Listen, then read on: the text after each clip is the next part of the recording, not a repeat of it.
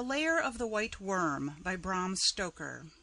Dedication to my friend Bertha Nicole with affectionate esteem. Chapter 1. Adam Salton Arrives.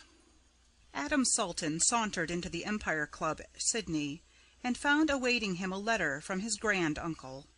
He had first heard from the old gentleman less than a year before, when Richard Salton had claimed kinship, stating that he had been unable to write earlier, as he had found it very difficult to trace his grand-nephew's address.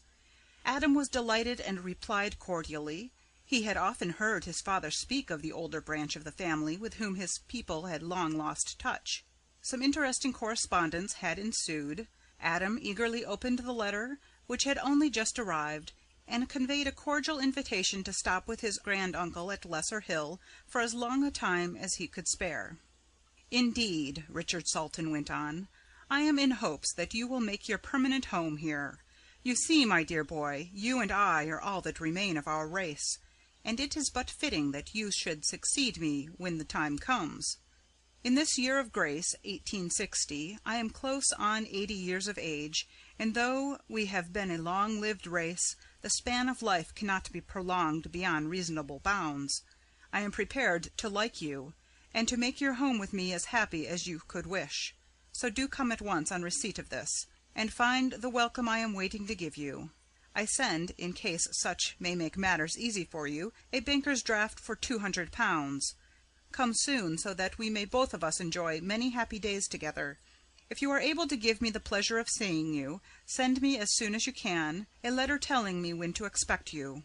Then when you arrive at Plymouth or Southampton, or whatever port you are bound for, wait on board, and I will meet you at the earliest hour possible." Old Mr. Salton was delighted when Adam's reply arrived, and sent a groom hot foot to his crony Sir Nathaniel de Salis, to inform him that his grand-nephew was due at Southampton on the 12th of June. Mr. Salton gave instructions to have ready a carriage early on the important day, to start for Stafford, where he would catch the 11:40 a.m. train. He would stay that night with his grand-nephew, either on the ship, which would be a new experience for him, or, if his guest should prefer it, at a hotel. In either case they would start in the early morning for home. He had given instructions to his bailiff to send the postillion carriage on to Southampton, to be ready for their journey home, and to arrange for relays of his own horses to be sent on at once. He intended that his grand-nephew, who had been all his life in Australia, should see something of rural England on the drive. He had plenty of young horses of his own breeding and breaking, and could depend on a journey memorable to the young man. The luggage would be sent on by rail to Stafford, where one of his carts would meet it. Mr. Salton, during the journey to Southampton, often wondered if his grand-nephew was as much excited as he was at the idea of meeting so near a relation for the first time, and it was with an effort that he controlled himself. The endless railway lines and switches round the Southampton docks fired his anxiety afresh. As the train drew up on the dockside, he was getting his hand-traps together, when the carriage door was wrenched open and the young man jumped in. "How are you, uncle? I recognized you from the photo you sent me. I wanted to meet you as soon as I could, but everything is so strange to me that I didn't quite know what to do. However, here I am. I am glad to see you, sir. I have been dreaming of this happiness for thousands of miles. Now I find that the reality beats all the dreaming." As he spoke, the old man and the young man were heartily wringing each other's hands. The meeting so auspiciously begun proceeded well. Adam, seeing that the old man was interested in the novelty of the ship, suggested that he should stay the night on board, and that he would himself be ready to start at any hour and go anywhere that the other suggested. This affectionate willingness to fall in with his own plans quite won the old man's heart. He warmly accepted the invitation, and at once they became not only on terms of affectionate relationship, but almost like old friends. The heart of the old man, which had been empty for so long, found a new delight. The young man found, on landing in the old country, a welcome and a surrounding in full harmony with all his dreams throughout his wanderings in solitude, and the promise of a fresh and adventurous life. It was not long before the old man accepted him to full relationship by calling him by his Christian name. After a long talk on affairs of interest, they retired to the cabin, which the elder was to share. Richard Salton put his hands affectionately on the boy's shoulders. Though Adam was in his 27th year, he was a boy, and always would be to his granduncle. "I am so glad to find you as you are, my dear boy. Just such a young man as I have always hoped for as a son, in the days when I still had such hopes. However, that is all past. But thank God there is a new life to begin for both of us. To you must be the larger part, but there is still time for some of it to be shared in common. I have waited till we should have seen each other to enter upon the subject, for I thought it better not to tie up your young life to my old one till we should have sufficient personal knowledge to justify such a venture. Now I can, so far as I am concerned, enter into it freely, since from the moment my eyes rested on you I saw my son, as he shall be, God willing, if he chooses such a course himself." "Indeed I do, sir, with all my heart." "Thank you, Adam, for that." The old man's eyes filled and his voice trembled. Then, after a long silence between them, he went on. "When I heard you were coming, I made my will. It was well that your interests should be protected from that moment on. Here is the deed. Keep it, Adam. All I have shall belong to you, and if love and good wishes, or the memory of them, can make life sweeter, yours shall be a happy one. Now, my dear boy, let us turn in. We start early in the morning and have a long drive before us. I hope you don't mind driving. I was going to have the old travelling carriage in which my grandfather, your great-granduncle, went to court when William the Fourth was king. It is all right. They built well in those days, and it has been kept in perfect order. But I think I have done better. I have sent the carriage to which I travel myself. The horses are of my own breeding, and relays of them shall take us all the way. I hope you like horses. They have long been one of my greatest interests in life." "I love them, sir, and I am happy to say I have many of my own. My father gave me a horse farm for myself when I was 18. I devoted myself to it, and it has gone on. Before I came away, my steward gave me a memorandum that we have in my own place more than 1,000, nearly all good." "I am glad, my boy. Another link between us."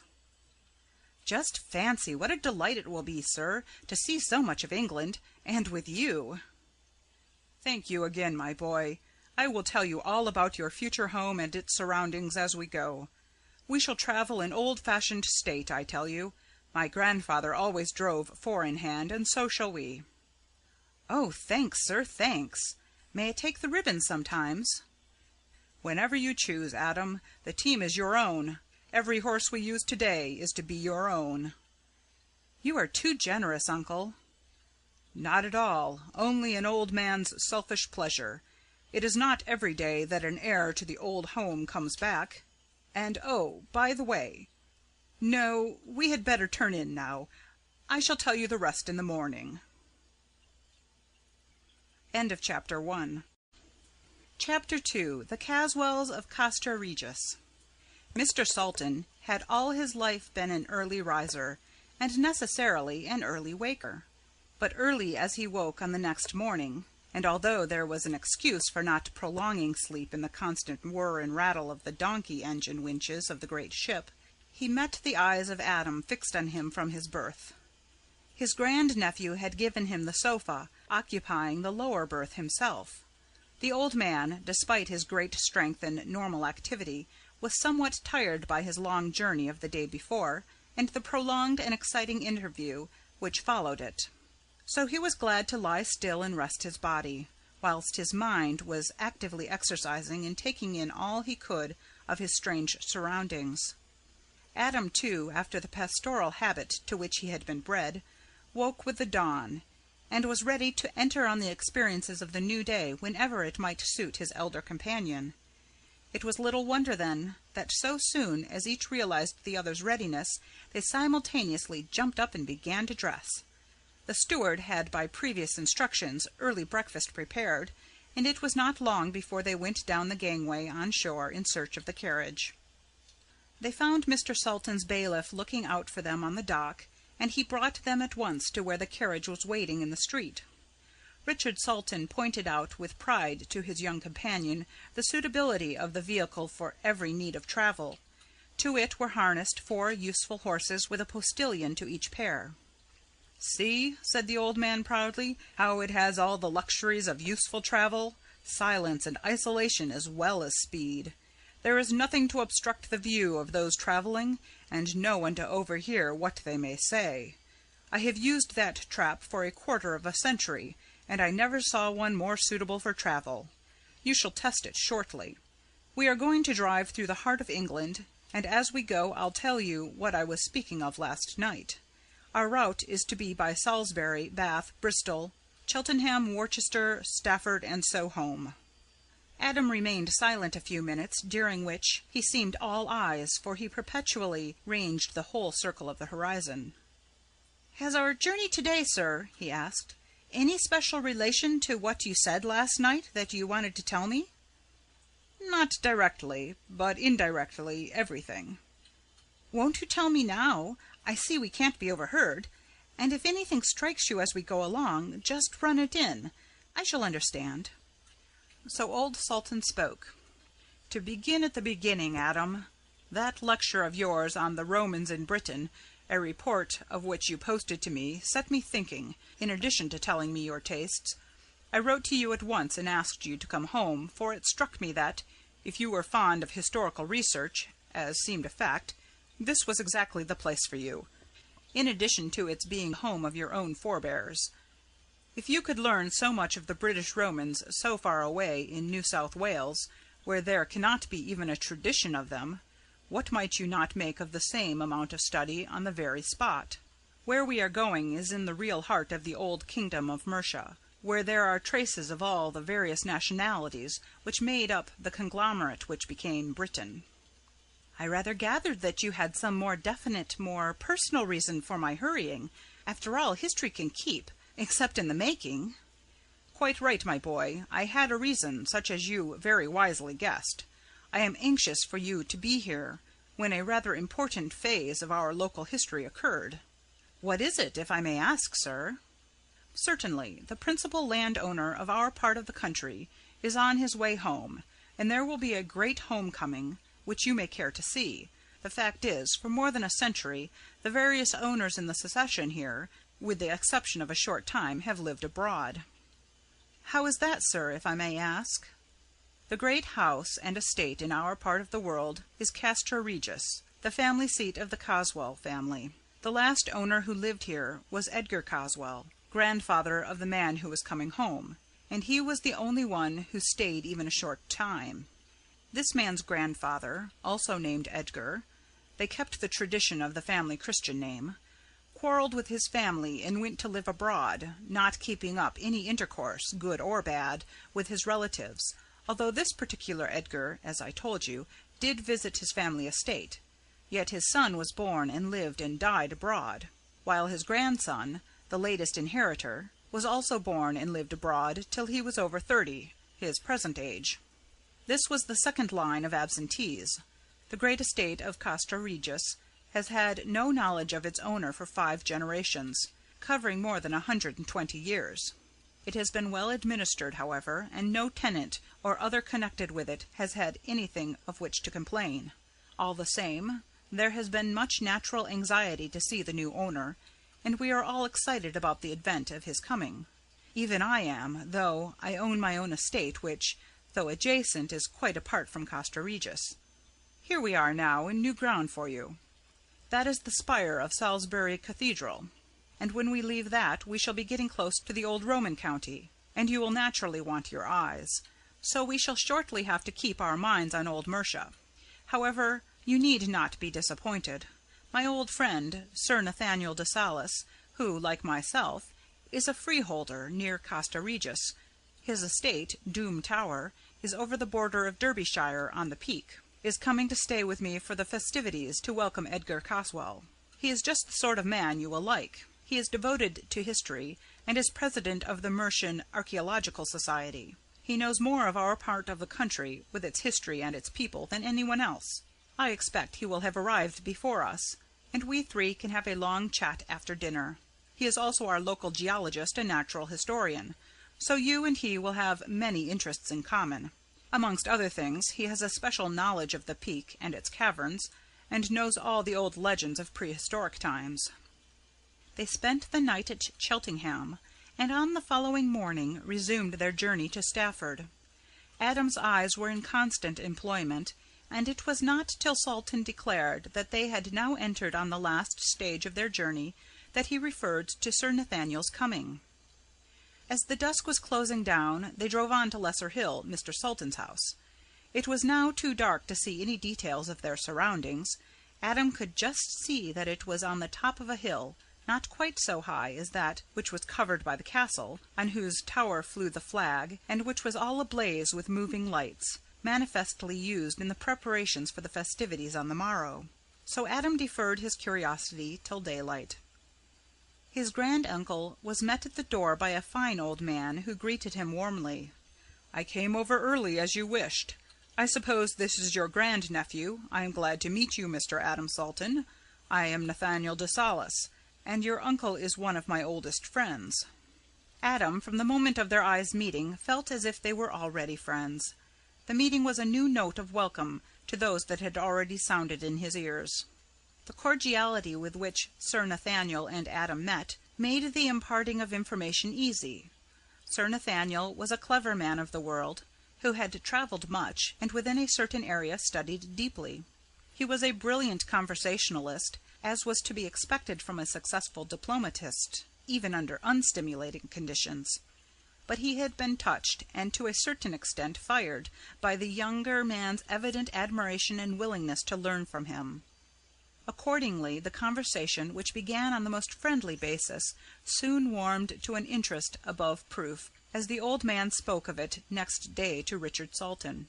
He knew already that his old friend wanted his grandnephew to learn all he could of the subject in hand, and so had during his journey from the Peak put his thoughts in sequence for narration and explanation. Accordingly, Adam had only to listen, and he must learn much that he wanted to know. When dinner was over and the servants had withdrawn, leaving the three men at their wine, Sir Nathaniel began. "I gather from your uncle, by the way, I suppose we had better speak of you as uncle and nephew, instead of going into exact relationship. In fact, your uncle is so old and dear a friend that, with your permission, I shall drop formality with you altogether, and speak of you and to you as Adam, as though you were his son." "I should like," answered the young man, "nothing better." The answer warmed the hearts of both the old men, but, with the usual avoidance of Englishmen of emotional subjects personal to themselves, they instinctively returned to the previous question. Sir Nathaniel took the lead. "I understand, Adam, that your uncle has posted you regarding the relationships of the Caswell family." "Partly, sir, but I understand that I was to hear minuter details from you, if you would be so good." "I shall be delighted to tell you anything so far as my knowledge goes. Well, the first Caswell in our immediate record is an Edgar, head of the family and owner of the estate, who came into his kingdom just about the time that George III did. He had one son of about 24. There was a violent quarrel between the two. No one of this generation has any idea of the cause, but considering the family characteristics, we may take it for granted that, though it was deep and violent, it was on the surface trivial. The result of the quarrel was that the son left the house without a reconciliation, or without even telling his father where he was going. He never came back again. A few years after, he died, without having in the meantime exchanged a word or a letter with his father. He married abroad, and left one son, who seems to have been brought up in ignorance of all belonging to him.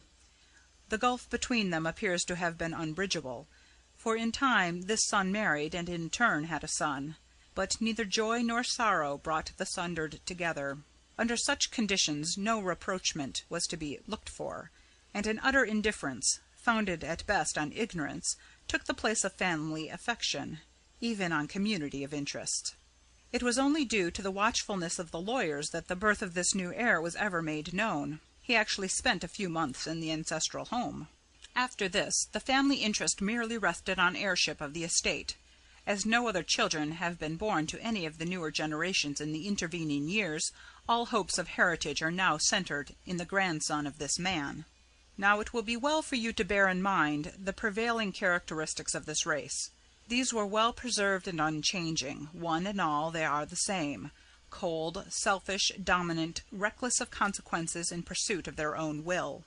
It was not that they did not keep faith, though that was a matter which gave them little concern, but that they took care to think beforehand of what they should do in order to gain their own ends. If they should make a mistake, someone else should bear the burden of it. This was so perpetually recurrent that it seemed to be a part of a fixed policy. It was no wonder that, whatever changes took place, they were always insured in their own possessions. They were absolutely cold and hard by nature.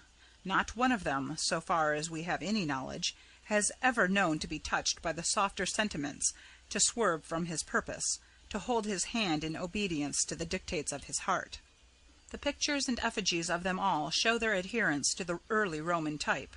Their eyes were full, their hair of raven blackness grew thick and close and curly. Their figures were massive and typical of strength.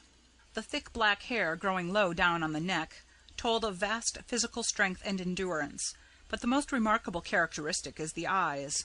Black, piercing, almost unendurable, they seem to contain in themselves a remarkable will-power, which there is no gainsaying.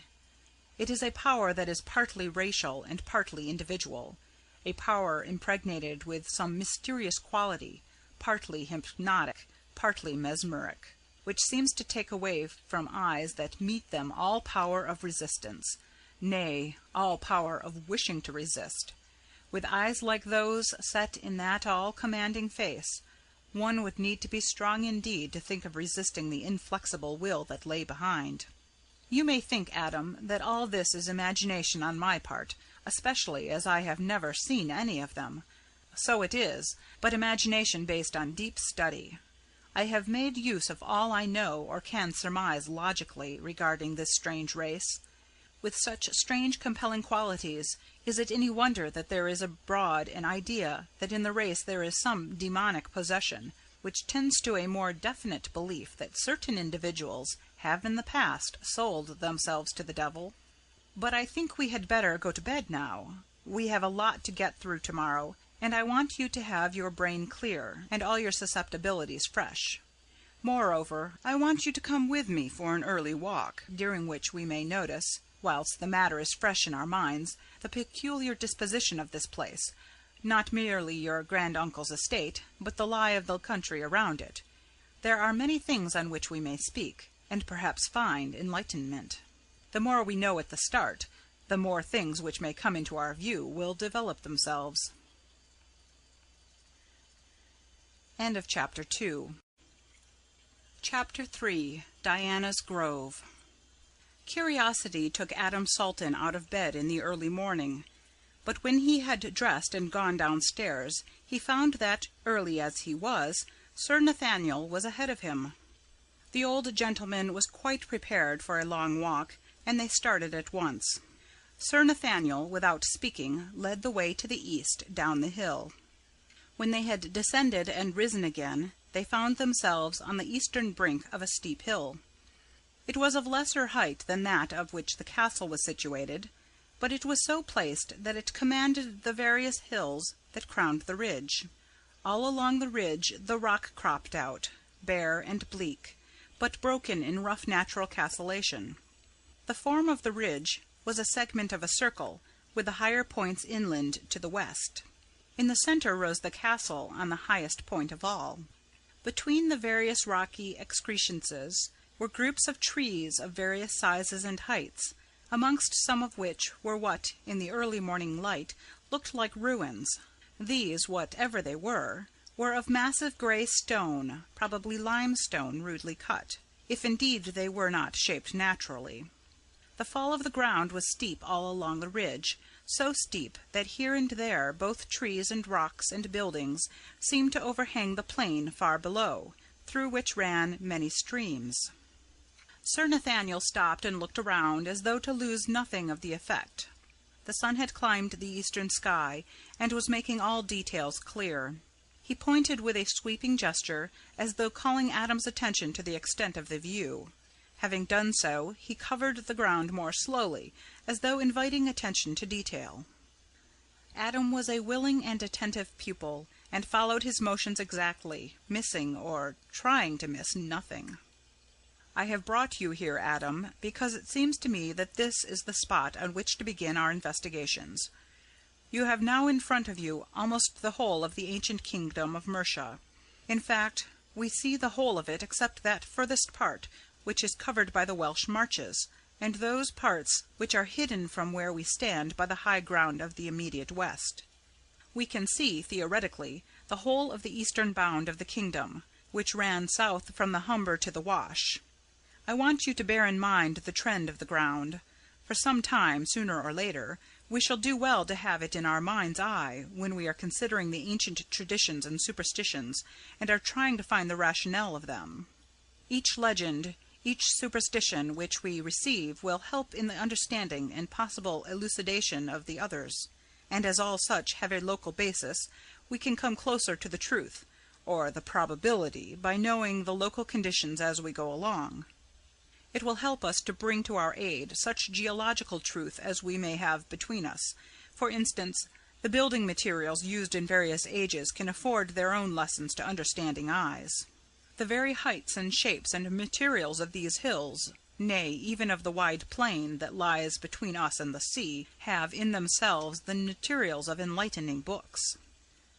"For instance, sir," said Adam, venturing a question. "Well, look at those hills which surround the main one where the site for the castle was wisely chosen, on the highest ground. Take the others.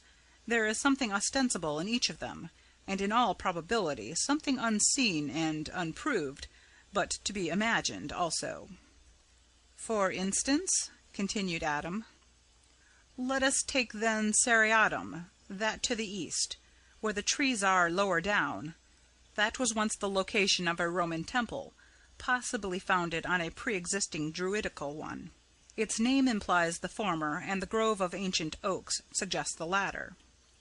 "Please explain." "The old name translated means Diana's Grove. Then the next one, higher than it, was just beyond it. It's called Mercy, in all probability a corruption or familiarization of the word Mercia, with a Roman pun included. We learn from early manuscripts that the place was called Villula Misericordiae. It was originally a nunnery, founded by Queen Bertha, but done away with by King Penda, the reactionary to paganism after St. Augustine. Then comes your uncle's place, Lesser Hill. Though it is so close to the castle, it is not connected with it. It is a freehold, and so far as we know, of equal age. It has always belonged to your family." "Then there only remains the castle." "That is all. But its history contains the histories of all the others. In fact, the whole history of early England." Sir Nathaniel, seeing the expectant look on Adam's face, went on. "The history of the castle has no beginning, so far as we know. The furthest records, or surmises, or inferences, simply accept it as existing. Some of these guesses, let us call them, seem to show that there was some sort of structure there when the Romans came. Therefore it must have been a place of importance in Druid times, if indeed that was the beginning. Naturally the Romans accepted it, as they did everything of the kind that was, or might be, useful. The change is shown, or inferred, in the name Castra. It was the highest protected ground, and so naturally came the most important of their camps. A study of the map will show you that it must have been a most important centre. It both protected the advances already made to the north, and helped to dominate the sea-coast. It sheltered the western marches, beyond which lay savage Wales and danger. It provided a means of getting to the Severn, round which lay the great Roman roads then coming into existence, and made possible the great waterway to the heart of England, through the Severn and its tributaries. It brought the east and west together by the swiftest and easiest ways known to those times, and finally it provided means of descent on London and all the expanse of country watered by the Thames. With such a centre already known and organized, we can easily see that each fresh wave of invasion, the Angles, the Saxons, the Danes, and the Normans, found it a desirable possession, and so ensured its upholding. In the earlier centuries it was merely a vantage ground. But when the victorious Romans brought with them the heavy solid fortifications impregnable to the weapons of the time, its commanding position alone ensured its adequate building and equipment. Then it was that the fortified camps of the Caesars developed into the castle of the king. As we are as yet ignorant of the names of the first kings of Mercia, no historian has been able to guess which of them made it his ultimate defense, and I suppose we shall never know now. In process of time, as the arts of war developed, it increased in size and strength, and although recorded details are lacking, the history is written not merely in the stone of its building, but is inferred in the changes of structure. Then the sweeping changes which followed the Norman conquest wiped out all lesser records than its own. Today we must accept it as one of the earliest castles of the conquest, probably not later than the time of Henry I. Roman and Norman were both wise in their retention of places of approved strength or utility. So it was that these surrounding heights, already established and to a certain extent proved, were retained. Indeed, such characteristics as already pertained to them were preserved, and today afford to us lessons regarding things which have themselves long since passed away. So much for the fortified heights, but the hollows too have their own story. But how the time passes! We must hurry home, or your uncle will wonder what has become of us.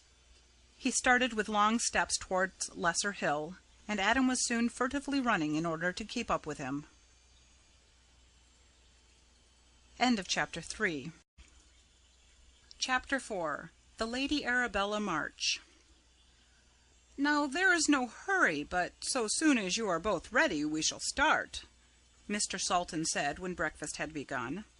I want to take you first to see a remarkable relic of Mercia, and then we'll go to Liverpool through what is called the Great Vale of Cheshire. You may be disappointed, but take care not to prepare your mind," this to Adam, "for anything stupendous or heroic. You would not think the place a vale at all, unless you were told so beforehand, and had confidence in the veracity of the teller. We should get to the landing stage in time to meet the West African, and catch Mr. Caswell as he comes ashore. We want to do him honour, and, besides, it will be more pleasant to have the introductions over before we go to his fete at the castle." The carriage was ready, the same as had been used the previous day, but there were different horses, magnificent animals and keen for work. Breakfast was soon over, and they shortly took their places. The postilions had their orders, and were quickly on their way at an exhilarating pace. Presently, in obedience to Mr. Salton's signal, the carriage drew up opposite a great heap of stones by the wayside. "Here, Adam," he said, "is something that you, of all men, should not pass by unnoticed. That heap of stones brings us at once to the dawn of the Anglican kingdom. It was begun more than 1,000 years ago, in the latter part of the 7th century, in memory of a murder. Wulfur, king of Mercia, nephew of Penda, here murdered his 2 sons for embracing Christianity. As was the custom of the time, each passer-by added a stone to the memorial heap. Penda represented heathen reaction after St. Augustine's mission. Sir Nathaniel can tell you as much as you want about this, and put you, if you wish, on the track of such accurate knowledge as there is." Whilst they were looking at the heap of stones, they noticed that another carriage had drawn up beside them, and the passenger, there was only one, was regarding them curiously. The carriage was an old heavy travelling one, with arms blazoned on it gorgeously. The men took off their hats as the occupant, a lady, addressed them. "How do you do, Sir Nathaniel? How do you do, Mr. Salton? I hope you have not met with any accident? Look at me." As she spoke, she pointed to where one of the heavy springs was broken across, the broken metal showing bright. Adam spoke up at once. "Oh, that can soon be put right." "Soon? There is no one near who can mend a break like that." "I can." "You?" She looked incredulously at the dapper young gentleman who spoke. "You? Why, it's a workman's job." "All right, I am a workman, though that is not the only sort of work I do. I am an Australian, and as we have to move about fast, we are all trained in farriery and such mechanics as come into travel. I am quite at your service." "I hardly know how to thank you for your kindness, of which I gladly avail myself. I don't know what else I can do, as I wish to meet Mr. Caswell of Costa Regis, who arrives home from Africa today. It is a notable homecoming. All the countryside want to do him honour." She looked at the old men and quickly made up her mind as to the identity of the stranger. "You must be Mr. Adam Salton of Lesser Hill. I am Lady Arabella March of Diana's Grove." As she spoke she turned slightly to Mr. Salton, who took the hint and made a formal introduction. So soon as this was done, Adam took some tools from his uncle's carriage and at once began work on the broken spring. He was an expert workman, and the breach was soon made good.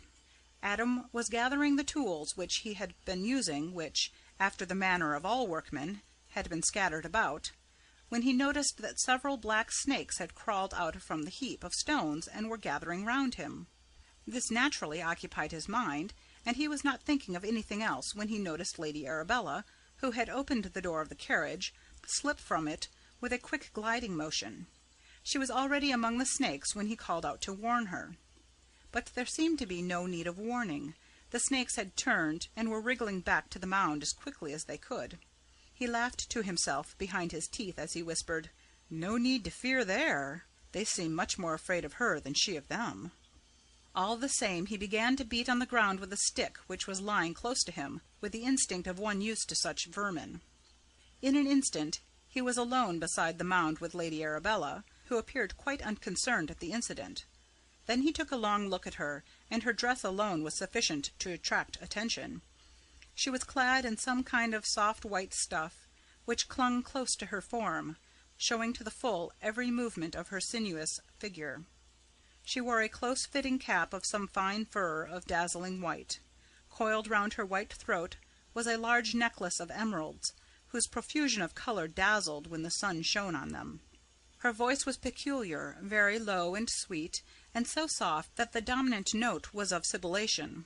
Her hands, too, were peculiar, long, flexible, white, with a strange movement as of waving gently to and fro.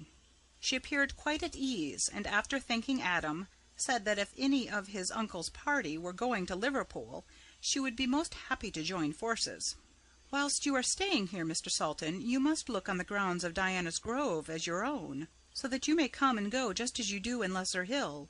There are some fine views, and not a few natural curiosities, which are sure to interest you, if you are a student of natural history, especially of an earlier kind when the world was younger." The heartiness with which she spoke, and the warmth of her words, not of her manner, which was cold and distant, made him suspicious. In the meantime, both his uncle and Sir Nathaniel had thanked her for the invitation, of which, however, they said they were unable to avail themselves. Adam had a suspicion that, though she answered regretfully, she was in reality relieved. When he had got into the carriage with the two old men, and they had driven off, he was not surprised when Sir Nathaniel spoke. "I could not feel that she was glad to be rid of us. She can play her game better alone." "What is her game?" asked Adam unthinkingly. "All the country knows it, my boy. Caswell is a very rich man. Her husband was rich when she married him, or seemed to be. When he committed suicide, it was found that he had nothing left, and the estate was mortgaged up to the hilt. Her only hope is in a rich marriage. I suppose I need not draw my conclusion. You can do that as well as I can."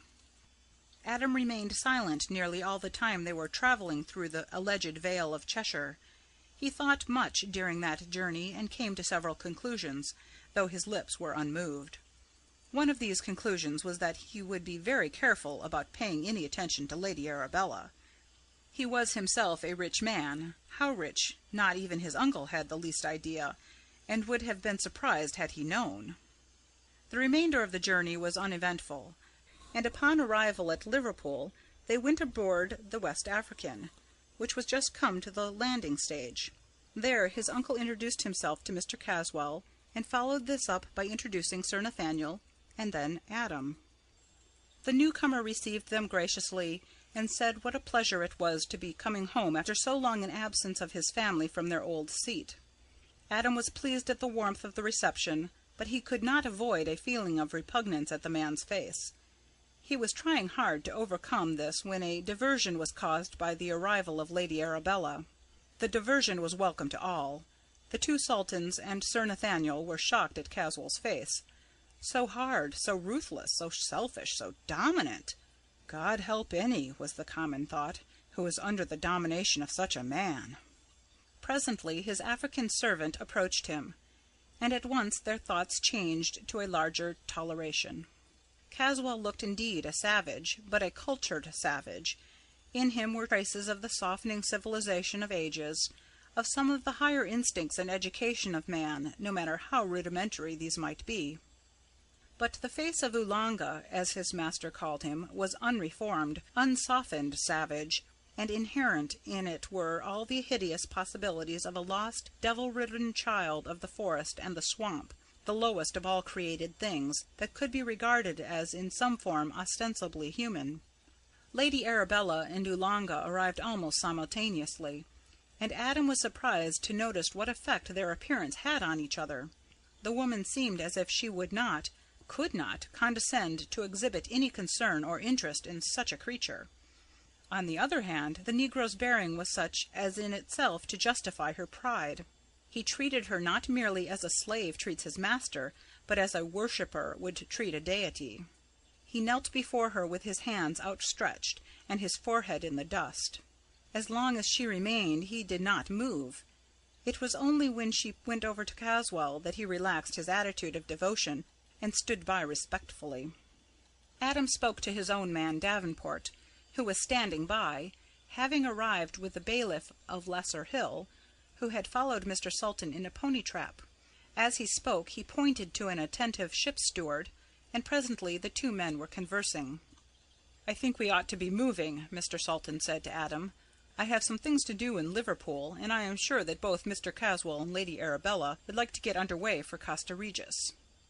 "I too, sir, would like to do something," replied Adam. "I want to find out where Ross, the animal merchant, lives. I want to take a small animal home with me, if you don't mind. He is only a little thing, and will be no trouble." "Of course not, my boy. What kind of animal is it that you want?" "A mongoose." "A mongoose? What on earth do you want it for?" "To kill snakes." "Good." The old man remembered the mound of stones. No explanation was needed. When Ross heard what was wanted, he asked, "Do you want something special, or will an ordinary mongoose do?" "Well, of course I want a good one, but I see no need for anything special. It is for ordinary use." "I can let you have a choice of ordinary ones. I only asked because I have in stock a very special one which I got lately from Nepal. He has a record of his own. He killed a king cobra that had been seen in the Rajah's garden. But I don't suppose we have any snakes of the kind in this cold climate. I dare say an ordinary one will do." When Adam got back to the carriage, carefully carrying the box with the mongoose, Sir Nathaniel said, "Hello, what have you got there?" "A mongoose." "What for?" "To kill snakes." Sir Nathaniel laughed. "I heard Lady Arabella's invitation to you to come to Diana's Grove." "Well, what on earth has that got to do with it?" "Nothing directly that I know of, but we shall see." Adam waited, and the old man went on. "Have you by any chance heard the other name which was given long ago to that place?"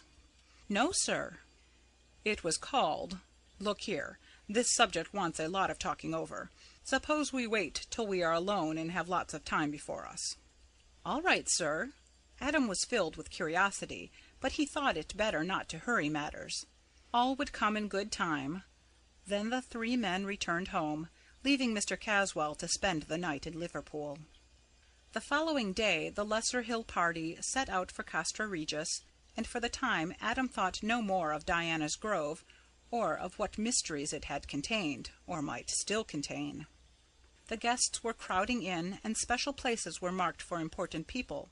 Adam, seeing so many persons of varied degree, looked round for Lady Arabella, but could not locate her. It was only when he saw the old-fashioned travelling carriage approach, and heard the sound of cheering which went with it, that he realized that Edgar Caswell had arrived. Then, on looking more closely, he saw that Lady Arabella, dressed as he had seen her last, was seated beside him.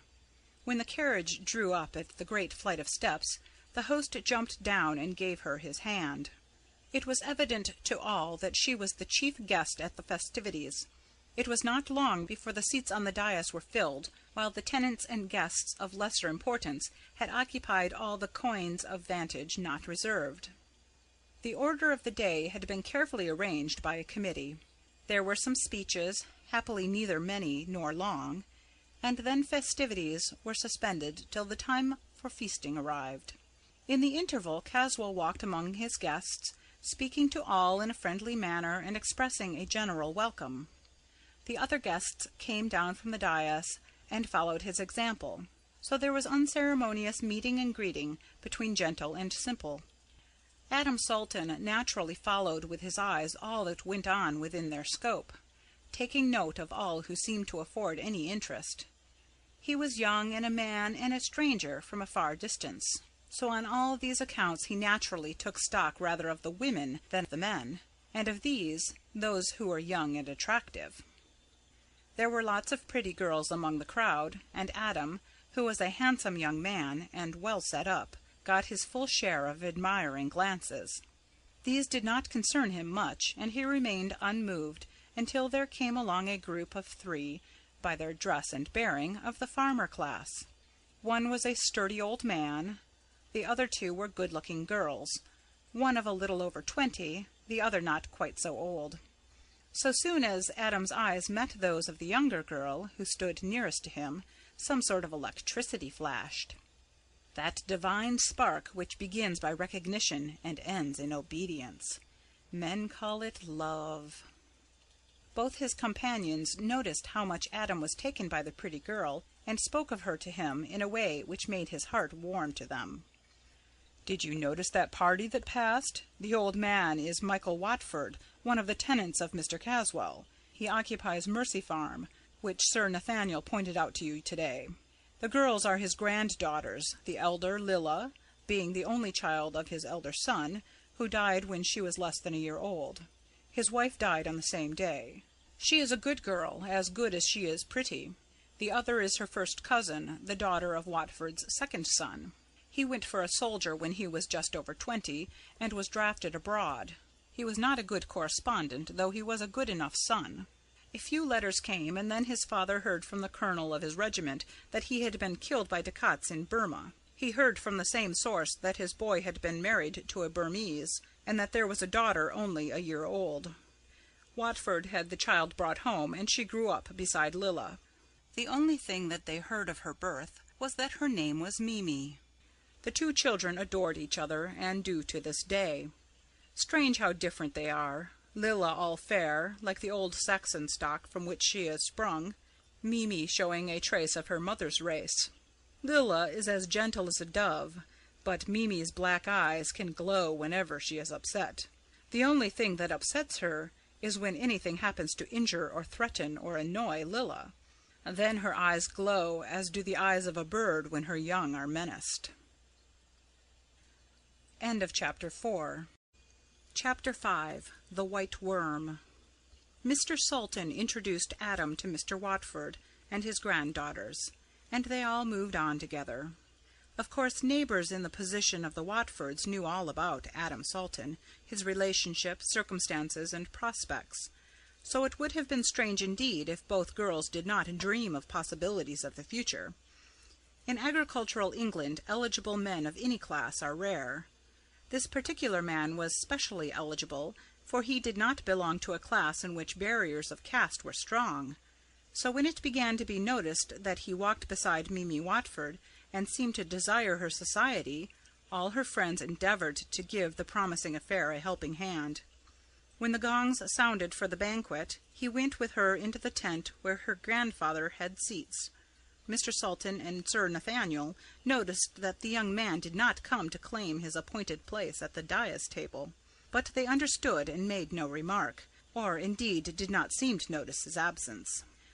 Lady Arabella sat as before at Edgar Caswell's right hand.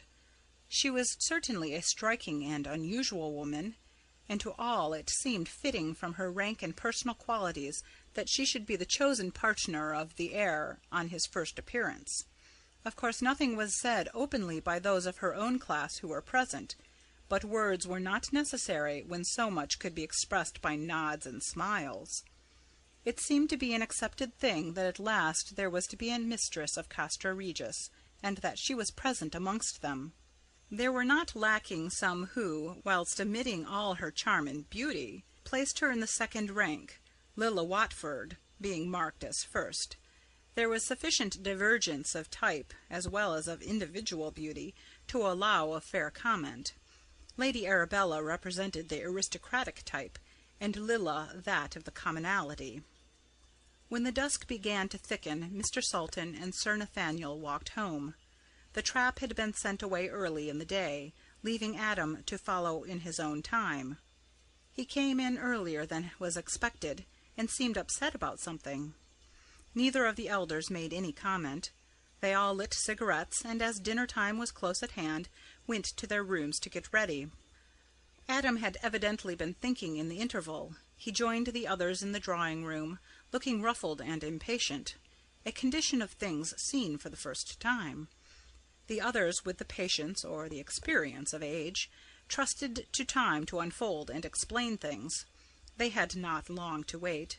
After sitting down and standing up several times, Adam suddenly burst out.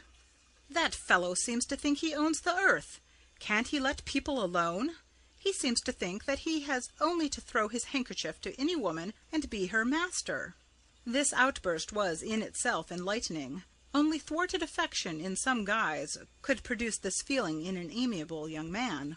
Sir Nathaniel, as an old diplomatist, had a way of understanding, as if by foreknowledge, the true inwardness of feelings, and asked suddenly, but in a matter-of-fact, indifferent voice, "Was he after Lilla?"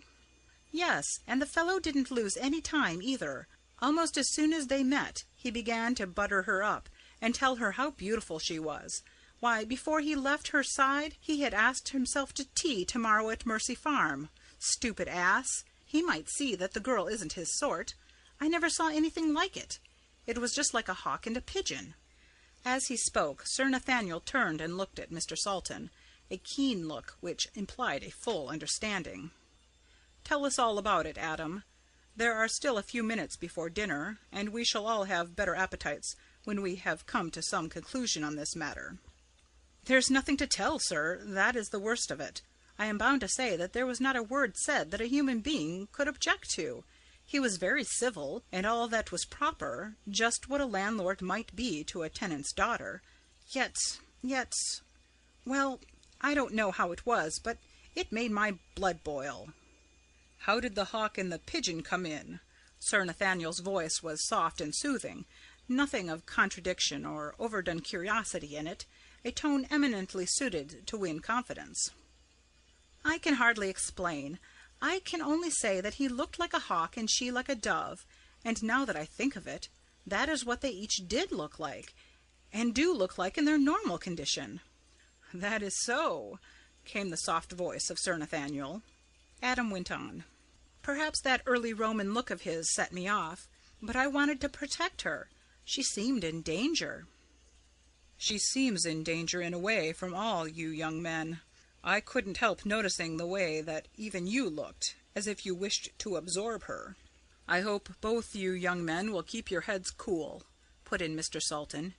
"You know, Adam, it won't do to have any quarrel between you, especially so soon after his homecoming and your arrival here. We must think of the feelings and happiness of our neighbours, mustn't we?" "I hope so, sir. I assure you, whatever may happen, or even threaten, I shall obey your wishes in this as in all things." "Hush!" whispered Sir Nathaniel, who heard the servants in the passage bringing dinner. After dinner, over the walnuts and the wine, Sir Nathaniel returned to the subject of the local legends. "It will perhaps be a less dangerous topic for us to discuss than more recent ones." "All right, sir," said Adam heartily. "I think you may depend on me now with regard to any topic. I can even discuss Mr. Caswell. Indeed, I may meet him to-morrow. He is going, as I said, to call at Mercy Farm at 3 o'clock, but I have an appointment at 2. "I notice," said Mr. Salton, "that you do not lose any time."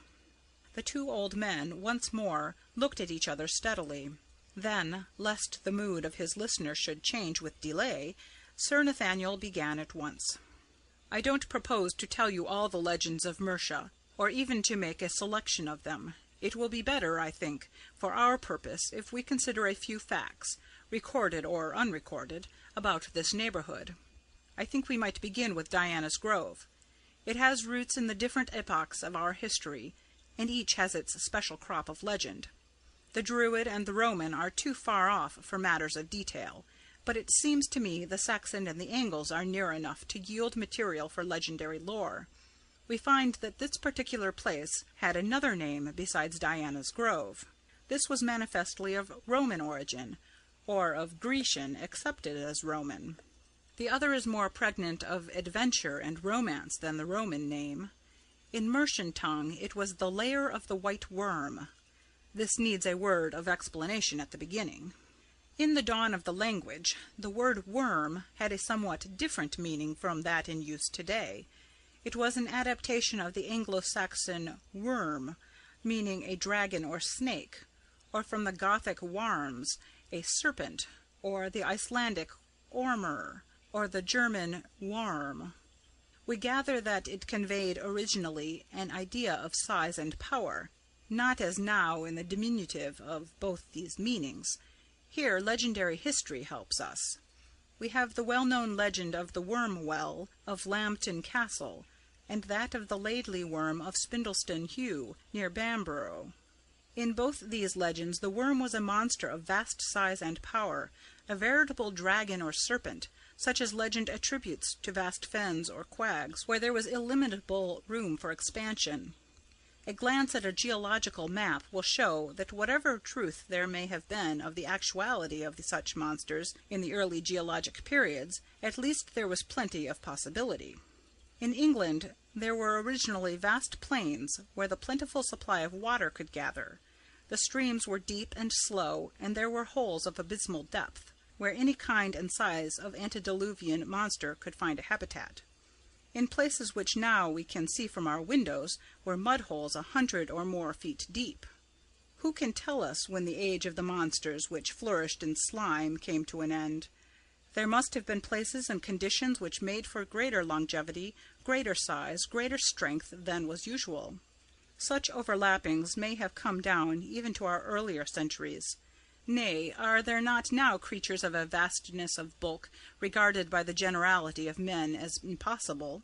Even in our own day there are seen the traces of animals, if not the animals themselves of stupendous size, veritable survivals from earlier ages, preserved by some special qualities in their habitats. I remember meeting a distinguished man in India who had the reputation of being a great shikari, who told me that the greatest temptation he had ever had in his life was to shoot a giant snake, which he had come across in the Terai of Upper India. He was on a tiger-shooting expedition, and as his elephant was crossing a nullah, it squealed. He looked down from his howdah and saw that the elephant had stepped across the body of a snake, which was dragging itself through the jungle. "So far as I can see," he said, "it must have been 80 or 100 feet in length. Fully 40 or 50 feet was on each side of the track, and though the weight which it dragged had thinned it, it was as thick round as a man's body. I suppose you know that when you are after tiger, it is a point of honor not to shoot at anything else, as life may depend on it. I could easily have spined this monster, but I felt that I must not, so, with regret, I had to let it go." Just imagine such a monster anywhere in this country, and at once we could get a sort of idea of the worms which possibly did frequent the great morasses which spread round the mouth of many of the great European rivers.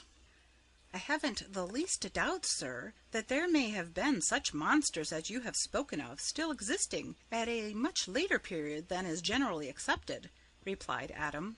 "Also, if there were such things, that this was the very place for them. I have tried to think over the matter since you pointed out the configuration of the ground, but it seems to me that there is a hiatus somewhere. Are there not mechanical difficulties?" "In what way?" "Well, our antique monster must have been mighty heavy, and the distances he had to travel were long and the ways difficult. From where we are now, sitting down to the level of the mud holes, is a distance of several hundred feet. I am leaving out of consideration altogether any lateral distance. Is it possible that there was a way by which a monster could travel up and down, and yet no chance recorder have ever seen him. Of course, we have the legends, but is not some more exact evidence necessary in a scientific investigation? My dear Adam, all you say is perfectly right, and were we starting on such an investigation, we could not do better than follow your reasoning. But, my dear boy, you must remember that all this took place thousands of years ago. You must remember, too, that all records of the kind that would help us are lacking. Also, that the places to be considered were desert. So far as human habitation or population are considered, in the vast desolation of such a place as complied with the necessary conditions, there must have been such profusion of natural growth as would bar the progress of men formed as we are. The lair of such a monster would not have been disturbed for hundreds or thousands of years. Moreover, these creatures must have occupied places quite inaccessible to man. A snake who could make himself comfortable in a quagmire 100 feet deep would be protected on the outskirts by such stupendous morasses as now no longer exist, or which, if they exist anywhere at all, can be on very few places on the earth's surface. Far be it from me to say that in more elemental times such things could not have been.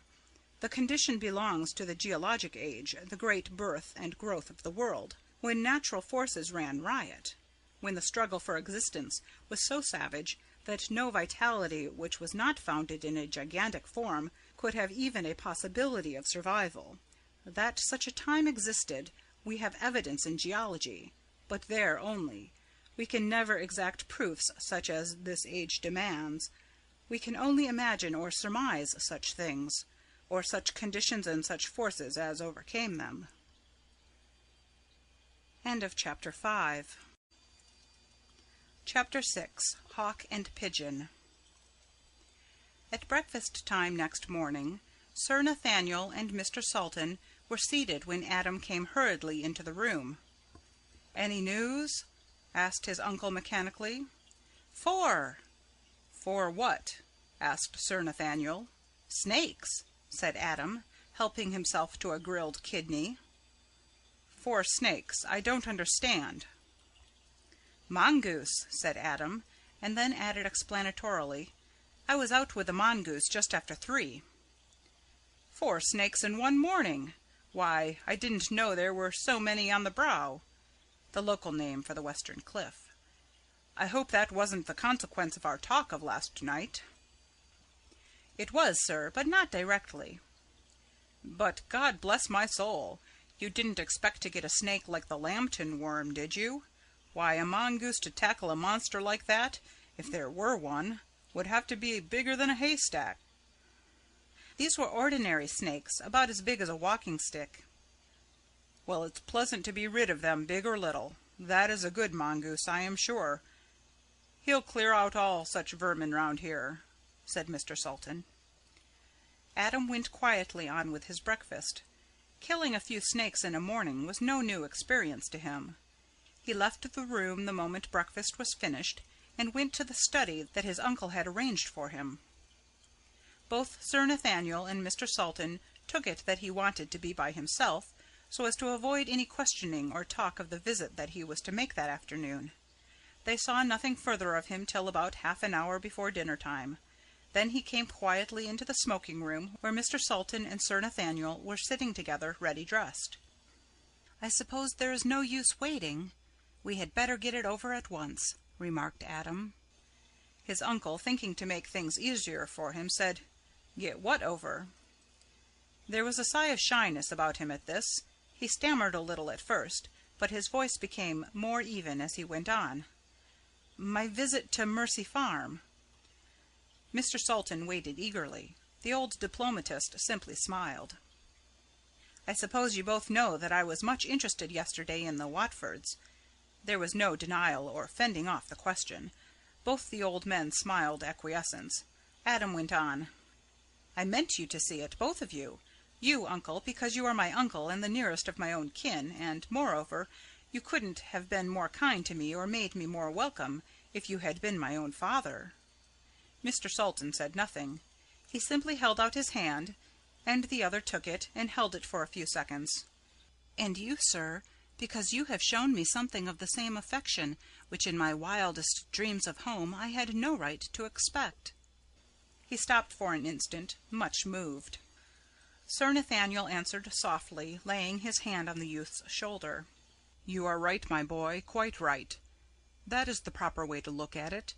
And I may tell you that we old men, who have no children of our own, feel our hearts growing warm when we hear words like those." Then Adam hurried on, speaking with a rush, as if he wanted to come to the crucial point. "Mr. Watford had not come in, but Lilla and Mimi were at home, and they made me feel very welcome. They have all a great regard for my uncle. I am glad of that, anyway, for I like them all much. We were having tea when Mr. Caswell came to the door, attended by the negro. Lilla opened the door herself. The window of the living room at the farm is a large one, and from within you cannot help seeing anyone come. Mr. Caswell said he had ventured to call, as he wished to make the acquaintance of all his tenants in a less formal way, and more individually than had been possible to him on the previous day. The girls made him welcome. They are very sweet girls, those, sir. Someone will be very happy some day there, with either of them." "And that man may be you, Adam," said Mr. Salton heartily.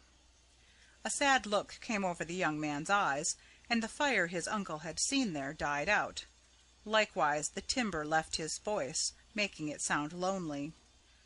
"Such might crown my life, but that happiness, I fear, is not for me, or not without pain and loss and woe." "Well, it's early days yet," cried Sir Nathaniel heartily. The young man turned on him his eyes, which had now grown excessively sad. "Yesterday, a few hours ago, that remark would have given me new hope, new courage. But since then I have learned too much." The old man, skilled in the human heart, did not attempt to argue in such a manner. "Too early to give in, my boy." "I am not of a giving-in kind," replied the young man earnestly. "But after all, it is wise to realize a truth. And when a man, though he is young, feels as I do, as I have felt ever since yesterday when I first saw Mimi's eyes, his heart jumps. He does not need to learn things. He knows." There was silence in the room, during which the twilight stole on imperceptibly. It was Adam who again broke the silence. "Do you know, uncle, if we have any second sight in our family?" "No, not that I ever heard about. Why?" "Because," he answered slowly, "I have a conviction which seems to answer all the conditions of second sight." "And then?" asked the old man, much perturbed. "And then the usual inevitable.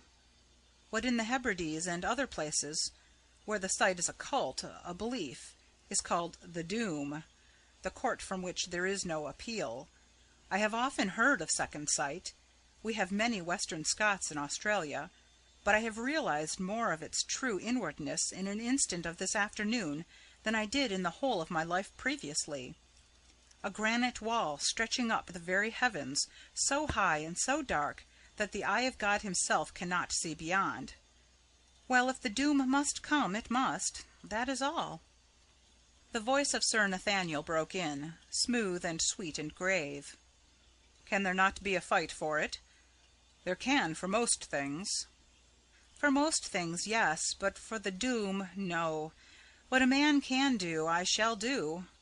There will be, must be, a fight. When and where and how I know not, but a fight there will be. But after all, what is a man in such a case?"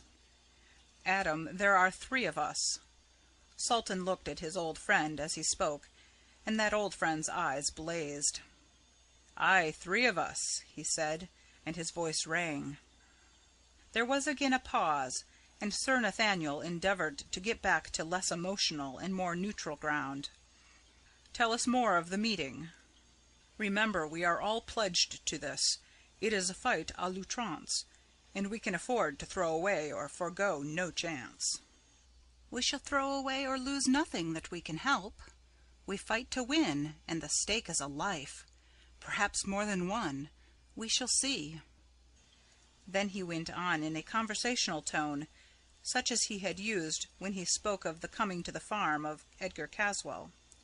When Mr. Caswell came in, the negro went a short distance away, and there remained. It gave me the idea that he expected to be called, and intended to remain in sight, or within hail.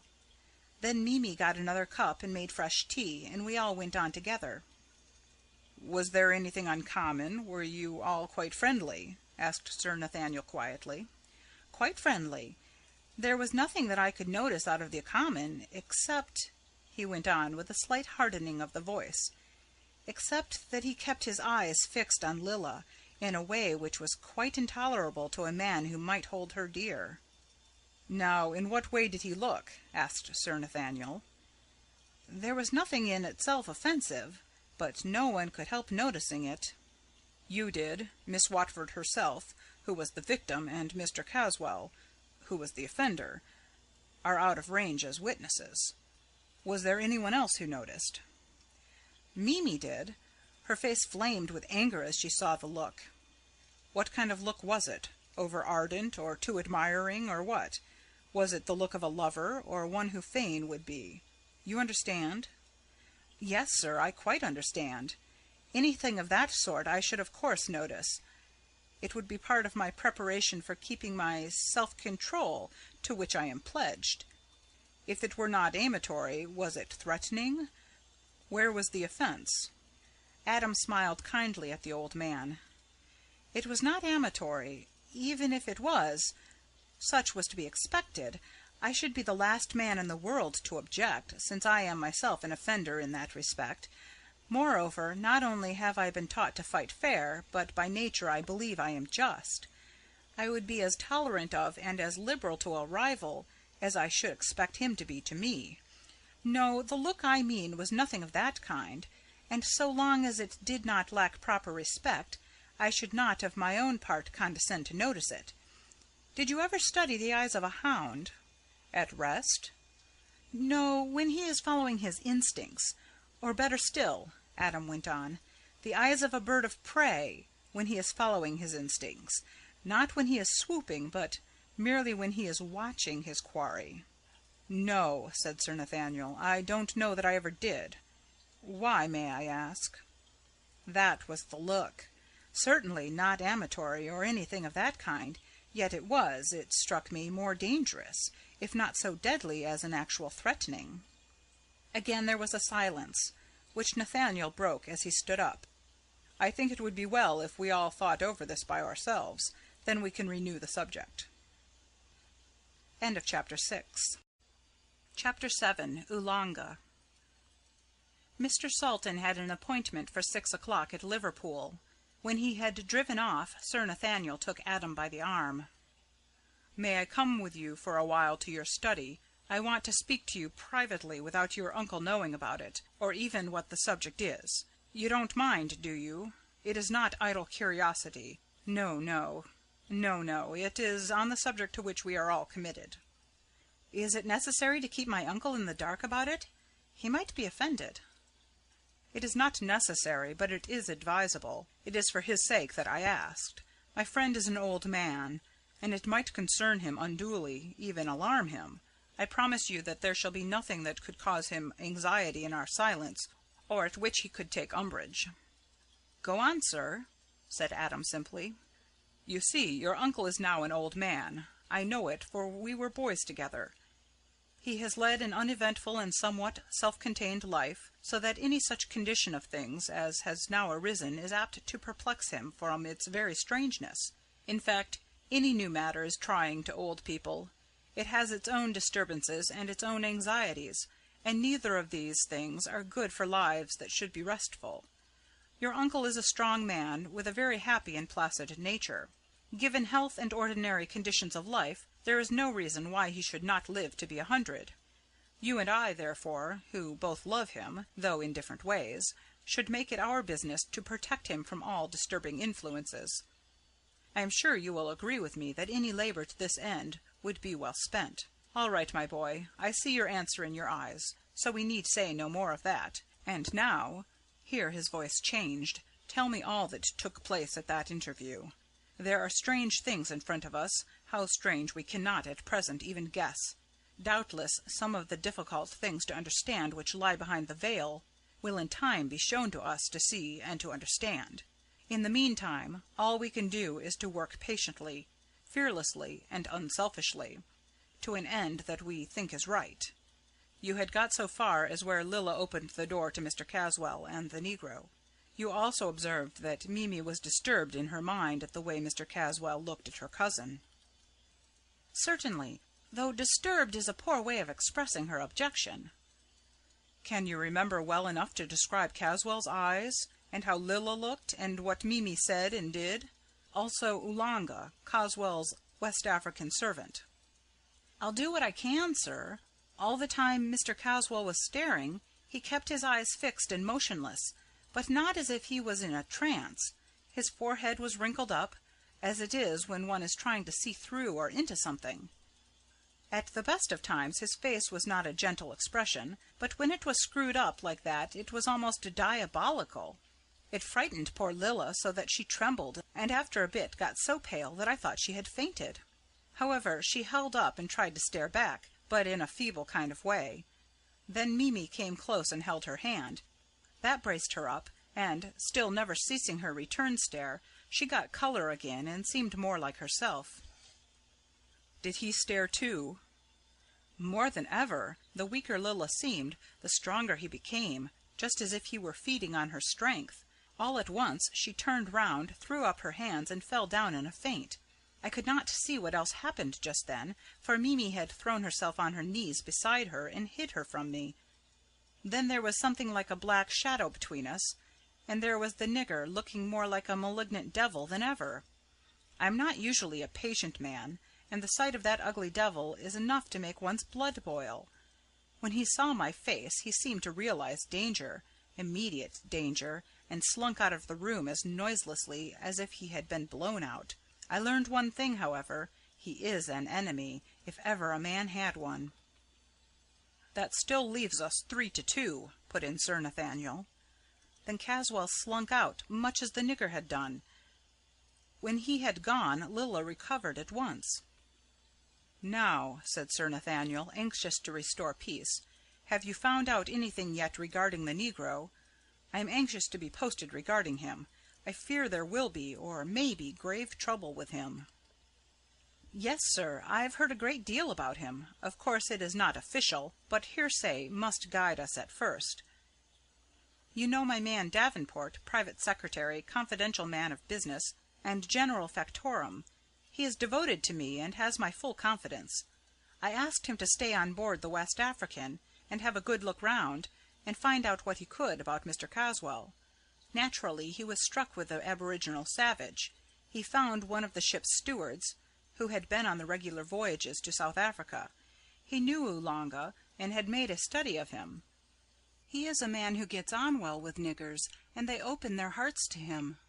It seems that this Oolanga is quite a great person in the nigger world of the African west coast. He has the two things which men of his own colour respect. He can make them afraid, and he is lavish with money. I don't know whose money, but that does not matter. They are always ready to trumpet his greatness. Evil greatness it is, but neither does that matter. Briefly, this is his history. He was originally a witch-finder, about as low an occupation as exists amongst aboriginal savages. Then he got up in the world and became an Obi man, which gives an opportunity to wealth, via blackmail. Finally, he reached the highest honor in hellish service. He became a user of voodoo, which seems to be a service of the utmost baseness and cruelty. I was told some of his deeds of cruelty, which are simply sickening. They made me long for an opportunity of helping to drive him back to hell. You might think, to look at him, that you could measure in some way the extent of his vileness, but it would be a vain hope. Monsters such as he is belong to an earlier and more rudimentary stage of barbarism. He is in his way a clever fellow for a nigger, but is none the less dangerous or the less hateful for that. The men in the ship told me that he was a collector. Some of them had seen his collections. Such collections! All that was potent for evil in bird or beast, or even in fish. Beaks that could break and rend and tear, All the birds represented were of a predatory kind. Even the fishes are those which are born to destroy, to wound, to torture. The collection, I assure you, was an object lesson in human malignity. This being has enough evil in his face to frighten even a strong man. It is little wonder that the sight of it put that poor girl into a dead faint. Nothing more could be done at the moment, so they separated. Adam was up in the early morning and took a smart walk around the Brow. As he was passing Diana's Grove, he looked in on the short avenue of trees and noticed the snakes killed on the previous morning by the mongoose. They all lay in a row, straight and rigid, as if they had been placed by hands. Their skins seemed damp and sticky, and they were covered all over with ants and other insects. They looked loathsome, so after a glance he passed on. A little later, when his steps took him, naturally enough, past the entrance to Mercy Farm, he was passed by the negro, moving quickly under the trees wherever there was shadow. Laid across one extended arm, looking like dirty towels across a rail, he had the horrid-looking snakes. He did not seem to see Adam. No one was to be seen at Mercy except a few workmen in the farmyard, so, after waiting on the chance of seeing Mimi, Adam began to go slowly home. Once more he was passed on the way. This time it was by Lady Arabella, walking hurriedly and so furiously angry that she did not recognize him, even to the extent of acknowledging his bow. When Adam got back to Lesser Hill, he went to the coach-house where the box with the mongoose was kept, and took it with him, intending to finish at the mound of stone what he had begun the previous morning with regard to the extermination. He found that the snakes were even more easily attacked than on the previous day. No less than 6 were killed in the first half-hour. As no more appeared, he took it for granted that the morning's work was over, and went towards home. The mongoose had by this time become accustomed to him, and was willing to let himself be handled freely. Adam lifted him up and put him on his shoulder and walked on. Presently he saw a lady advancing towards him, and recognized Lady Arabella. Hitherto the mongoose had been quiet, like a playful, affectionate kitten. But when the two got close, Adam was horrified to see the mongoose in a state of the wildest fury, with every hair standing on end, jump from his shoulder and run towards Lady Arabella. It looked so furious and so intent on attack that he called a warning. "Look out! Look out! The animal is furious and means to attack." Lady Arabella looked more than ever disdainful and was passing on. The mongoose jumped at her in a furious attack. Adam rushed forward with his stick, the only weapon he had, but just as he got within striking distance, the lady drew out a revolver and shot the animal, breaking his backbone. Not satisfied with this, she poured shot after shot into him till the magazine was exhausted. There was no coolness or hauteur about her now. She seemed more furious even than the animal, her face transformed with hate, and as determined to kill as he had appeared to be. Adam, not knowing exactly what to do, lifted his hat in apology and hurried on to Lesser Hill. End of Chapter 7. Chapter 8. Survivals. At breakfast, Sir Nathaniel noticed that Adam was put out about something, but he said nothing. The lesson of silence is better remembered in age than in youth. When they were both in the study, where Sir Nathaniel followed him, Adam at once began to tell his companion of what had happened. Sir Nathaniel looked graver and graver as the narration proceeded, and when Adam had stopped he remained silent for several minutes before speaking. "This is very grave. I have not formed any opinion yet, but it seems to me at first impression that this is worse than anything I had expected." "Why, sir?" said Adam. "Is the killing of a mongoose, no matter by whom, so serious a thing as all that?" His companion smoked on quietly for quite another few minutes before he spoke. "When I have properly thought it over, I may moderate my opinion, but in the meantime it seems to me that there is something dreadful behind all this, something that may affect all our lives, that may mean the issue of life or death to any of us." Adam sat up quickly. Do tell me, sir, what is in your mind, if, of course, you have no objection, or do not think it better to withhold it." "I have no objection, Adam. In fact, if I had, I should have to overcome it.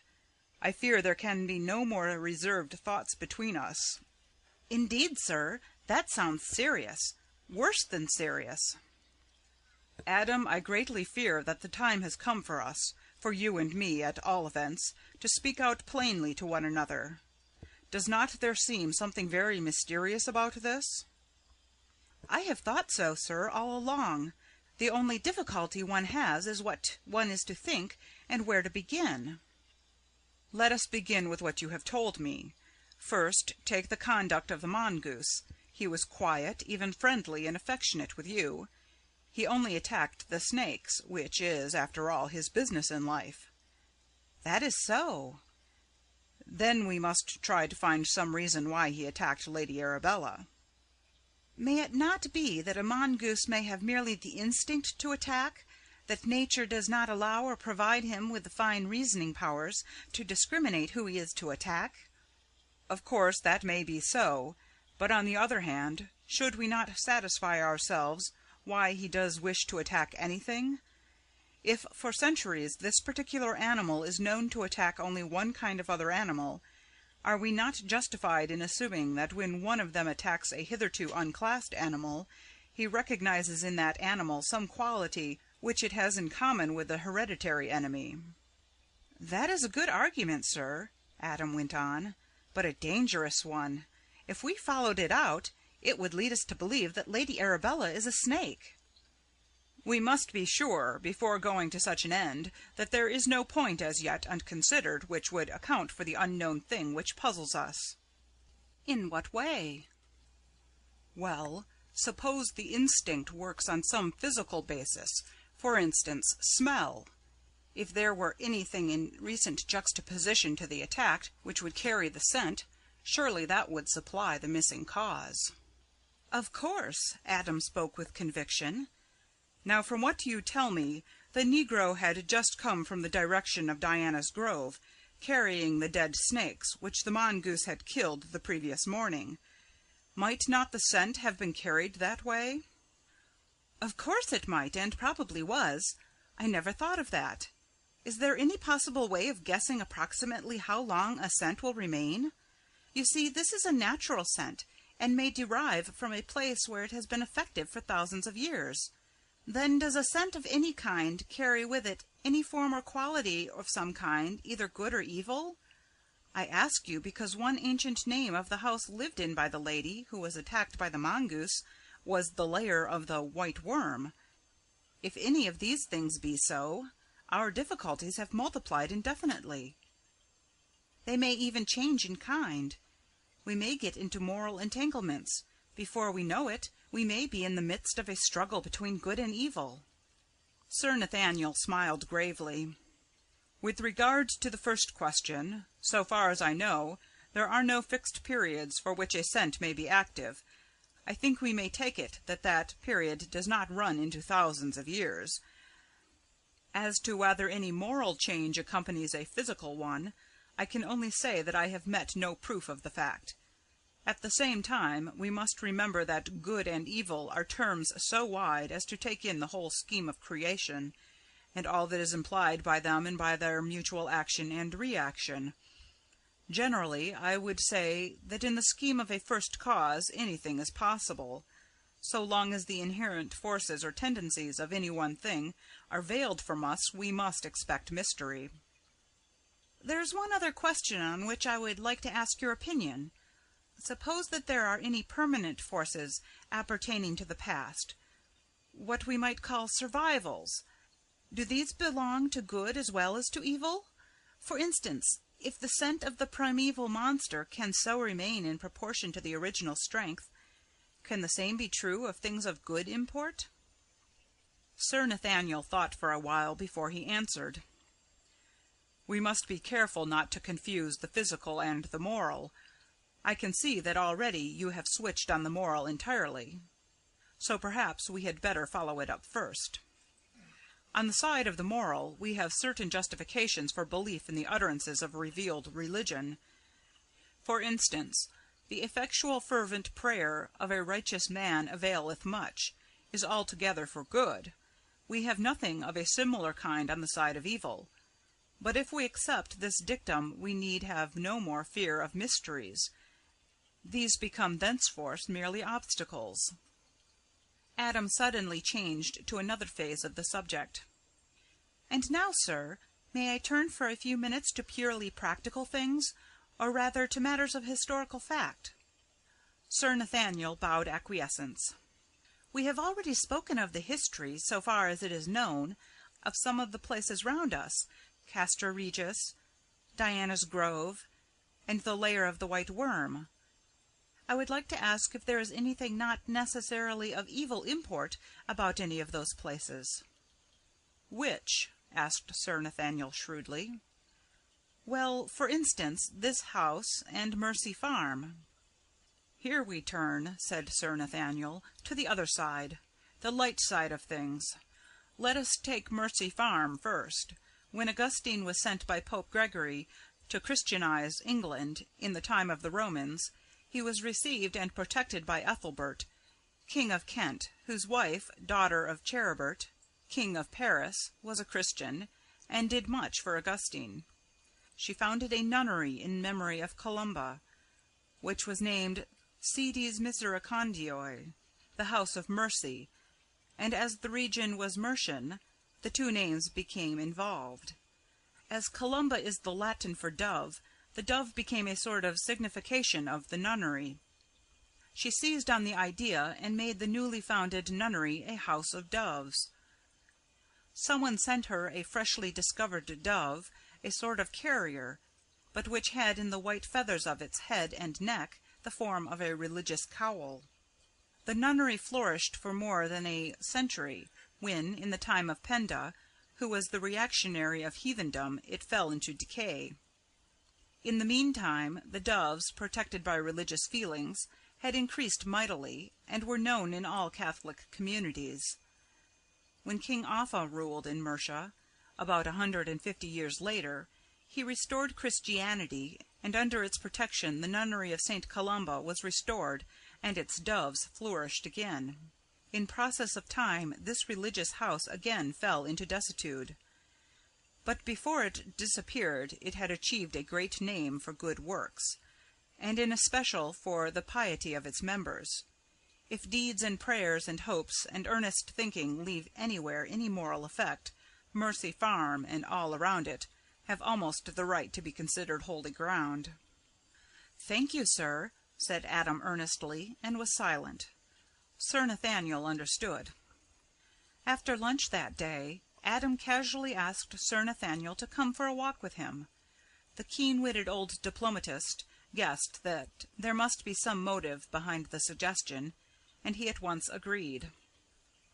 As soon as they were free from observation, Adam began. "I am afraid, sir, that there is more going on in this neighborhood than most people imagine. I was out this morning, and on the edge of the small wood I came upon the body of a child by the roadside. At first I thought she was dead, and while examining her I noticed on her neck some marks that looked like those of teeth." "Some wild dog, perhaps?" put in Sir Nathaniel. "Possibly, sir, though I think not. But listen to the rest of my news.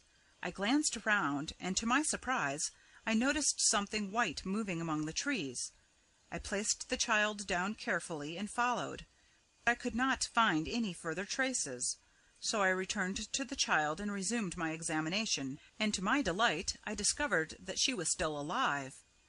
I chafed her hands, and gradually she revived, but to my disappointment she remembered nothing, except that something had crept up quietly from behind and had gripped her round the throat.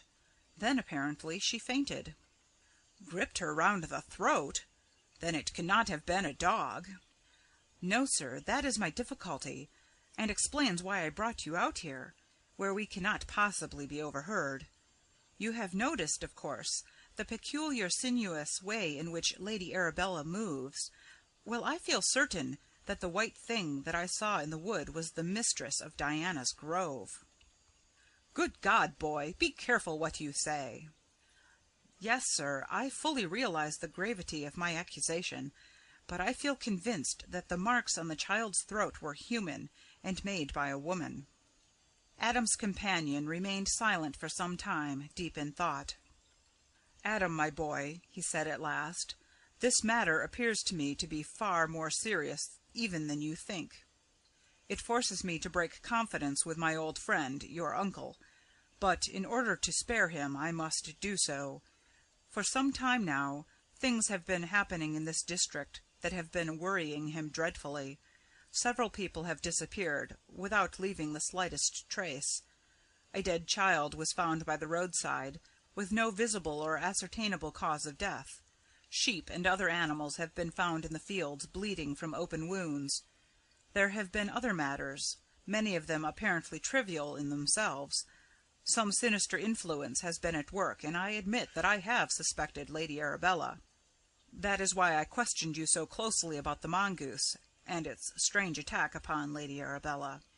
You will think it strange that I should suspect the mistress of Diana's Grove, a beautiful woman of aristocratic birth. Let me explain.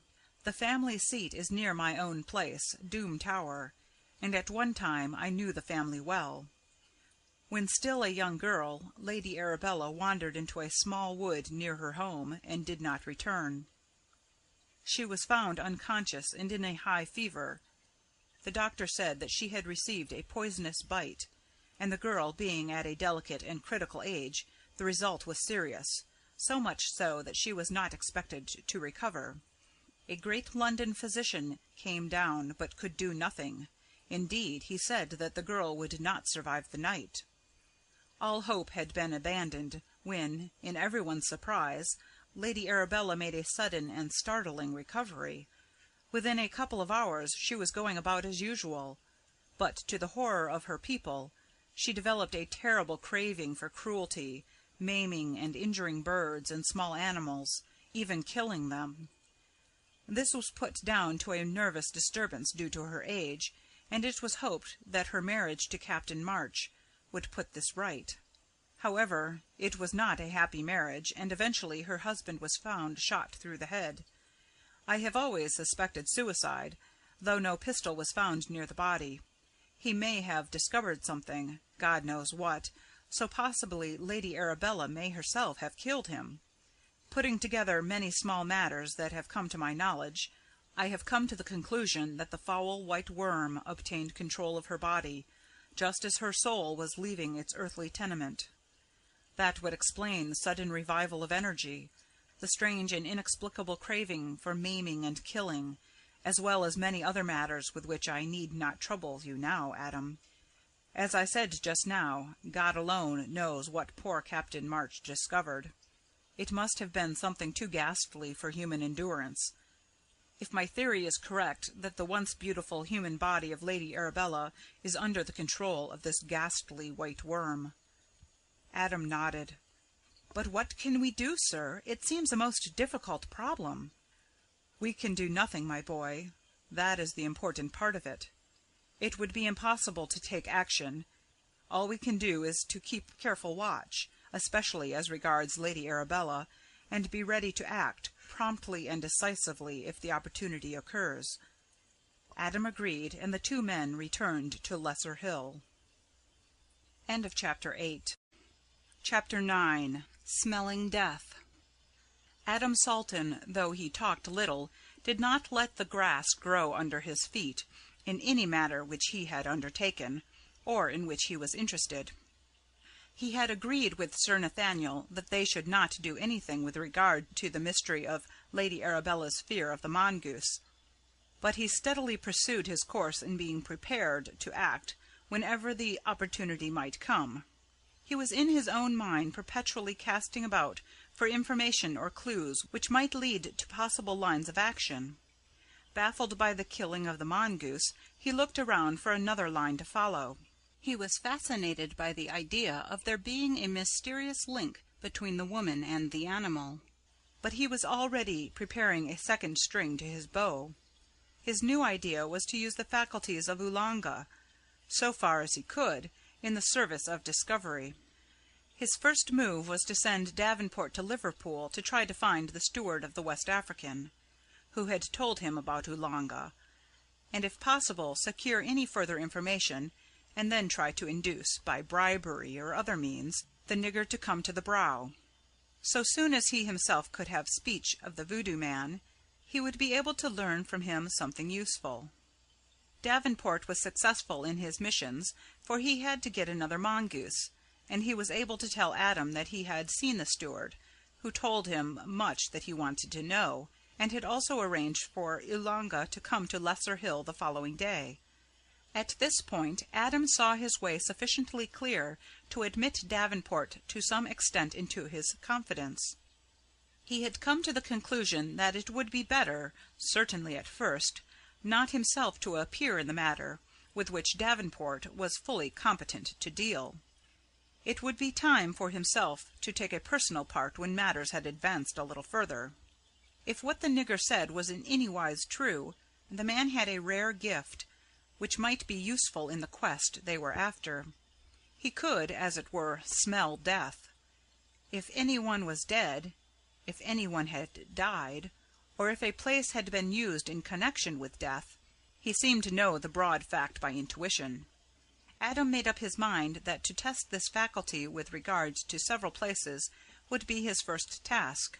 Naturally, he was anxious, and the time passed slowly. The only comfort was the arrival the next morning of a strong packing-case, locked, from Ross, the key being in the custody of Davenport. In the case were two smaller boxes, both locked.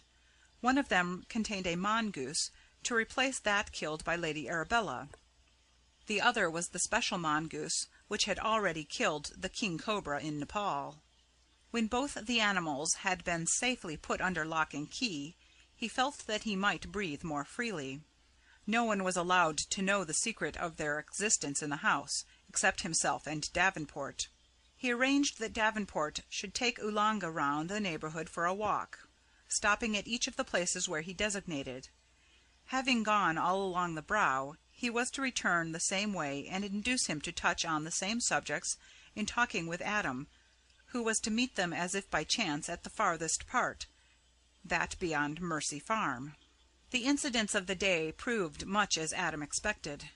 At Mercy Farm, at Diana's Grove, at Castra Regis, and a few other spots, the negro stopped, and opening his wide nostrils as if to sniff boldly, said that he smelled death. It was not always in the same form. At Mercy Farm he said there were many small deaths. At Diana's Grove his bearing was different. There was a distinct sense of enjoyment about him, especially when he spoke of many great deaths. Here, too, he sniffed in a strange way, like a bloodhound at check, and looked puzzled. He said no word in either praise or disparagement, but in the centre of the grove, where, hidden amongst ancient oak stumps, was a block of granite, slightly hollowed on the top, he bent low and placed his forehead on the ground. This was the only place where he showed distinct reverence. At the castle, though he spoke of much death, he showed no sign of respect. There was evidently something about Diana's Grove which both interested and baffled him. Before leaving, he moved all over the place unsatisfied, and in one spot, close to the edge of the Brow, where there was a deep hollow, he appeared to be afraid. After returning several times to this place, he suddenly turned and ran in a panic of fear to the higher ground, crossing as he did so the outcropping rock. Then he seemed to breathe more freely, and recovered some of his jaunty impudence. All this seemed to satisfy Adam's expectations. He went back to Lesser Hill with a serene and settled calm about him. Sir Nathaniel followed him into his study. "By the way, I forgot to ask you details about one thing. When that extraordinary staring episode of Mr. Caswell went on, how did Lilla take it? How did she bear herself?" "She looked afraid, and trembled as I have seen a pigeon with a hawk, or a bird with a serpent." "Thanks. It is just as I expected. There have been circumstances in the Caswell family which lead one to believe that they have had from the earliest times some extraordinary mesmeric or hypnotic faculty. Indeed, a skilled eye could read so much in their physiognomy. That shot of yours, whether by instinct or intention, of the hawk and the pigeon, was peculiarly apposite. I think we may settle on that as a fixed trait to be accepted throughout our investigation."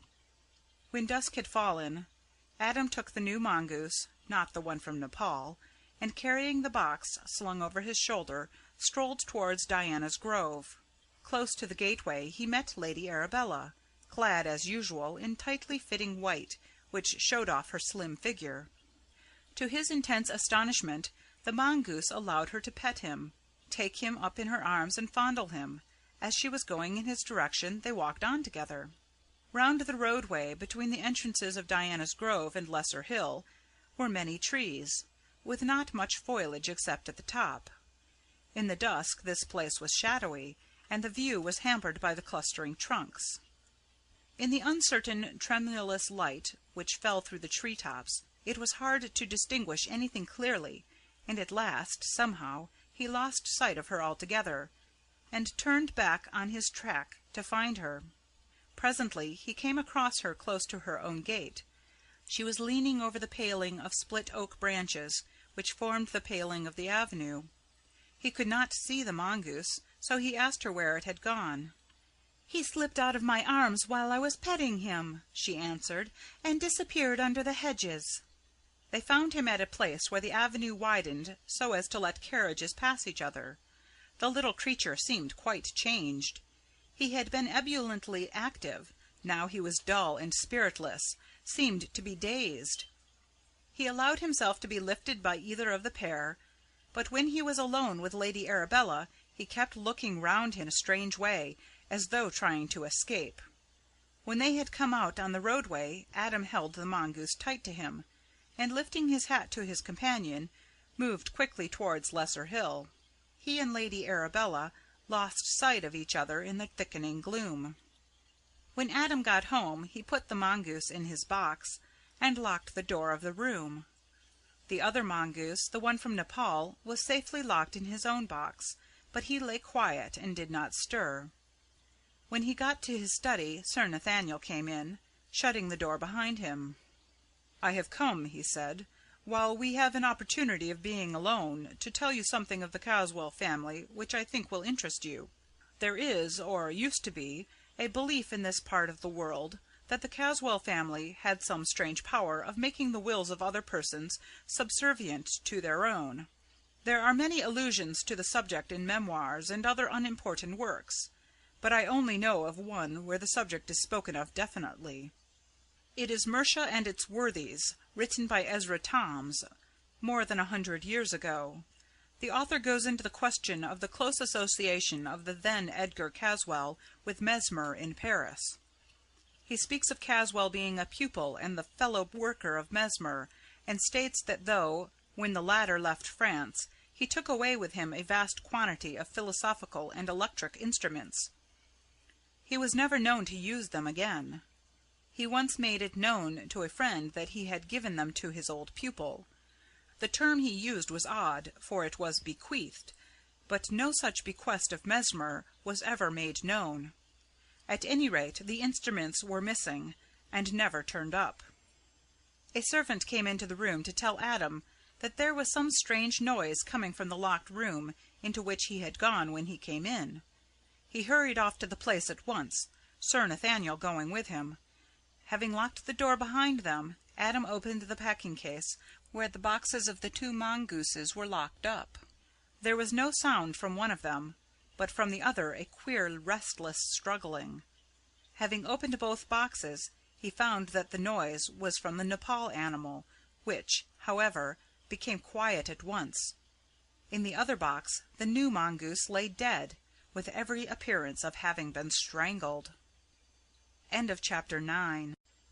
Chapter 10. The Kite. On the following day, a little after 4 o'clock, Adam set out for Mercy. He was home just as the clocks were striking 6. He was pale and upset, but otherwise looked strong and alert. The old man summed up his appearance and manner thus: braced up for battle. "Now," said Sir Nathaniel, and settled down to listen, looking at Adam steadily and listening attentively that he might miss nothing, even the inflection of a word. "I found Lilla and Mimi at home. Watford had been detained by business on the farm. Miss Watford received me as kindly as before. Mimi, too, seemed glad to see me. Mr. Caswell came so soon after I arrived that he or someone on his behalf must have been watching for me. He was followed closely by the negro, who was puffing hard as if he had been running, so it was possibly he who watched. Mr. Caswell was very cool and collected, but there was a more than usually iron look about his face that I did not like. However, we got on very well. He talked pleasantly on all sorts of questions. The nigger waited a while and then disappeared as on the other occasion. Sir Caswell's eyes were as usual fixed on Lilla. True, they seemed to be very deep and earnest, but there was no offence in them. Had it not been for the drawing down of the brows and the stern set of the jaws, I should not at first have noticed anything. But the stare, when presently it began, increased in intensity. I could see that Lilla began to suffer from nervousness, as on the first occasion, but she carried herself bravely. However, the more nervous she grew, the harder Mr. Caswell stared. It was evident to me that he had come prepared for some sort of mesmeric or hypnotic battle. After a while he began to throw glances round him, and then raised his hand, without letting either Lilla or Mimi see the action. It was evidently intended to give some sign to the negro, for he came, in his usual stealthy way, quietly in by the hall door, which was open. Then Mr. Caswell's efforts at staring became intensified, and poor Lilla's nervousness grew greater. Mimi, seeing that her cousin was distressed, came close to her, as if to comfort or strengthen her with the consciousness of her presence. This evidently made a difficulty for Mr. Caswell, for his efforts, without appearing to get feebler, seemed less effective.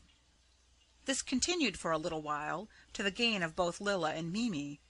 Then there was a diversion. Without word or apology, the door opened, and Lady Arabella March entered the room. I had seen her coming through the great window. Without a word, she crossed the room and stood beside Mr. Caswell. It really was very like a fight of a peculiar kind, and the longer it was sustained the more earnest, the fiercer it grew. That combination of forces, the overlord, the white woman, and the black man, would have cost some, probably all of them, their lives in the southern states of America. To us it was simply horrible, but all that you can understand. This time, to go on in a sporting phrase, it was understandable by all to be a fight to a finish, and the mixed group did not slacken a moment or relax their efforts. On Lilla the strain began to tell disastrously. She grew pale, a patchy pallor, which meant that her nerves were out of order. She trembled like an aspen, and though she struggled bravely, I noticed that her legs would hardly support her. A dozen times she seemed about to collapse in a faint, but each time, on catching sight of Mimi's eye, she made a fresh struggle and pulled through. By now Mr. Caswell's face had lost its appearance of passivity. His eyes glowed with a fiery light. He was still the old Roman in inflexibility of purpose, but grafted on to the Roman was a new berserker fury. His companions in the baleful work seemed to have taken on something of his feeling. Lady Arabella looked like a soulless, pitiless being, not human, unless it revived old legend of transformed human beings who had lost their humanity in some transformation or in the sweep of natural savagery. As for the negro, well, I can only say that it was solely due to the self-restraint which you impressed on me that I did not wipe him out as he stood, without warning, without fair play, without a single one of the graces of life and death. Lilla was silent in the helpless concentration of deadly fear. Mimi was all resolve and self-forgetfulness, so intent on the soul struggle in which she was engaged that there was no possibility of any other thought. As for myself, the bonds of will which held me inactive seemed like bands of steel which numbed all my faculties, except sight and hearing.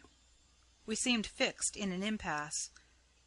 Something must happen, though the power of guessing was inactive.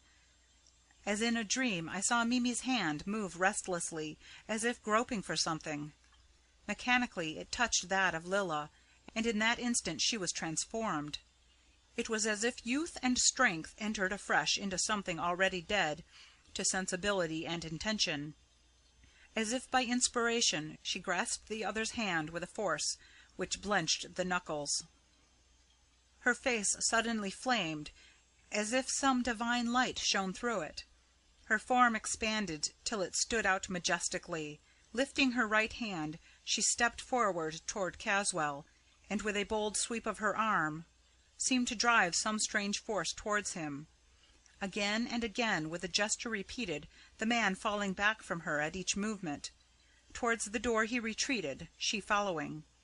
There was a sound as of the cooing sob of doves, which seemed to multiply and intensify with each second. The sound from the unseen source rose and rose as he retreated, till finally it swelled out in a triumphant peal, as she, with a fierce sweep of her arm, seemed to hurl something at her foe, and he, moving his hands blindly before his face, appeared to be swept through the doorway and out into the open sunlight. All at once my own faculties were fully restored. I could see and hear everything, and be fully conscious of what was going on. Even the figures of the baleful group were there, though dimly seen as through a veil, a shadowy veil. I saw Lilla sink down in a swoon, and Mimi throw up her arms in a gesture of triumph. As I saw her through the great window, the sunshine flooded the landscape, which, however, was momentarily becoming eclipsed by an onrush of a myriad birds. By the next morning, daylight showed the actual danger which threatened. From every part of the eastern counties reports were received concerning the enormous immigration of birds. Experts were sending, on their own account, on behalf of learned societies, and through local and imperial governing bodies, reports dealing with the matter and suggesting remedies. The reports closer to home were even more disturbing. All day long it would seem that the birds were coming thicker from all quarters. Doubtless many were going as well as coming, but the mass seemed never to get less. Each bird seemed to sound some note of fear or anger or seeking, and the whirring of wings never ceased nor lessened. The air was full of a muttered throb. No window or barrier could shut out the sound, till the ears of any listener became dulled by the ceaseless murmur. So monotonous it was, so cheerless, so disheartening, so melancholy, that all longed, but in vain, for any variety, no matter how terrible it might be. The second morning the reports from all the districts round were more alarming than ever. Farmers began to dread the coming of winter as they saw the dwindling of the timely fruitlessness of the earth. And as yet it was only a warning of evil, not the evil accomplished. The ground began to look bare whenever some passing sound temporarily frightened the birds. Edgar Caswell tortured his brain for a long time unavailingly to think of some means of getting rid of what he, as well as his neighbors, had come to regard as a plague of birds. At last he recalled a circumstance which promised a solution of the difficulty. The experience was of some years ago in China, far up country towards the headwaters of the Yangtze Kiang, where the smaller tributaries spread out in a sort of natural irrigation scheme to supply the wilderness of paddy fields. It was at the time of the ripening rice, and the myriads of birds which came to feed on the coming crop was a serious menace, not only to the district but to the country at large. The farmers, who were more or less afflicted with the same trouble every season, knew how to deal with it. They made a vast kite, which they caused to be flown over the center spot of the incursion. The kite was shaped like a great hawk, and the moment it rose into the air the birds began to cower and seek protection, and then it disappeared. So long as that kite was flying overhead, the birds lay low and the crop was saved. Accordingly, Caswell ordered his men to construct an immense kite, adhering as well as they could to the lines of a hawk. Then he and his men, with a sufficiency of cord, began to fly it high overhead. The experience of China was repeated. The moment the kite rose, the birds hid or sought shelter. The following morning the kite was still flying high. No bird was to be seen as far as the eye could reach from Castra Regis. But there followed in turn what proved even a worse evil. All the birds were cowed. Their sounds stopped. Neither song nor chirp was heard. Silence seemed to have taken the place of the normal voices of bird life. But that was not all. The silence spread to all the animals. The fear and restraint which brooded amongst the denizens of the air began to affect all life. Not only did the birds cease song or chirp, but the lowing of the cattle ceased in the fields, and the varied signs of life died away. In place of these things was only a soundless gloom, more dreadful, more disheartening, more soul-killing than any concourse of sounds, no matter how full of fear and dread. Pious individuals put up constant prayers for relief from the intolerable solitude. After a little there were signs of universal depression, which those who ran might read. One and all, the faces of men and women seemed bereft of vitality, of interest, of thought, and most of all, of hope. Men seemed to have lost the power of expression of their thoughts. The soundless air seemed to have the same effect as the universal darkness when men gnawed their tongues with pain. From this infliction of silence there was no relief. Everything was affected. Gloom was the predominant note. Joy appeared to have passed away as a factor of life, and this creative impulse had nothing to take its place. That giant spot in high air was a plague of evil influence. It seemed like a new misanthropic belief which had fallen on human beings, carrying with it the negation of all hope. After a few days men began to grow desperate. Their very words as well as their senses seemed to be in chains. Edgar Caswell again tortured his brain to find any antidote or palliative of this greater evil than before. He would gladly have destroyed the kite, or caused its flying to cease, but the instant it was pulled down, the birds arose up in even greater numbers. All those who depended in any way on agriculture sent pitiful protests to Castra Regis. It was strange indeed what influence that weird kite seemed to exercise. Even human beings were affected by it, as if both it and they were realities. As for the people at Mercy Farm, it was like a taste of actual death. Lilla felt it most. If she had been indeed a real dove, with a real kite hanging over her in the air, she could not have been more frightened or more affected by the terror this created. Of course, some of those already drawn into the vortex noticed the effect on individuals. Those who were interested took care to compare their information. Strangely enough, as it seemed to the others, the person who took the ghastly silence least to heart was the Negro. By nature he was not sensitive to or afflicted by nerves. This alone would not have produced the seeming indifference, so they set their minds to discover the real cause. Adam came quickly to the conclusion that there was for him some compensation that the others did not share, and he soon believed that that compensation was in one form or another the enjoyment of the suffering of others. Thus the black had a never-failing source of amusement. Lady Arabella's cold nature rendered her immune to anything in the way of pain or trouble concerning others. Edgar Caswell was far too haughty a person and too stern of nature to concern himself about poor or helpless people, much less the lower order of mere animals. Mr. Watford, Mr. Salton, and Sir Nathaniel were all concerned in the issue, partly from kindness of heart, for none of them could see suffering even of wild birds unmoved, and partly on account of their property, which had to be protected, or ruin would stare them in the face before long. Lilla suffered acutely. As time went on, her face became pinched, and her eyes dull with watching and crying. Mimi suffered too on account of her cousin's suffering, but as she could do nothing, she resolutely made up her mind to self-restraint and patience. Adam's frequent visits comforted her.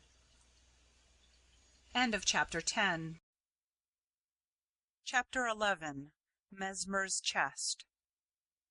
After a couple of weeks had passed, the kite seemed to give Edgar Caswall a new zest for life. He was never tired of looking at its movements. He had a comfortable armchair put up on the tower, wherein he sat sometimes all day long, watching as though the kite was a new toy, and he a child lately come into possession of it. He did not seem to have lost interest in Lilla, for he still paid an occasional visit at Mercy Farm. Indeed, his feeling towards her, whatever it had been at first, had now so far changed that it had become a distinct affection of a purely animal kind. Indeed, it seemed as though the man's nature had become corrupted, and that all the baser and more selfish and more reckless qualities had become more conspicuous. There was not so much sternness apparent in his nature, because there was less self-restraint. Determination had become indifference. The visible change in Edgar was that he grew morbid, sad, silent. The neighbors thought he was going mad. He became absorbed in the kite, and watched it not only by day, but often all night long. It became an obsession to him. Caswall took a personal interest in the keeping of the great kite flying. He had a vast coil of cord efficient for the purpose, which worked on a roller fixed on the parapet of the tower. There was a winch for the pulling in of the slack, the outgoing line being controlled by a ratchet. There was invariably one man at least, day and night, on the tower to attend to it. At such an elevation there was always a strong wind, and at times the kite rose to an enormous height, as well as travelling for great distances laterally. In fact, the kite became, in a short time, one of the curiosities of Castra Regis and all around it. Edgar began to attribute to it in his own mind almost human qualities. It became to him a separate entity, with a mind and a soul of its own. Being idle-handed all day, he began to apply to what he considered the service of the kite some of his spare time, and found a new pleasure, a new object in life, in the old schoolboy game of sending up runners to the kite. The way this is done is to get round pieces of paper so cut that there is a hole in the center through which the string of the kite passes. The natural action of the wind pressure takes the paper along the string, and so up to the kite itself, no matter how high or how far it may have gone. In the early days of this amusement, Edgar Caswall spent hours. Hundreds of such messengers flew along the string, until soon he bethought him of writing messages on these papers so that he could make known his ideas to the kite. It may be that his brain gave way under the opportunities given by his illusion of the entity of the toy and its power of separate thought. From sending messages he came to making direct speech to the kite, without, however, ceasing to send the runners.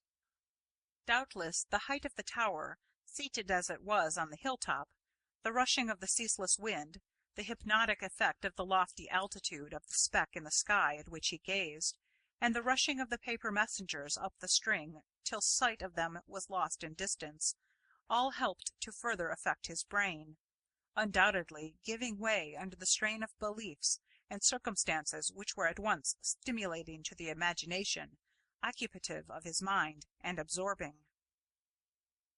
The next step of intellectual decline was to bring to bear on the main idea of the conscious identity of the kite all sorts of subjects which had imaginative force or tendency of their own.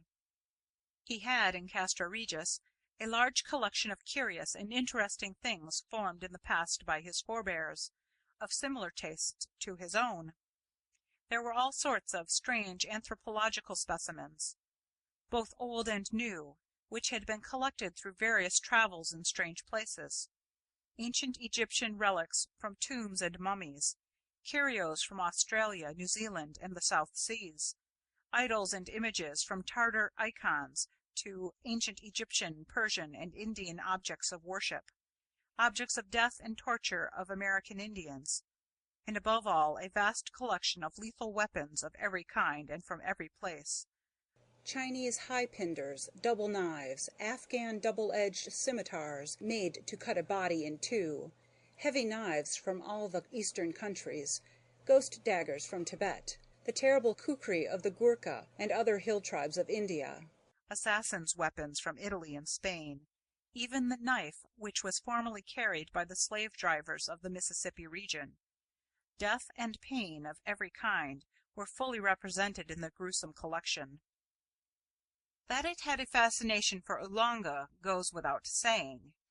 He was never tired of visiting the museum in the tower, and spent endless hours in inspecting the exhibits, till he was thoroughly familiar with every detail of all of them. He asked permission to clean and polish and sharpen them, a favour which was readily granted. In addition to the above objects, there were many things of a kind to awaken human fear. Stuffed serpents of the most objectionable and horrid kind, great insects from the tropics, fearsome in every detail, fishes and crustaceans covered with weird spikes, dried octopuses of great size. Other things, too, there were, not less deadly, though seemingly innocuous. Dried fungi, traps intended for birds, beasts, fishes, reptiles, and insects, machines which would produce pain of any kind and degree, and the only mercy of which was the power of producing speedy death. Caswell, who had never before seen any of these things, except those which he had collected himself, found a constant amusement and interest in them. He studied them, their uses, their mechanisms where there was such, and their places of origin, until he had an ample and real knowledge of all concerning them. Many were secret and intricate, but he never rested till he found out all the secrets. When once he had become interested in strange objects and the way to use them, he began to explore various likely places for similar finds. He began to inquire of his household where strange lumber was kept. Several of the men spoke of old Simon Chester as one who knew everything in and about the house. Accordingly, he sent for the old man, who came at once. He was very old, nearly 90 years of age, and very infirm. He had been born in the castle, and had served its succession of masters, present or absent, ever since. When Edgar began to question him on the subject regarding which he had sent for him, old Simon exhibited much perturbation. In fact, he became so frightened that his master, fully believing that he was concealing something, ordered him to tell at once what remained unseen, and where it was hidden away. Face to face with discovery of his secret, the old man, in a pitiable state of concern, spoke out even more fully than Mr. Caswell had expected. Indeed, sir, everything is here in the tower that has ever been put away in my time, except, here he began to shake and tremble, except the chest which Mr. Edgar, he who was Mr. Edgar when I first took service, brought back from France, after he had been with Dr. Mesmer. The trunk has been kept in my room for safety, but I shall send it down here now." "What is in it?" asked Edgar sharply. "That I do not know. Moreover, it is a peculiar trunk, without any visible means of opening." "Is there no lock?" "I suppose so, sir, but I do not know. There is no keyhole." "Send it here, and then come to me yourself." The trunk, a heavy one with steel bands round it, but no lock or keyhole, was carried in by two men. Shortly afterwards old Simon attended his master. When he came into the room, Mr. Caswell himself went and closed the door. Then he asked, "How do you open it?" "I do not know, sir." "Do you mean to say that you never opened it?" "Most certainly I say so, your honour. How could I?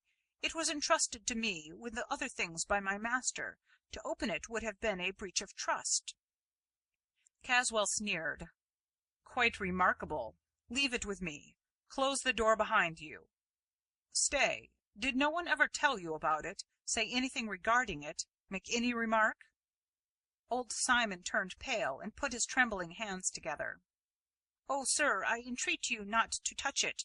That trunk probably contains secrets which Dr. Mesmer told my master, told them to his ruin." "How do you mean? What ruin?" "Sir, he it was who, men said, sold his soul to the Evil One.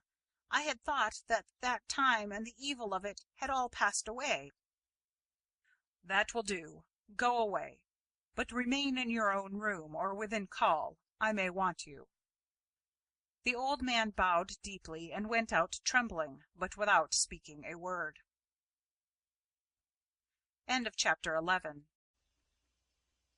Chapter 12. The Chest Opened.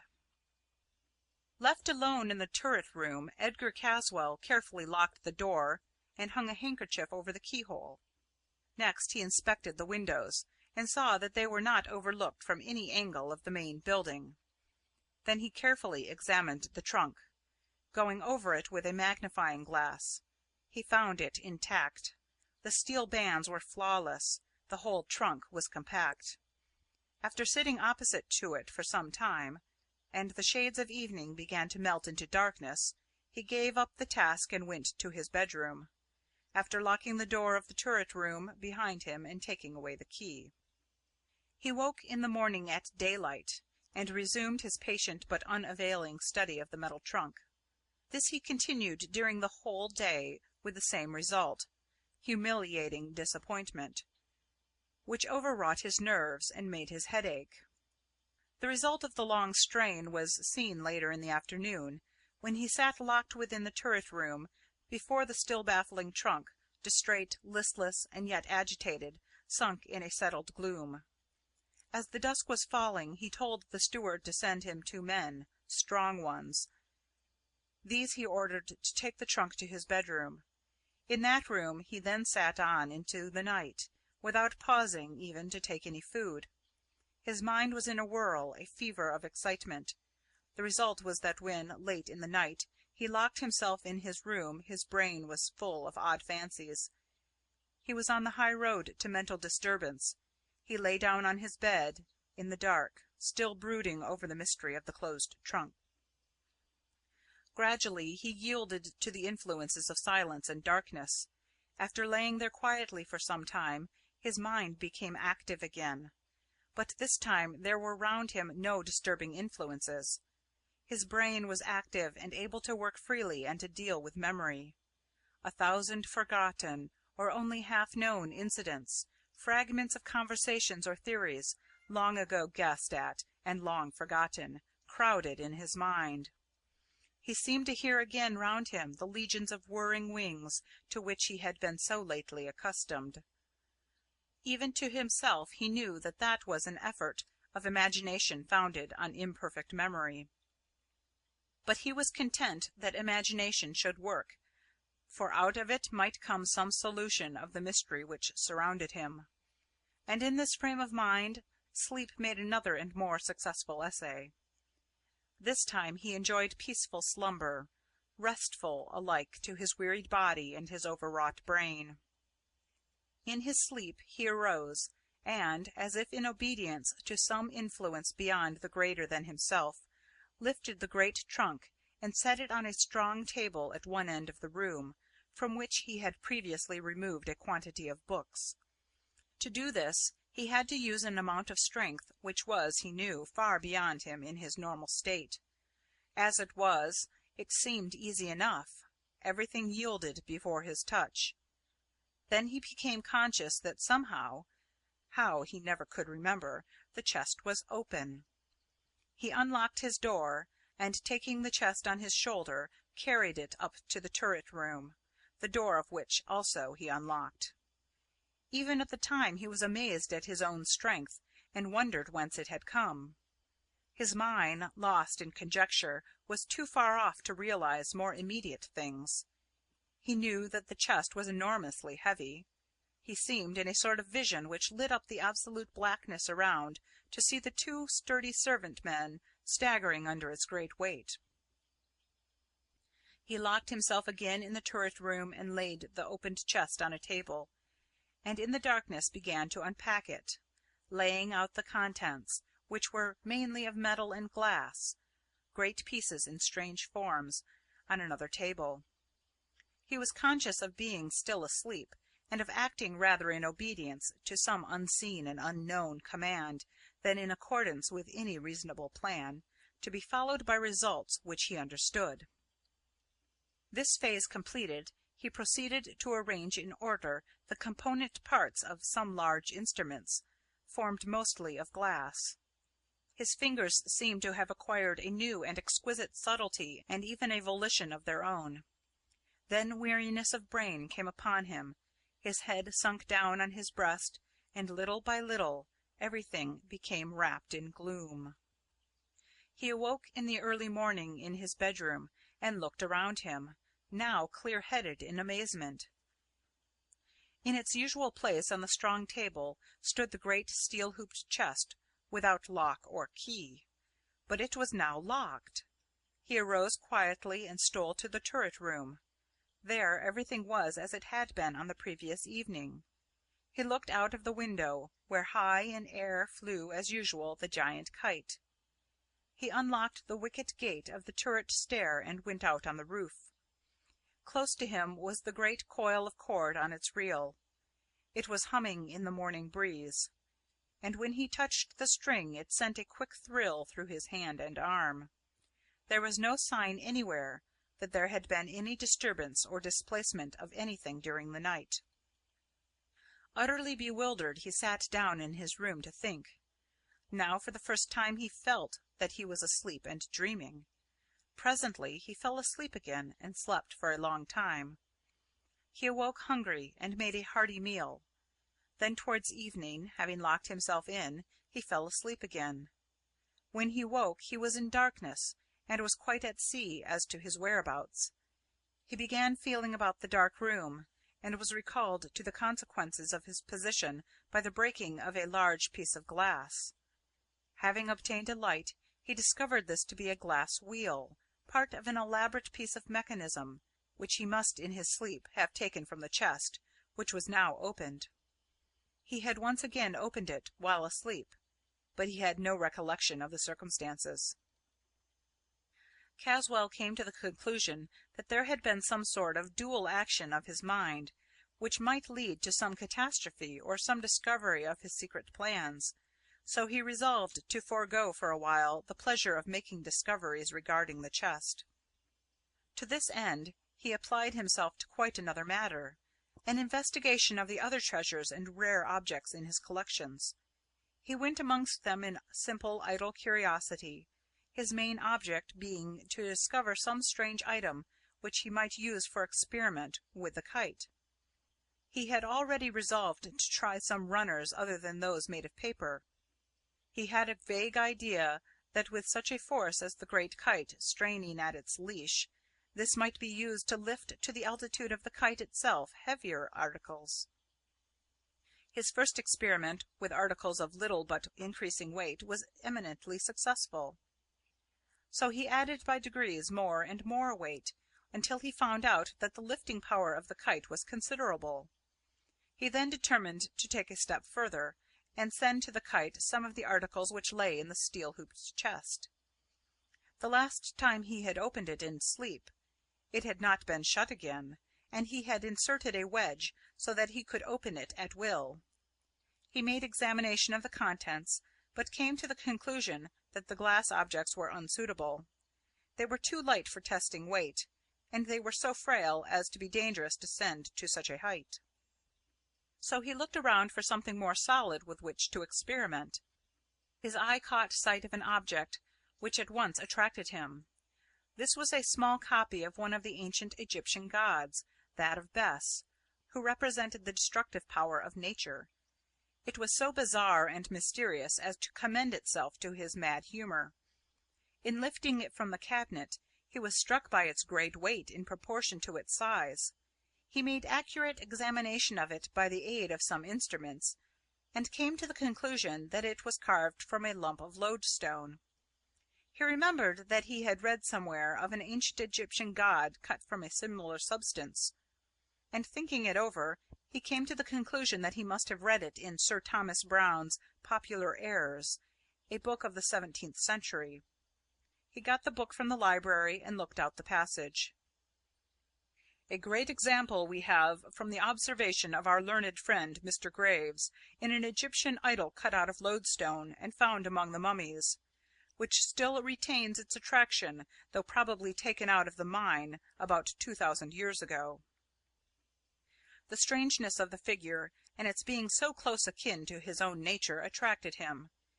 He made from thin wood a large circular runner, and in front of it placed the weighty god, sending it up to the flying kite along the throbbing cord.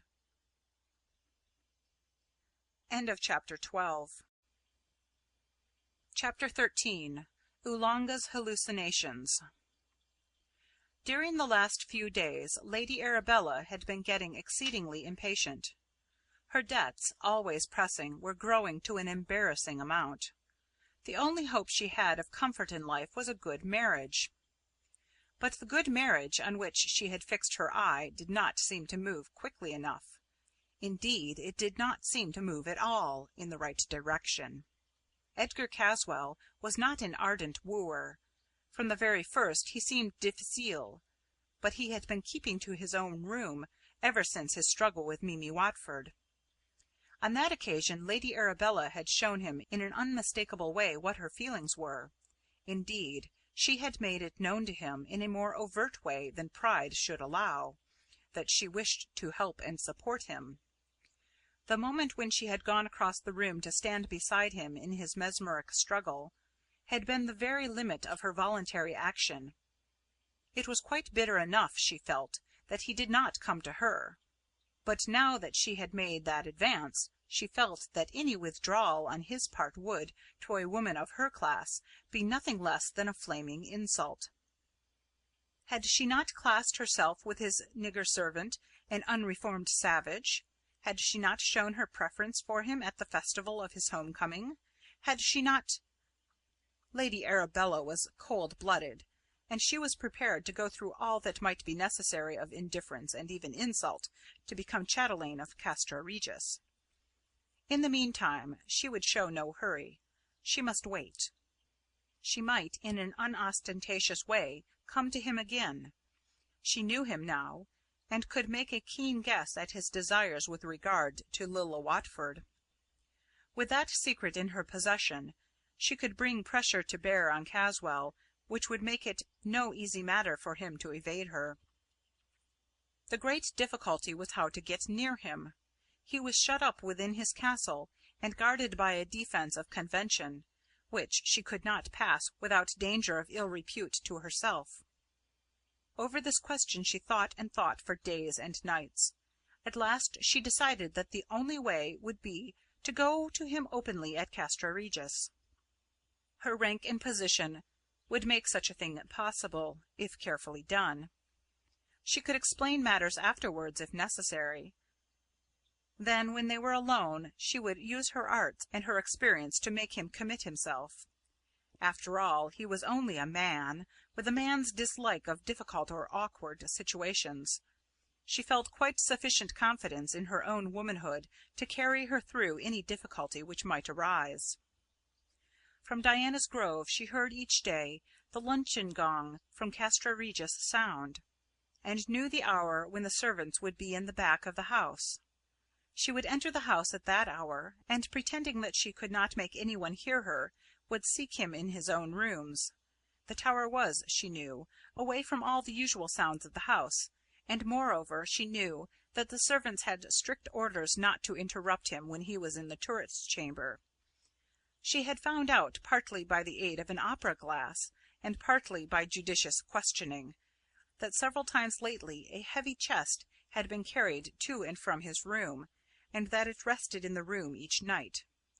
She was, therefore, confident that he had some important work on hand which would keep him busy for long spells. Meanwhile, another member of the household at Castra Regis had schemes which he thought were working to fruition. A man in the position of a servant has plenty of opportunities of watching his betters and forming opinions regarding them. Oolanga was in his way a clever, unscrupulous rogue, and he felt that with things moving round him in this great household there should be opportunities of self-advancement. Being unscrupulous and stealthy, and a savage, he looked to dishonest means. He saw plainly enough that Lady Arabella was making a dead set at his master, and he was watchful of the slightest sign of anything which might enhance this knowledge. Like the other men in the house, he knew of the carrying to and fro of the great chest, and had got it into his head that the care exercised in its porterage indicated that it was full of treasure. He was for ever lurking around the turret rooms on the chance of making some useful discovery. But he was as cautious as he was stealthy, and took care that no one else watched him. It was thus that the negro became aware of Lady Arabella's venture into the house, as she thought, unseen. He took more care than ever, since he was watching another, that the positions were not reversed. More than ever he kept his eyes and ears open and his mouth shut. Seeing Lady Arabella gliding up the stairs towards his master's room, he took it for granted that she was there for no good, and doubled his watching intentness and caution. Oolanga was disappointed, but he dared not exhibit any feeling lest it should betray that he was hiding. Therefore he slunk downstairs again noiselessly, and waited for a more favourable opportunity of furthering his plans. It must be borne in mind that he thought that the heavy trunk was full of valuables, and that he believed that Lady Arabella had come to try to steal it. His purpose of using for his own advantage the combination of these two ideas was seen later in the day. Oolanga secretly followed her home. He was an expert at this game, and succeeded admirably on this occasion. He watched her enter the private gate of Diana's Grove, and then, taking a roundabout course and keeping out of her sight, he at last overtook her in a thick part of the grove where no one could see the meeting. Lady Arabella was much surprised. She had not seen the negro for several days, and had almost forgotten his existence. Oolanga would have been startled had he known and been capable of understanding the real value placed on him, his beauty, his worthiness, by other persons, and compared it with the value in these matters in which he held himself. Doubtless Oolanga had his dreams like other men. In such cases he saw himself as a young sun-god, as beautiful as the eye of dusky or even white womanhood had ever dwelt upon. He would have been filled with all noble and captivating qualities, or those regarded as such in West Africa. Women would have loved him, and would have told him so in the overt and fervid manner usual in affairs of the heart in the shadowy depths of the forest of the Gold Coast. Oolanga came close behind Lady Arabella, and in a hushed voice, suitable to the importance of his task, and in deference to the respect he had for her and the place, and began to unfold the story of his love. Lady Arabella was not usually a humorous person, but no man or woman of the white race could have checked the laughter which rose spontaneously to her lips. The circumstances were too grotesque, the contrast too violent, for subdued mirth. The man a debased specimen of one of the most primitive races of the earth, and of an ugliness which was simply devilish; the woman of high degree, beautiful, accomplished. She thought that her first moment's consideration of the outrage, it was nothing less in her eyes, had given her the full material for thought. But every instant after threw new and varied lights on the affront. Her indignation was too great for passion; only irony or satire would meet the situation. Her cold, cruel nature helped, and she did not shrink to subject this ignorant savage to the merciless fire-lash of her scorn. Oolanga was dimly conscious that he was being flouted, but his anger was no less keen because of the measure of his ignorance, so he gave way to it as does a tortured beast. He ground his great teeth together, raved, stamped, and swore in barbarous tongues and with barbarous imagery.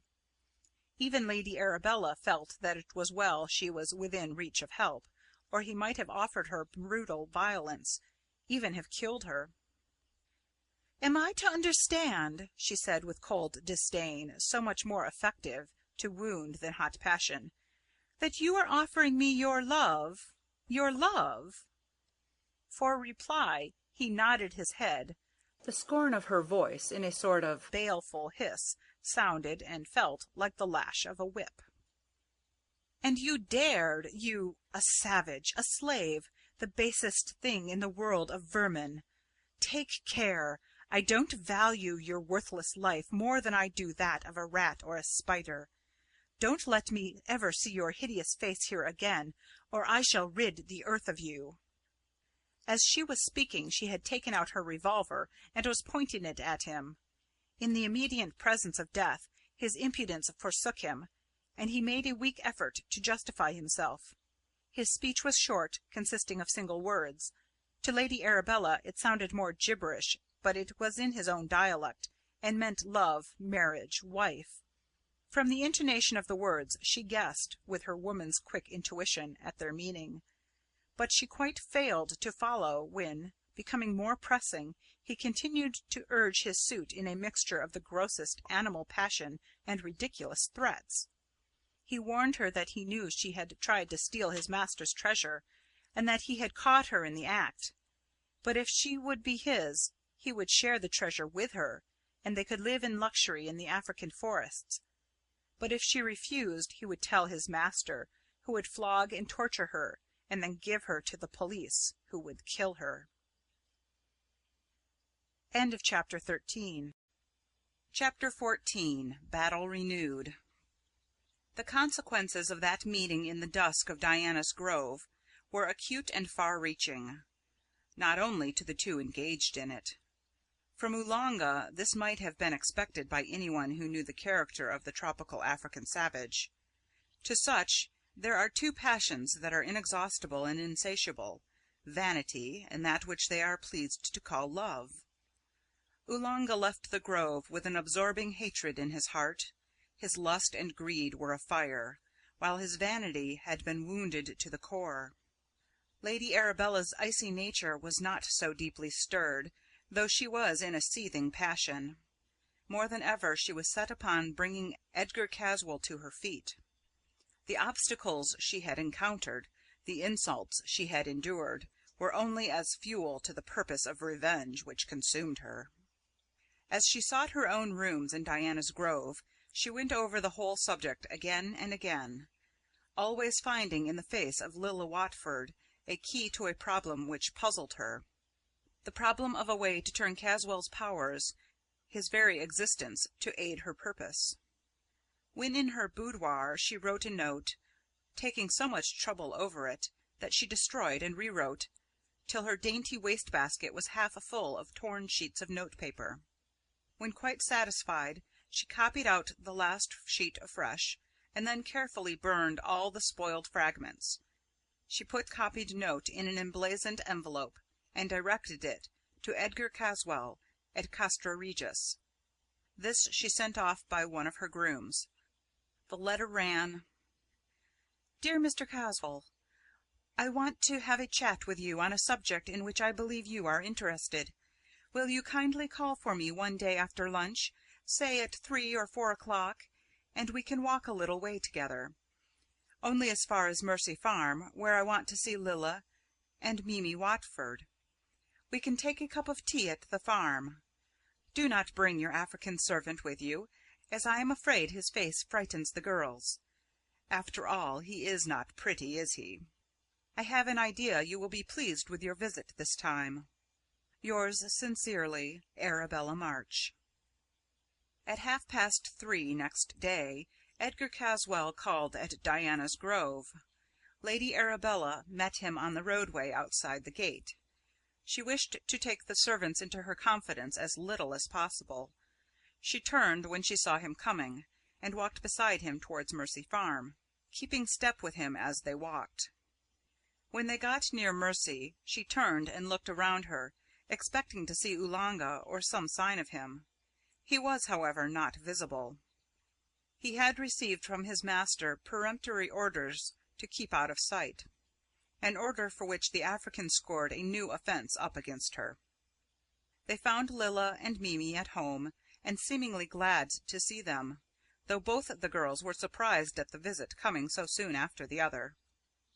The proceedings were a repetition of the battle of souls of the former visit.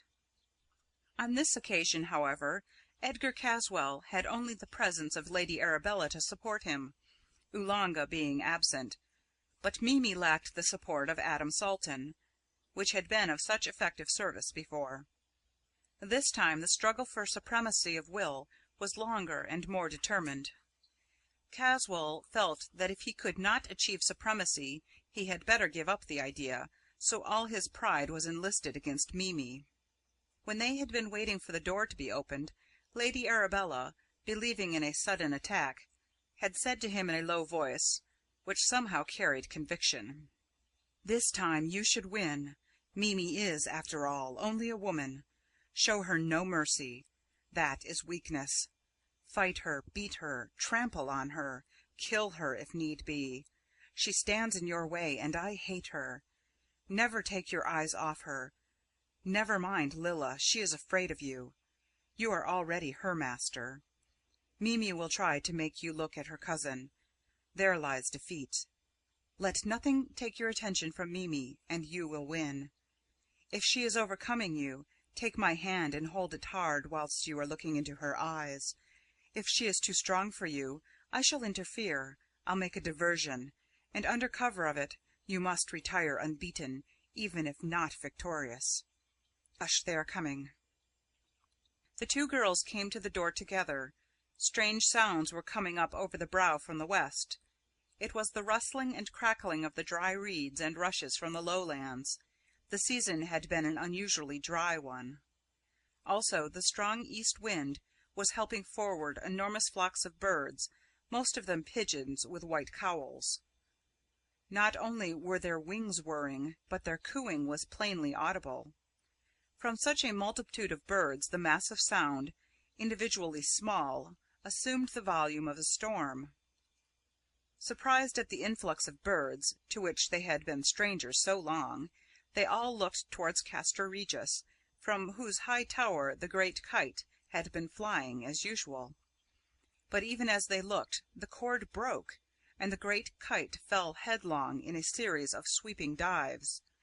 Its own weight, and the aerial force opposed to it, which caused it to rise, combined with a strong easterly breeze, had been too much for the great length of cord holding it. Somehow the mishap to the kite gave new hope to Mimi. It was as though the side issues had been shorn away, so that the main struggle was thenceforth on simpler lines. She had a feeling in her heart, as though some religious chord had been newly touched. It may, of course, have been that with the renewal of the bird voices a fresh courage, a fresh belief in the good issue of the struggle came too. In the misery of silence, from which they had all suffered for so long, any new train of thought was almost bound to be a boon. As the inrush of birds continued, their wings beating against the crackling rushes, Lady Arabella grew pale and almost fainted. "What is that?" she asked suddenly.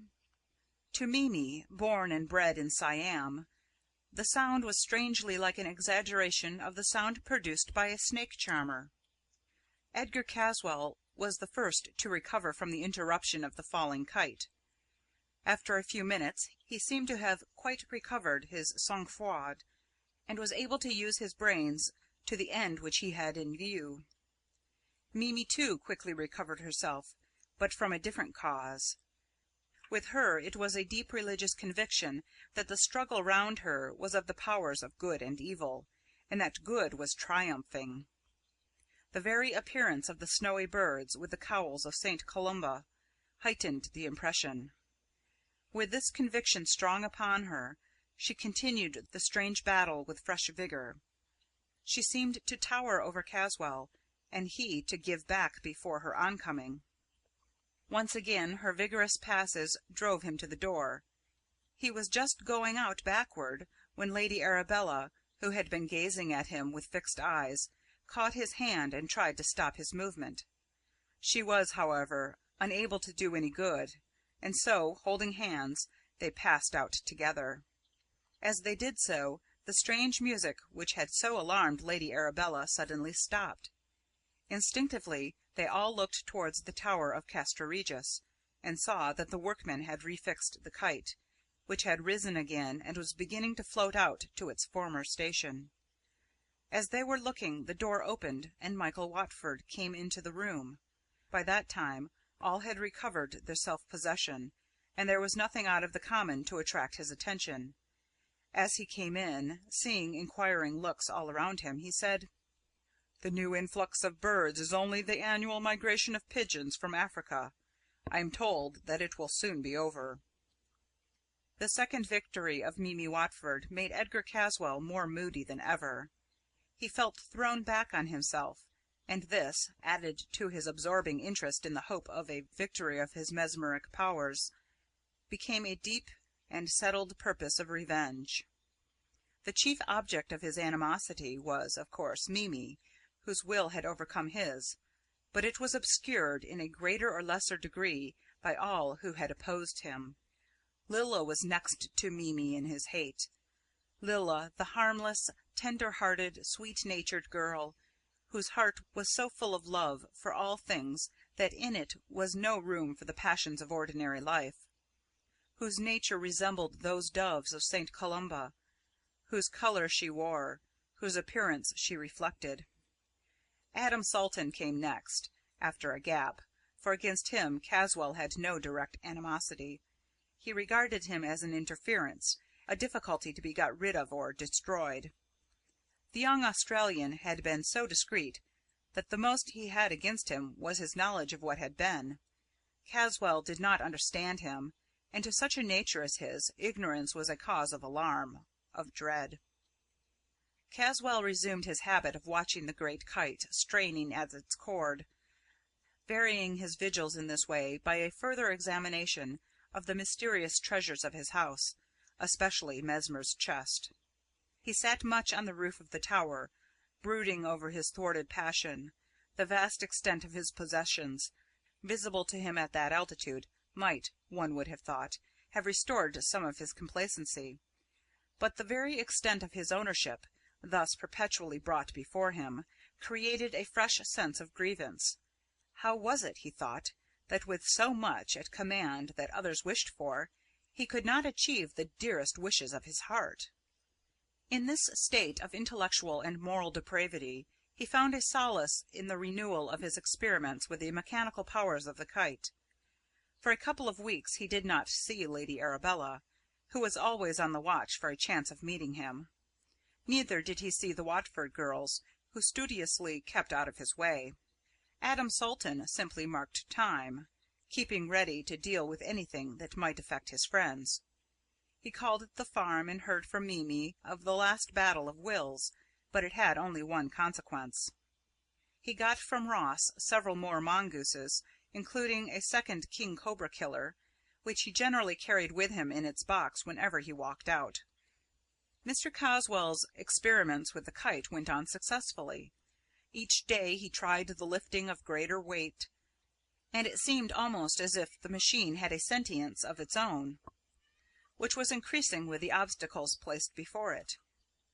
All this time the kite hung in the sky at an enormous height. The wind was steadily from the north, so the trend of the kite was to the south. All day long runners of increasing magnitude were sent up. These were only of paper or thin cardboard, or leather, or other flexible materials. The great height at which the kite hung made a great concave curve in the string, so that as the runners went up they made a flapping sound. If one laid a finger on the string, the sound answered to the flapping of the runner in a sort of hollow, intermittent murmur. Edgar Caswall, who was now wholly obsessed by the kite and all belonging to it, found a distinct resemblance between that intermittent rumble and the snake-charming music produced by the pigeons flying through the dry reeds. One day he made a discovery in Mesmer's chest which he thought he would utilize with regard to the runners. This was a great length of wire, fine as human hair, coiled round a finely made wheel, which ran to a wondrous distance freely and as lightly. He tried this on runners, and found it work admirably. Whether the runner was alone, or carried something more weighty than itself, it worked equally well. Also, it was strong enough and light enough to draw back the runner without undue strain. He tried this a good many times successfully, but it was now growing dusk, and he found some difficulty in keeping the runner in sight. So he looked for something heavy enough to keep it still. He placed the Egyptian image of Bess on the fine wire, which crossed the wooden ledge which protected it. Then, the darkness growing, he went indoors and forgot all about it. He had a strange feeling of uneasiness that night. Not sleeplessness, for he seemed conscious of being asleep. At daylight he rose, and as usual looked out for the kite. He did not see it in its usual position in the sky, so looked round the points of the compass. He was more than astonished when presently he saw the missing kite struggling as usual against the controlling cord. But it had gone to the further side of the tower, and now hung and strained against the wind to the north. He thought it so strange that he determined to investigate the phenomenon, and to say nothing about it in the meantime. In his many travels Edgar Caswall had been accustomed to use the sextant, and was now an expert in the matter. By the aid of this and other instruments he was able to fix the position of the kite and the point over which it hung. He was startled to find that exactly under it, so far as he could ascertain, was Diana's grove. He had an inclination to take Lady Arabella into his confidence in the matter, but he thought better of it and wisely refrained. For some reason which he did not try to explain to himself, he was glad of his silence, when, on the following morning, he found, on looking out, that the point over which the kite then hovered was Mercy Farm. When he had verified this with his instruments, he sat before the window of the tower, looking out and thinking. The new locality was more to his liking than the other, but the why of it puzzled him all the same. He spent the rest of the day in the turret room, which he did not leave all day. It seemed to him that he was now drawn by forces which he could not control, of which indeed he had no knowledge, in directions which he did not understand, and which were without his own volition. In sheer helpless inability to think the problem out satisfactorily, he called up a servant and told him to tell Oolanga that he wanted to see him at once in the turret room. The answer came back that the African had not been seen since the previous evening. Caswall was now so irritable that even this small thing upset him. As he was distrait and wanted to talk to somebody, he sent for Simon Chester, who came at once, breathless with hurrying and upset by the unexpected summons. Caswall bade him sit down, and when the old man was in a less uneasy frame of mind, he again asked him if he had ever seen what was in Mesmer's chest, or heard it spoken about. Chester admitted that he had once, in the time of the then Mr. Edgar, seen the chest open, which, knowing something of its history and guessing more, so upset him that he had fainted. When he recovered, the chest was closed. From that time the then Mr. Edgar had never spoken about it again. When Mr. Caswall asked him to describe what he had seen when the chest was open, he got very agitated, and despite all his efforts to remain calm, he suddenly went off into a faint. Caswall summoned servants, who applied the usual remedies. Still the old man did not recover. After the lapse of a considerable time, the doctor who had been summoned made his appearance. A glance was sufficient for him to make up his mind. Still, he knelt down by the old man and made a careful examination. Then he rose to his feet, and in a hushed voice said, "I grieve to say, sir, that he has passed away." Chapter 14. Chapter 15. On the Track. For those who had seen Edgar Caswall familiarly since his arrival, and had already estimated his cold-blooded nature as something of its true value, were surprised that he took so to heart the death of old Chester. The fact was that not one of them had guessed correctly at his character. They thought, naturally enough, that the concern which he felt was that of a master for a faithful old servant of his family. They little thought that it was merely the selfish expression of his disappointment, that he had thus lost the only remaining clue to an interesting piece of family history, one which was now and would be for ever wrapped in mystery. Caswall knew enough about the life of his ancestor in Paris to wish to know more fully and more thoroughly all that had been. The period covered by that ancestor's life in Paris was one inviting every form of curiosity. Lady Arabella, who had her own game to play, saw in the métier of sympathetic friend a series of meetings with the man she wanted to secure. She made the first use of the opportunity the day after old Chester's death. Indeed, as soon as the news had filtered in through the back door of Diana's Grove. At that meeting she played her part so well that even Caswall's cold nature was impressed. Oolanga was the only one who did not credit her with at least some sense of fine feeling in the matter. In emotional, as in other matters, Oolanga was distinctly a utilitarian, and as he could not understand anyone feeling grief except for his own suffering, pain, or for the loss of money, he could not understand anyone simulating such an emotion except for show intended to deceive. He thought that she had come to Castra Regis again for the opportunity of stealing something, and was determined that on this occasion the chance of pressing his advantage over her should not pass. He felt, therefore, that the occasion was one for extra carefulness in the watching of all that went on. Ever since he had come to the conclusion that Lady Arabella was trying to steal the treasure chest, he suspected nearly everyone of the same design, and made it a point to watch all suspicious persons and places.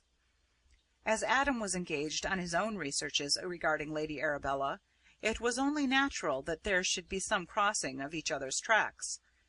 This is what did actually happen.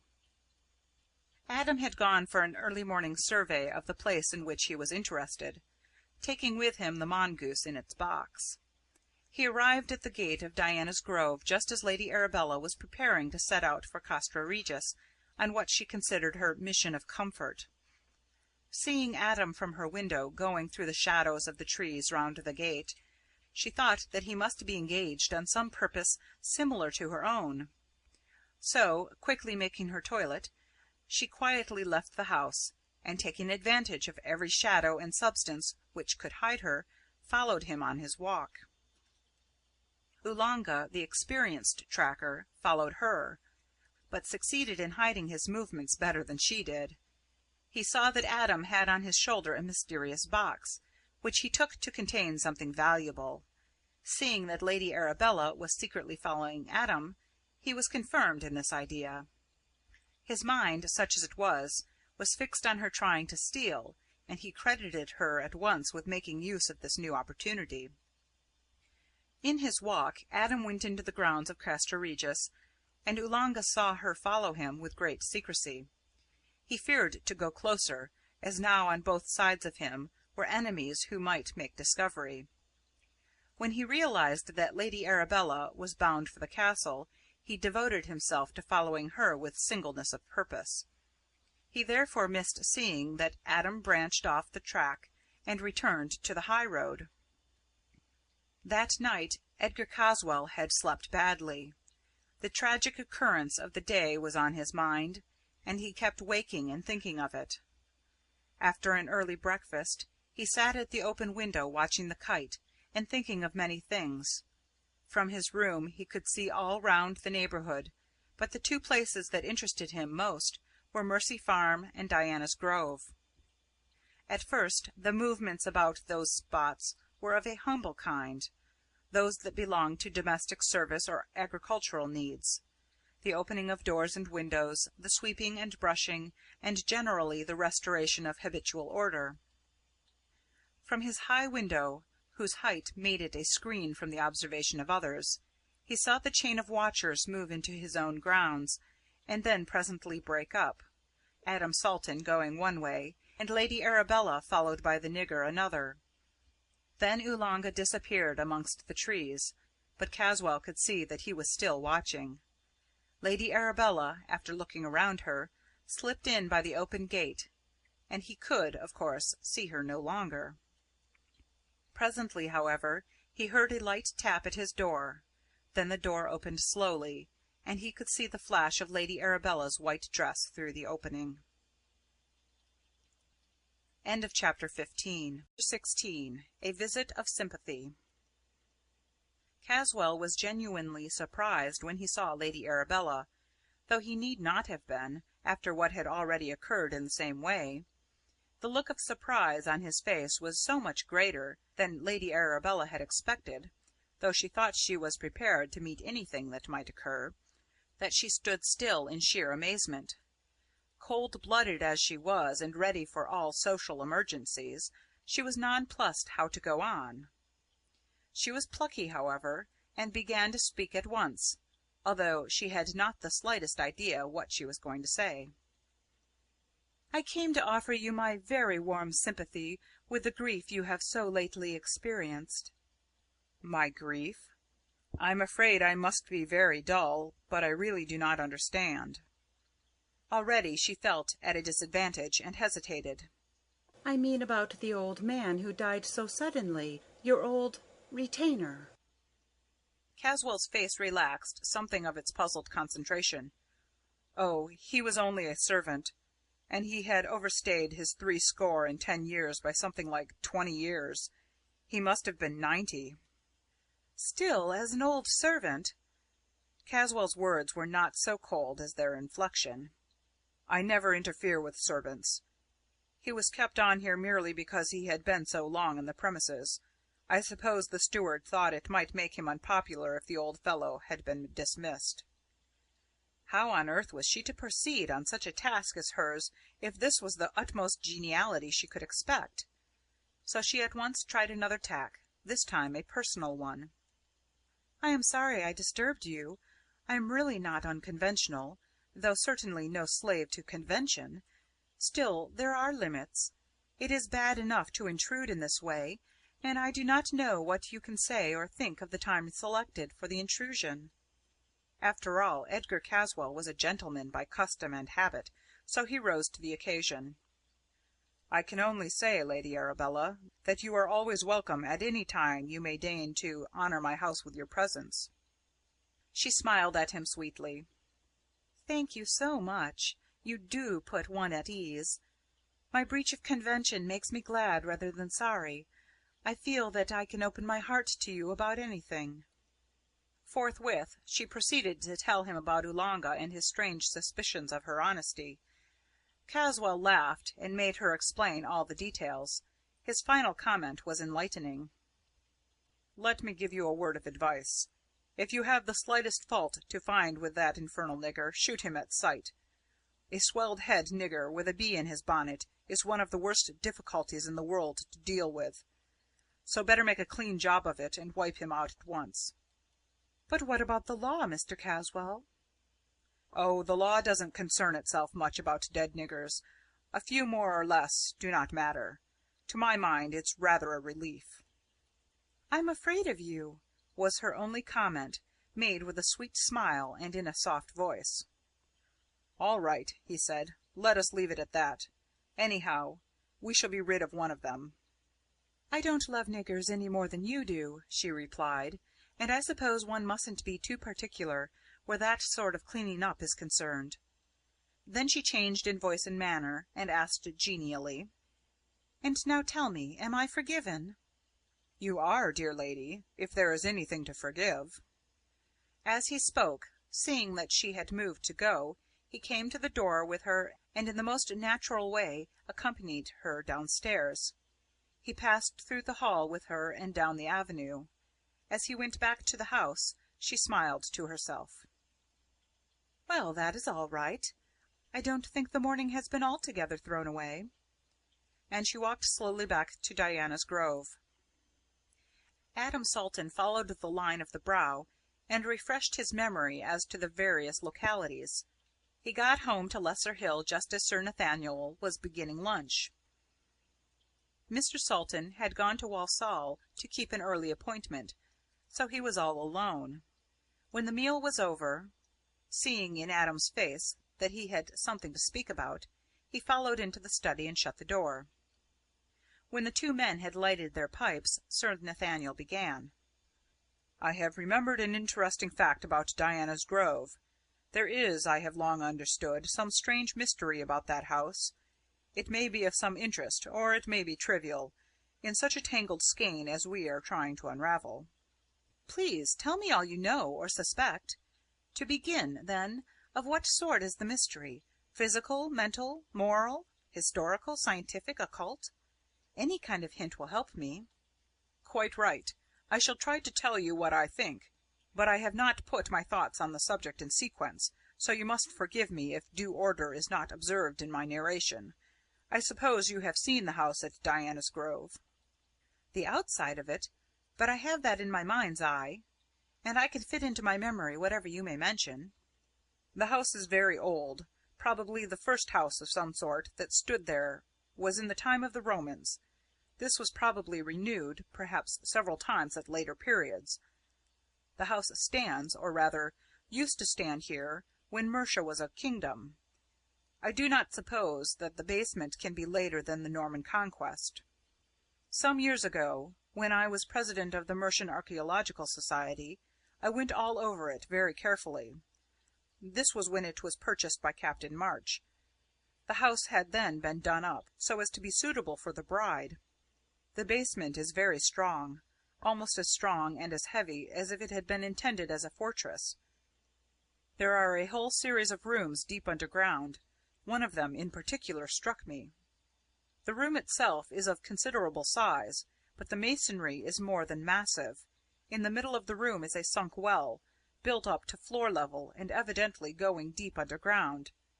There is no windlass, nor any trace of there ever having been any, no rope, nothing.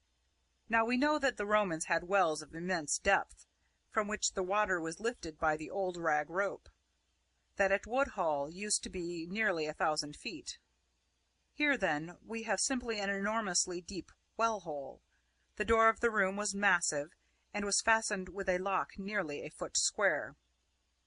It was evidently intended for some kind of protection to some one or something. But no one in those days had ever heard of anyone having been allowed even to see the room. All this is apropos of a suggestion on my part that the well-hole was a way by which the white worm, whatever it was, went and came.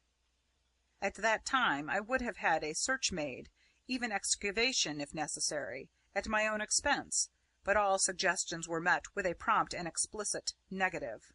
So, of course, I took no further step in the matter. Then it died out of recollection, even of mine. "Do you remember, sir," asked Adam, "what was the appearance of the room where the well-hole was? Was there furniture, in fact, any sort of thing in the room?" The only thing I remember was a sort of green light, very clouded, very dim, which came up from the well. Not a fixed light, but intermittent and irregular, quite unlike anything I had ever seen." "Do you remember how you got into the well-room? Was there a separate door from outside, or was there any interior room or passage which opened into it?" "I think there must have been some room with a way into it. I remember going up some steep steps. They must have been worn smooth by long use or something of the kind, for I could hardly keep my feet as I went up. Once I stumbled and nearly fell into the well-hole." "Was there anything strange about the place? Any queer smell, for instance?" "Queer smell, yes, like bilge or a rank swamp. It was distinctly nauseating. When I came out, I felt as if I had just been going to be sick. I shall try back on my visit and see if I can recall any more of what I saw or felt." "Then perhaps, sir, later in the day you will tell me anything you may chance to recollect." "I shall be delighted, Adam.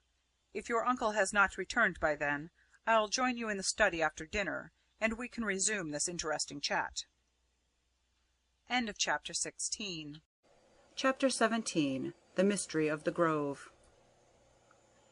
That afternoon Adam decided to do a little exploring. As he passed through the wood outside the gate of Diana's Grove, he thought he saw the African's face for an instant, so he went deeper into the undergrowth and followed along parallel to the avenue to the house. He was glad that there was no workman or servant about, for he did not care that any of Lady Arabella's people should find him wandering around her grounds. Taking advantage of the denseness of the trees, he came close to the house and skirted round it. He was repaid for his trouble, For on the far side of the house, close to where the rocky frontage of the cliff fell away, he saw Oolanga crouched behind the irregular trunk of a great oak. The man was so intent on watching someone, or something, that he did not guard against being himself watched. This suited Adam, for he could thus make scrutiny at will. The thick wood, though the trees were mostly of small girth, threw a heavy shadow, so that the steep declension in front of which grew the tree behind which the African lurked was almost in darkness. Adam drew as close as he could, and was amazed to see a patch of light on the ground before him. When he realized what it was, he was determined more than ever to follow on his quest. The nigger had a dark lantern in his hand, and was throwing the light down the steep incline. The glare showed a series of stone steps, which ended in a low-lying, heavy iron door fixed against the side of the house. All the strange things he had heard from Sir Nathaniel, and all those little and big, which he had himself noticed, crowded into his mind in a chaotic way. Instinctively he took refuge behind a thick oak stem, and sat himself down to watch what might occur.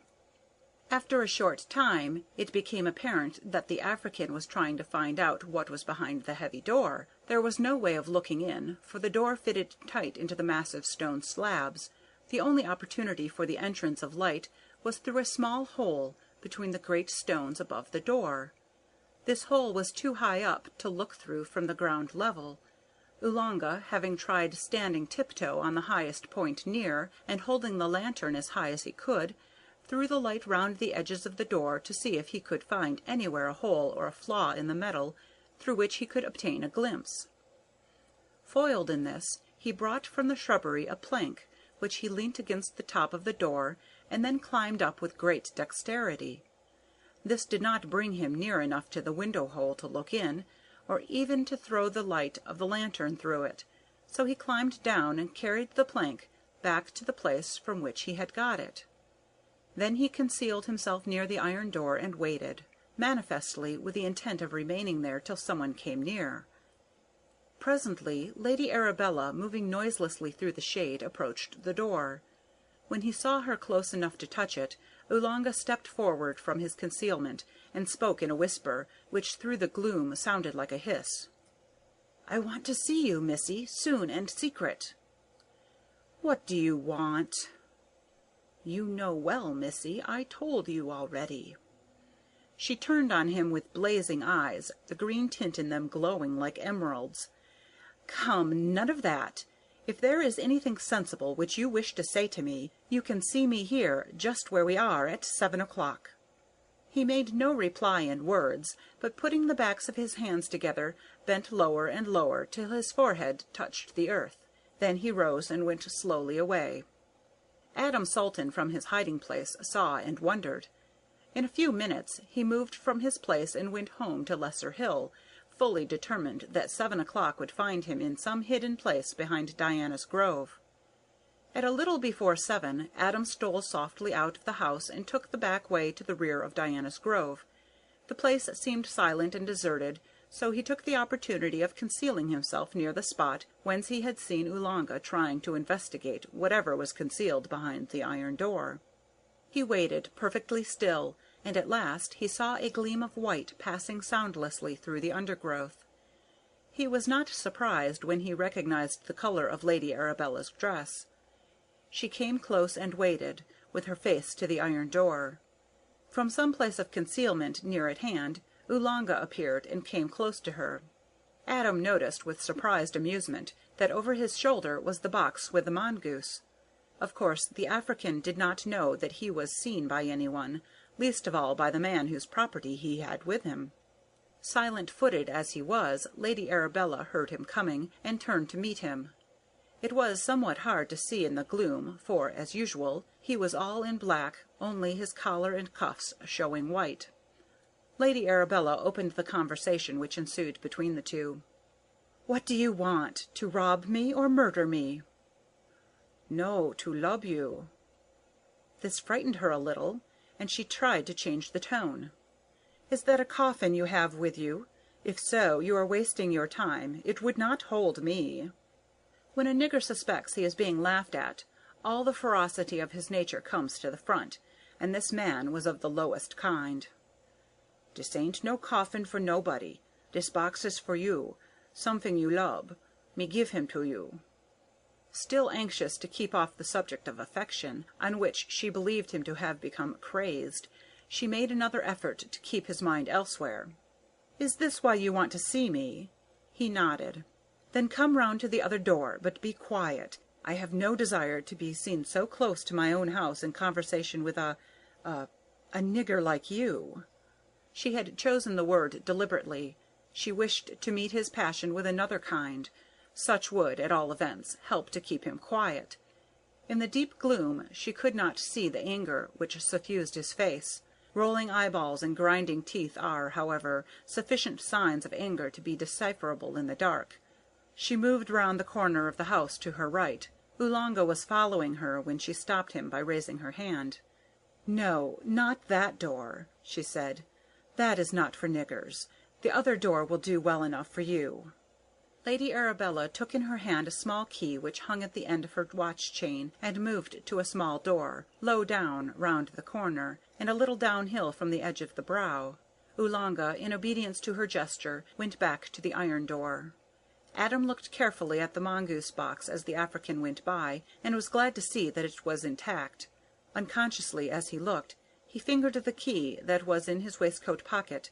When Oolanga was out of sight, Adam hurried after Lady Arabella. End of chapter 17. Chapter 18. Exit Oolanga. The woman turned sharply as Adam touched her shoulder. "One moment, whilst we are alone.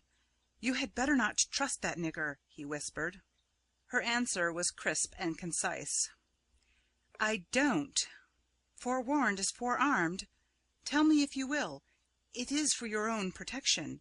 Why do you mistrust him?" "My friend, you have no idea of this man's impudence. Would you believe that he wants me to marry him?"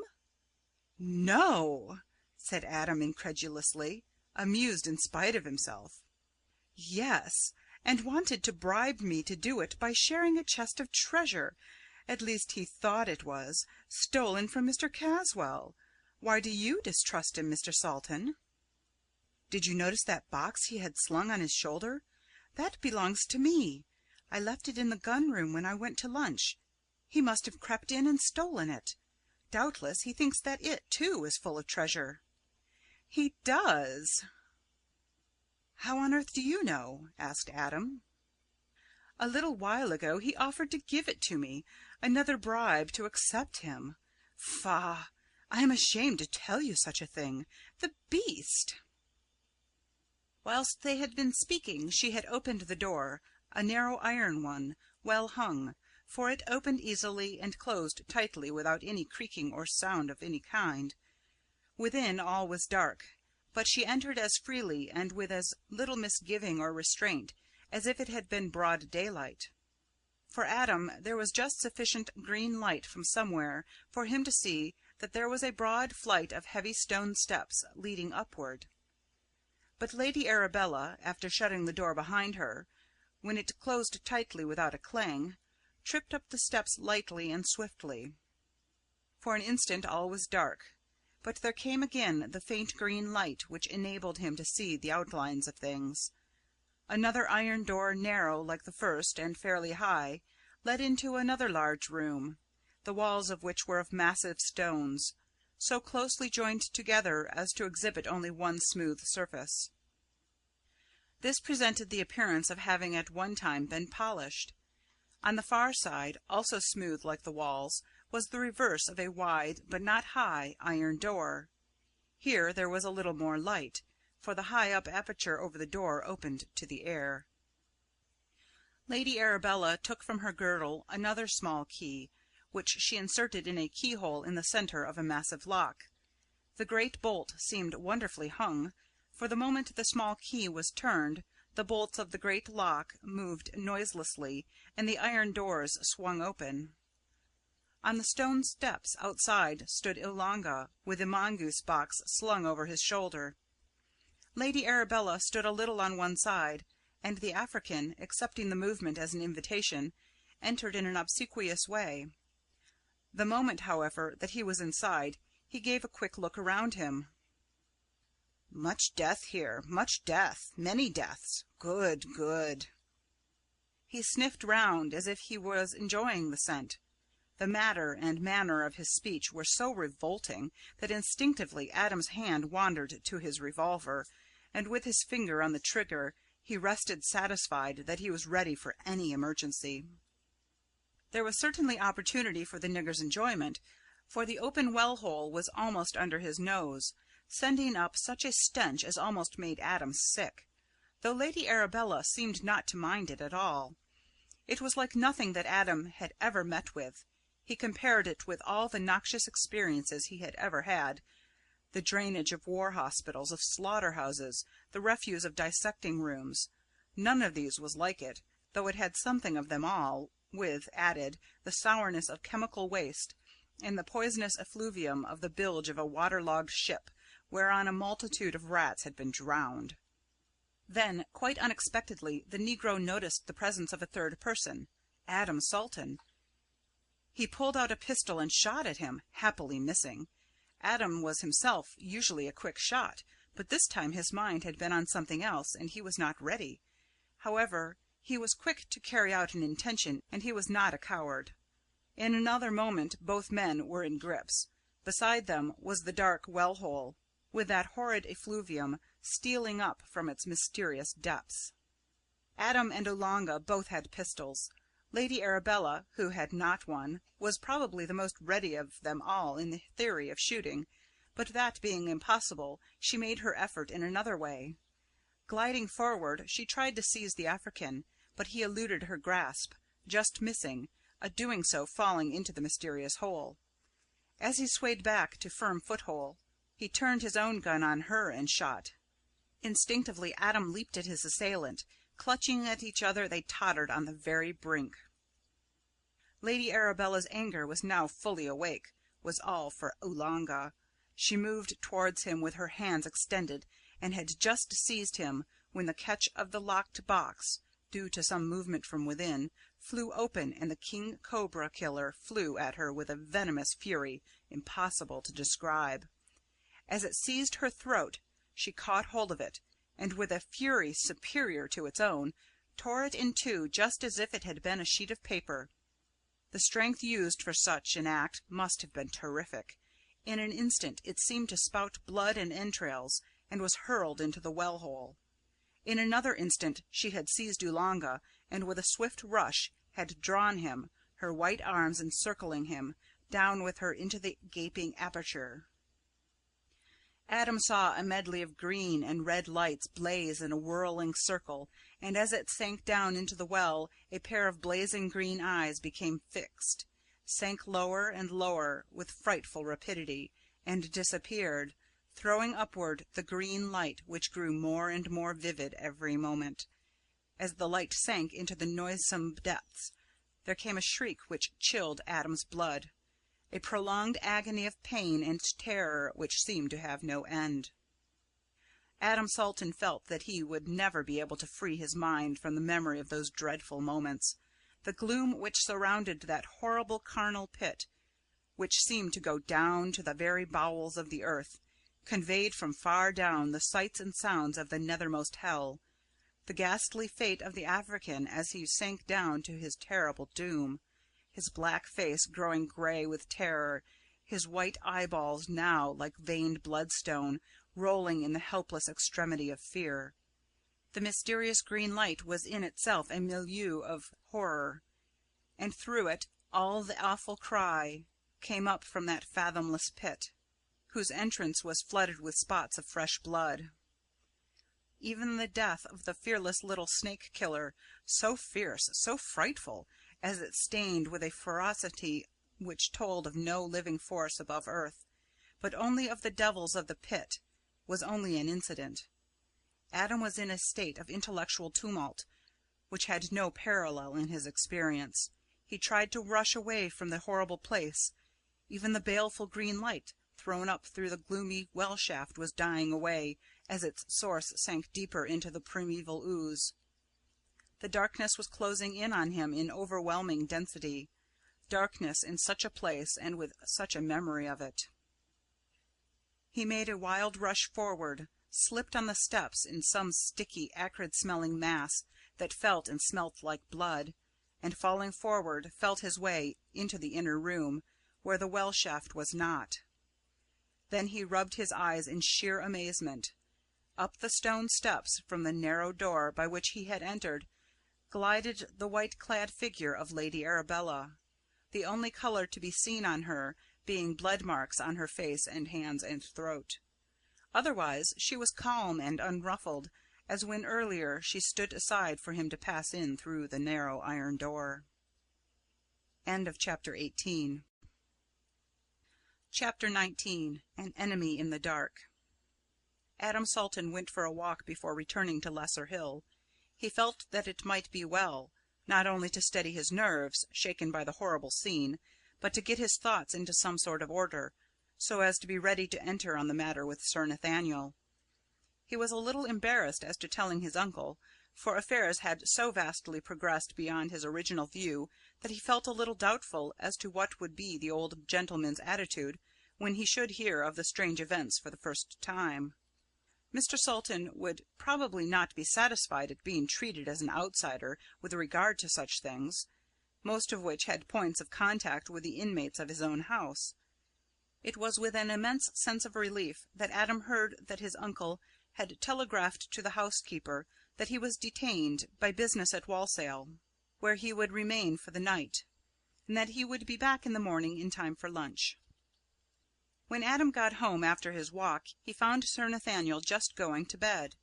He did not say anything to him then of what had happened, but contented himself with arranging that they would walk together in the early morning, as he had much to say that would require serious attention. Strangely enough, he slept well, and awoke at dawn with his mind clear and his nerves in their usual unshaken condition. The maid brought up, with his early morning cup of tea, a note which had been found in the letter-box. It was from Lady Arabella, and was evidently intended to put him on his guard as to what he should say about the previous evening. He read it over carefully several times before he was satisfied that he had taken in its full import. "Dear Mr. Salton, I cannot go to bed until I have written to you, so you must forgive me if I disturb you, and at an unseemly time. Indeed, you must also forgive me if, in trying to do what is right, I err in saying too much or too little. The fact is that I am quite upset and unnerved by all that has happened in this terrible night. I find it difficult even to write. My hands shake so that they are not under control, and I am trembling all over with memory of the horrors we saw enacted before our eyes. I am grieved beyond measure that I should be, however remotely, a cause of this horror coming on you. Forgive me if you can, and do not think too hardly of me. This I ask with confidence, for since we shared together the danger, the very pangs of death, I feel that we should be to one another something more than mere friends, that I may lean on you and trust you, assured that your sympathy and pity are for me. You really must let me thank you for the friendliness, the help, the confidence, the real aid in a time of deadly danger and deadly fear which you showed me. That awful man, I shall see him for ever in my dreams. His black, malignant face will shut out all memory of sunshine and happiness. I shall eternally see his evil eyes as he threw himself into that well-hole in a vain effort to escape from the consequences of his own misdoing. The more I think of it, the more apparent it seems to me that he had premeditated the whole thing, of course except his own horrible death. Perhaps you have noticed a fur collar I occasionally wear. It is one of my most valued treasures, an ermine collar studded with emeralds. I had often seen the nigger's eyes gleam covetously when he looked at it. Unhappily I wore it yesterday. That may have been the cause that lured the poor man to his doom. On the very brink of the abyss he tore the collar from my neck. That was the last I saw of him. When he sank into the hole, I was rushing to the iron door, which I pulled behind me. When I heard that soul-sickening yell which marked his disappearance in the chasm, I was more glad than I can say that my eyes were spared the pain and horror which my ears had to endure. When I tore myself out of the negro's grasp as he sank into the well-hole, I realized what freedom meant. Freedom! Freedom, not only from that noisome prison-house, which has now such a memory, but from the more noisome embrace of that hideous monster. Whilst I live, I shall always thank you for my freedom. A woman must sometimes express her gratitude, otherwise it becomes too great to bear. I am not a sentimental girl, who merely likes to thank a man. I am a woman who knows all, of bad as well as good, that life can give. I have known what it is to love and to lose, but you must not let me bring any unhappiness into your life.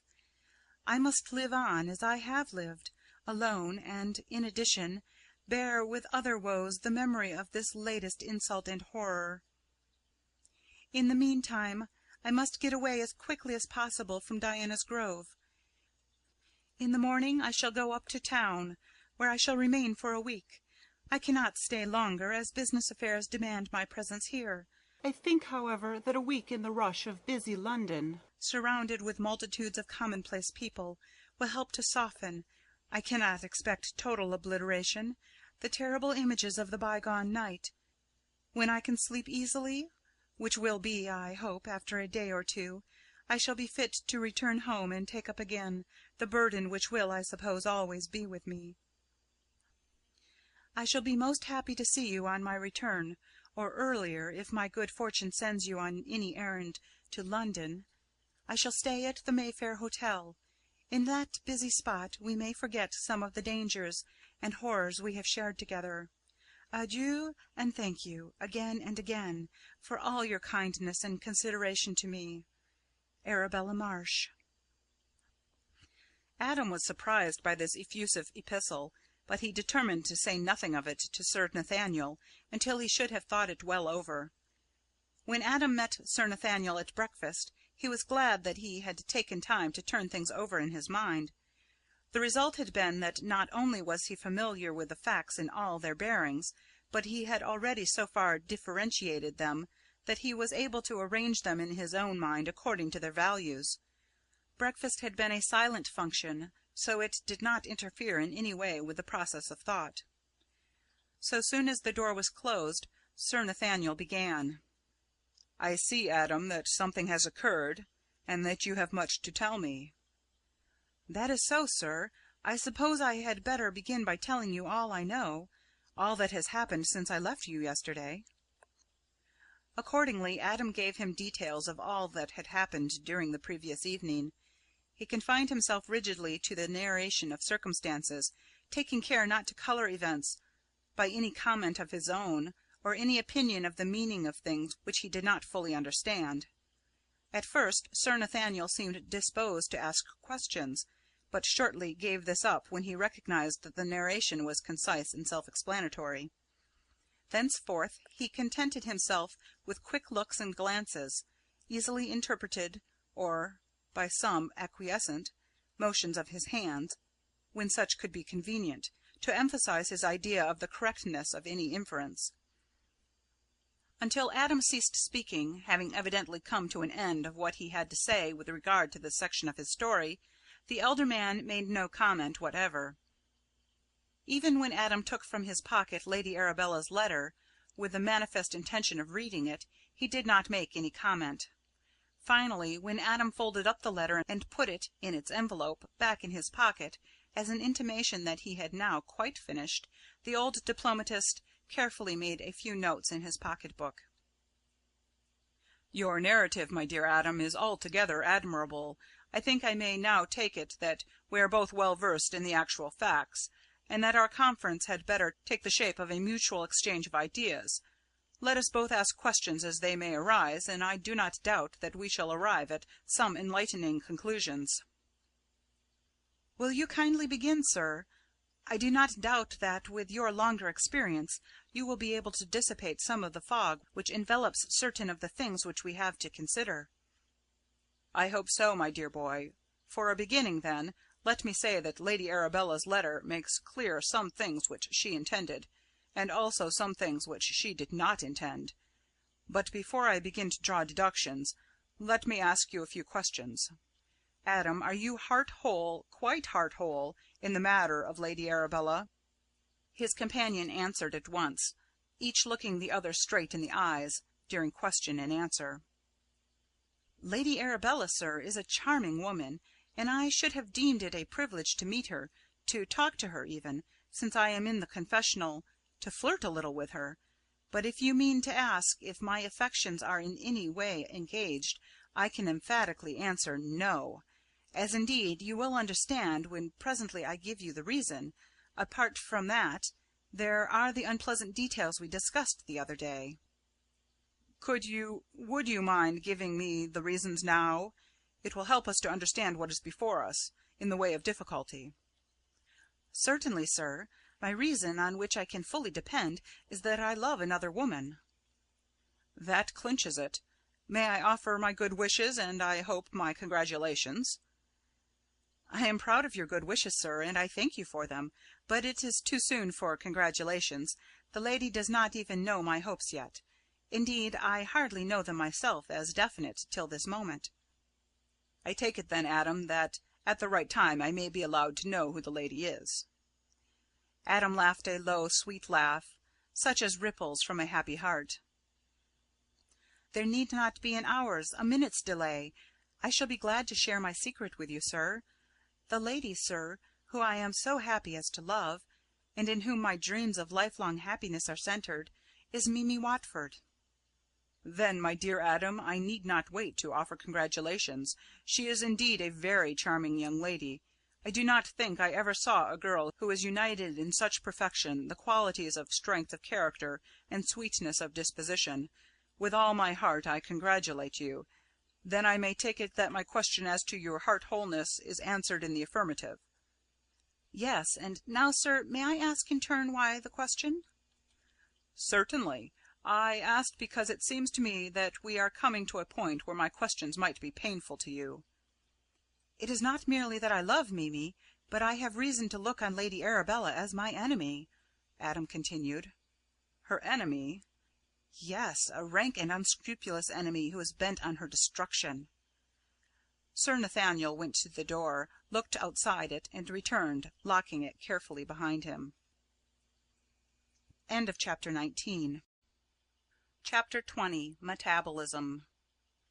"Am I looking grave?" asked Sir Nathaniel inconsequently when he re-entered the room. "You certainly are, sir." "We little thought when we first met that we should be drawn into such a vortex.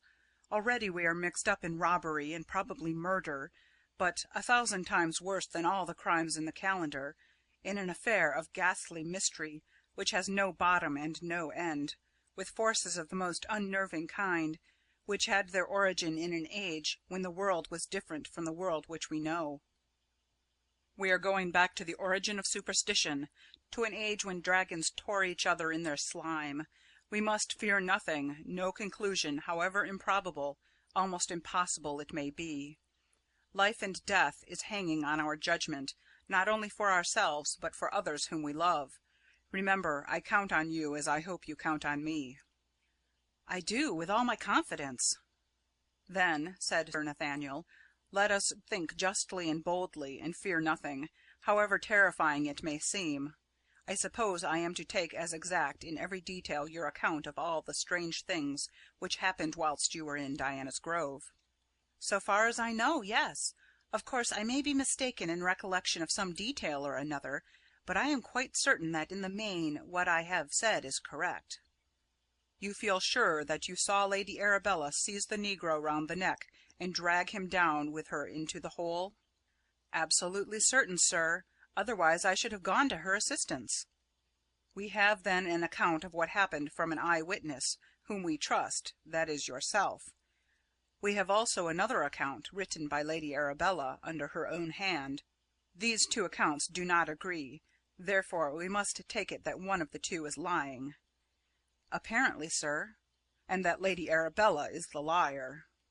"Apparently, as I am not." "We must therefore try to find a reason for her lying. She has nothing to fear from Oolanga, who is dead. Therefore, the only reason that could actuate her would be to convince someone else that she was blameless. That someone could not be you, for you had the evidence of your own eyes. There was no one else present, therefore it must have been an absent person." "That seems beyond dispute, sir." "There is only one other person whose good opinion she could wish to keep, Edgar Caswall. He is the only one who fills the bill. Her lies point to other things besides the death of the African. She evidently wanted it to be accepted that his falling into the well was his own act. I cannot suppose that she expected to convince you, the eye-witness, but if she wished later on to spread the story, it was wise of her to try to get your acceptance of it." "That is so." Then there were other matters of untruth. That, for instance, of the ermine collar embroidered with emeralds. If an understandable reason be required for this, it would be to draw attention away from the green lights which were seen in the room, and especially in the well-hole. Any unprejudiced person would accept the green lights to be the eyes of a great snake, such as tradition pointed to living in the well-hole. In fine, therefore, Lady Arabella wanted the general belief to be that there was no snake of the kind in Diana's Grove. For my own part, I don't believe in a partial liar. This act does not deal in veneer. A liar is a liar right through. Self-interest may prompt falsity of the tongue, but if one prove to be a liar, nothing that he says can ever be believed. This leads us to the conclusion that because she said or inferred that there was no snake, we should take for one, and expect to find it too. Now let me digress. I live, and have for many years lived, in Derbyshire, a county more celebrated for its caves than any other county in England. I have been through them all, and am familiar with every turn of them, and also with other great caves in Kentucky, in France and Germany, and a host of other places. In many of these are tremendously deep caves of narrow aperture, which are valued by intrepid explorers, who descend narrow gullets of abysmal depth, and sometimes never return. In many of the caverns in the peak, I am convinced that some of the smaller passages were used in primeval times as the lairs of some of the great serpents of legend and tradition.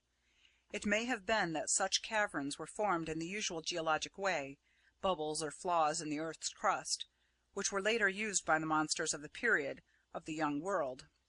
It may have been, of course, that some of them were worn originally by water, but in time they all found a use when suitable for living monsters. This brings us to another point, more difficult to accept and understand than any other, requiring belief in a base not usually accepted, or indeed entered on, whether such abnormal growths could have ever changed in their nature.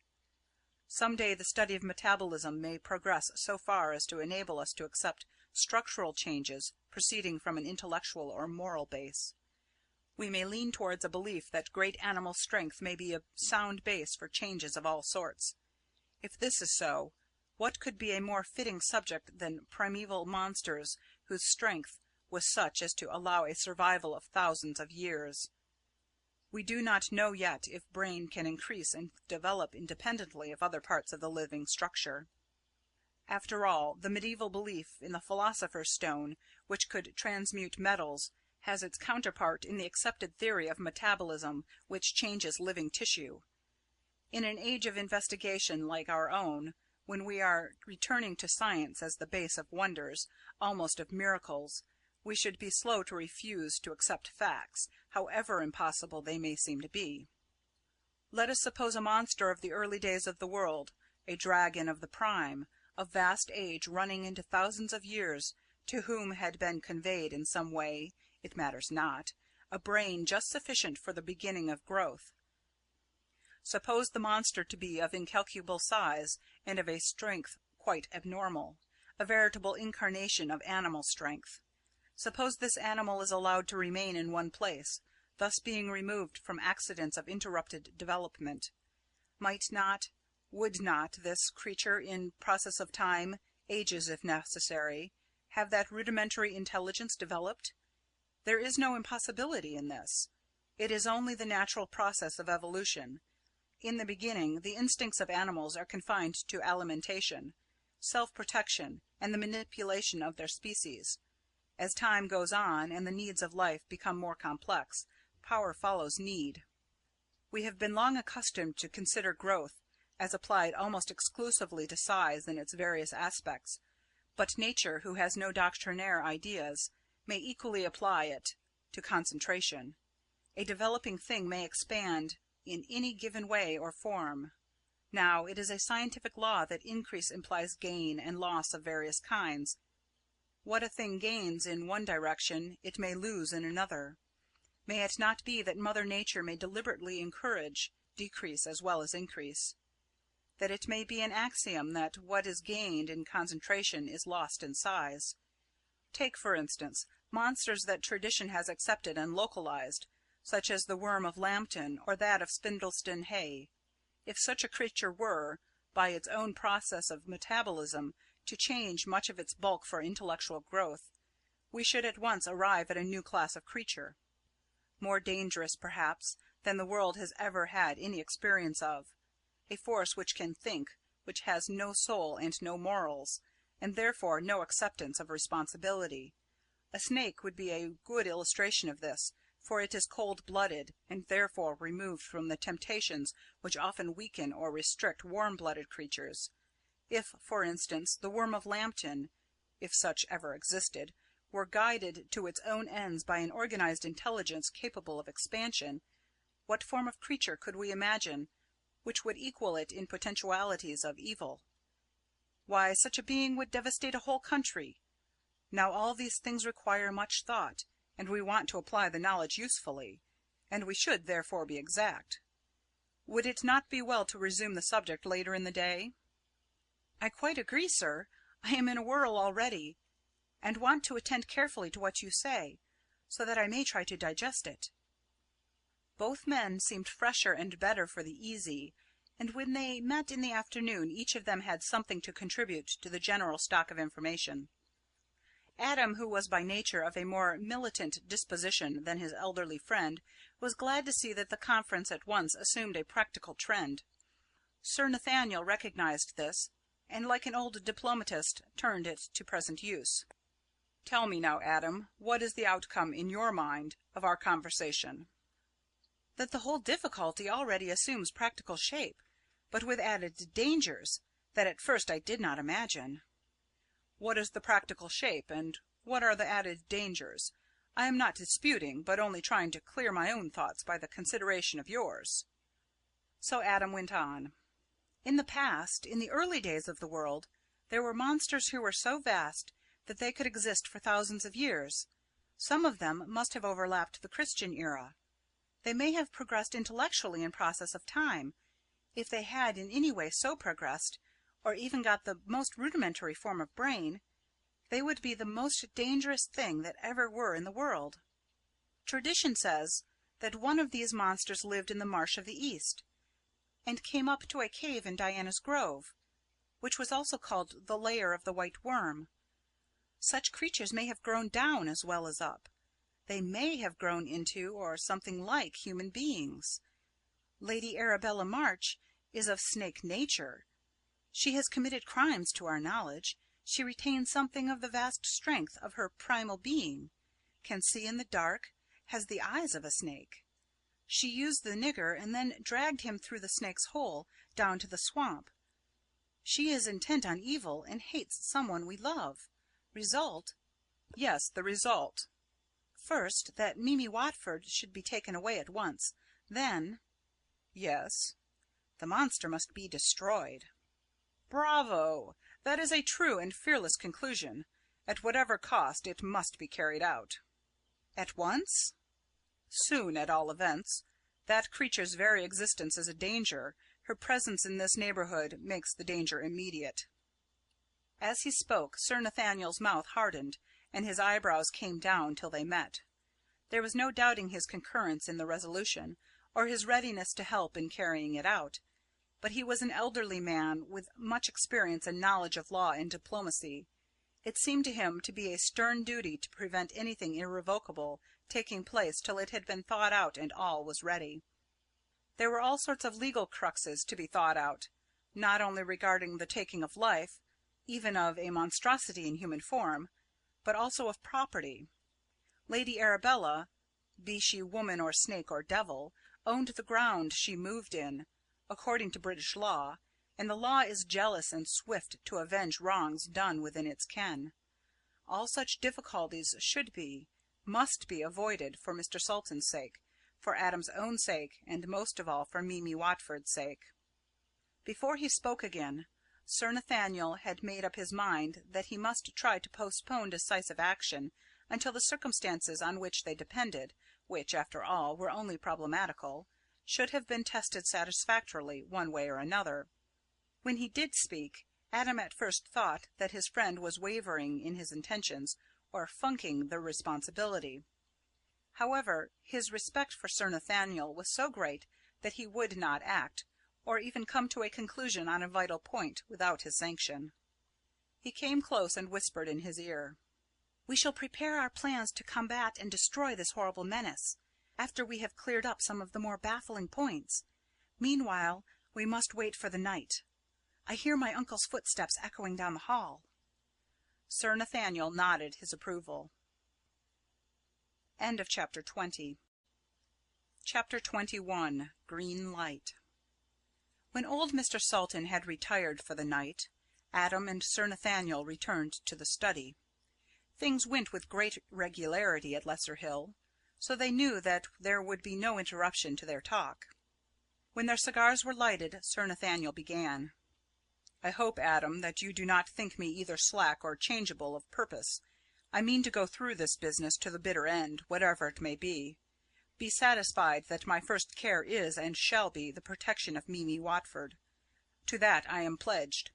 My dear boy, we who are interested are all in the same danger. That semi-human monster out of the pit hates and means to destroy us all. You and me certainly, and probably your uncle. I wanted especially to talk with you tonight, for I cannot help thinking that the time is fast coming, if it has not come already, when we must take your uncle into our confidence. It was one thing when fancied evils threatened, but now he is probably marked for death, and it is only right that he should know all." "I am with you, sir. Things have changed since we agreed to keep him out of the trouble. Now we dare not. Consideration for his feelings might cost his life. It is a duty, and no light or pleasant one either. I have not a shadow of doubt that he will want to be one with us in this. But remember, we are his guests. His name, his honor, have to be thought of as well as his safety." "All shall be as you wish, Adam. And now as to what we are to do. We cannot murder Lady Arabella offhand. Therefore we shall have to put things in order for the killing, and in such a way that we cannot be taxed with a crime." "It seems to me, sir, that we are in an exceedingly tight place. Our first difficulty is to know where to begin. I never thought this fighting an antediluvian monster would be such a complicated job. This one is a woman with all a woman's wit, combined with the heartlessness of a coquette. She has the strength and impregnability of a diplodocus. We may be sure that in the fight that is before us there will be no semblance of fair play. Also that our unscrupulous opponent will not betray herself." "That is so. But being feminine, she will probably overreach herself. Now, Adam, it strikes me that, as we have to protect ourselves and others against feminine nature, our strong game will be to play our masculine against her feminine. Perhaps we had better sleep on it. She is a thing of the night, and the night may give us some ideas." So they both turned in. Adam knocked at Sir Nathaniel's door in the grey of the morning, and on being bidden came into the room. He had several letters in his hand. Sir Nathaniel sat up in bed. "Well!" "I should like to read you a few letters, but of course I shall not send them unless you approve. In fact," with a smile and a blush, "there are several things which I want to do, but I hold my hand to my tongue till I have your approval." "Go on," said the other kindly. "Tell me all, and count at any rate on my sympathy, and on my approval and help if I can see my way." Accordingly, Adam proceeded. "When I told you the conclusions at which I had arrived, I put in the foreground that Mimi Watford should, for the sake of my own safety, be removed, and that the monster which had wrought all the harm should be destroyed." "Yes, that is so." To carry this into practice, sir, one preliminary is required. Unless harm of another kind is to be faced, Mimi should have some protector whom all the world would recognize. The only form recognized by convention is marriage." Sir Nathaniel smiled in a fatherly way. "To marry, a husband is required, and that husband should be you." "Yes, yes." "And the marriage should be immediate and secret, or at least not spoken of outside ourselves. Would the young lady be agreeable to that proceeding?" "I do not know, sir." "Then how are we to proceed?" "I suppose that we, or one of us, must ask her." "Is that a sudden idea, Adam, a sudden resolution?" "A sudden resolution, sir, but not a sudden idea. If she agrees, all is well and good. The sequence is obvious." "And it is to be kept a secret amongst ourselves?" "I want no secret, sir, except for Mimi's good. For myself, I should like to shout it from the housetops, but we must be discreet. Untimely knowledge to our enemy might work incalculable harm." "And how would you suggest, Adam, that we could combine the momentous question with secrecy?" Adam grew red and moved uneasily. "Someone must ask her as soon as possible." "And that someone?" "I thought that you, sir, would be so good." "God bless my soul!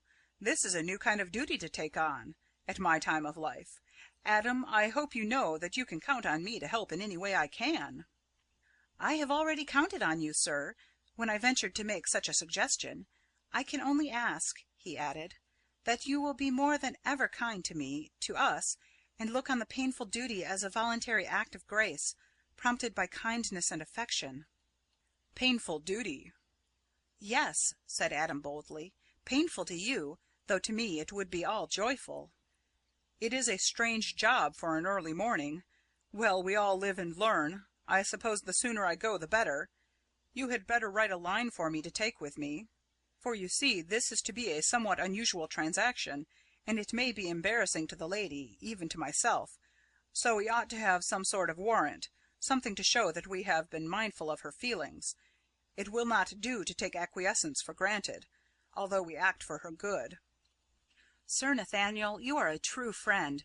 I am sure that both Mimi and I shall be grateful to you for all our lives, however long that may be." So the two talked it over and agreed as to points to be borne in mind by the ambassador. It was striking 10 when Sir Nathaniel left the house, Adam seeing him quietly off. As the young man followed him with wistful eyes, almost jealous of the privilege which his kind deed was about to bring him, he felt that his own heart was in his friend's breast. The memory of that morning was like a dream to all those concerned in it. Sir Nathaniel had a confused recollection of detail and sequence, though the main facts stood out in his memory boldly and clearly.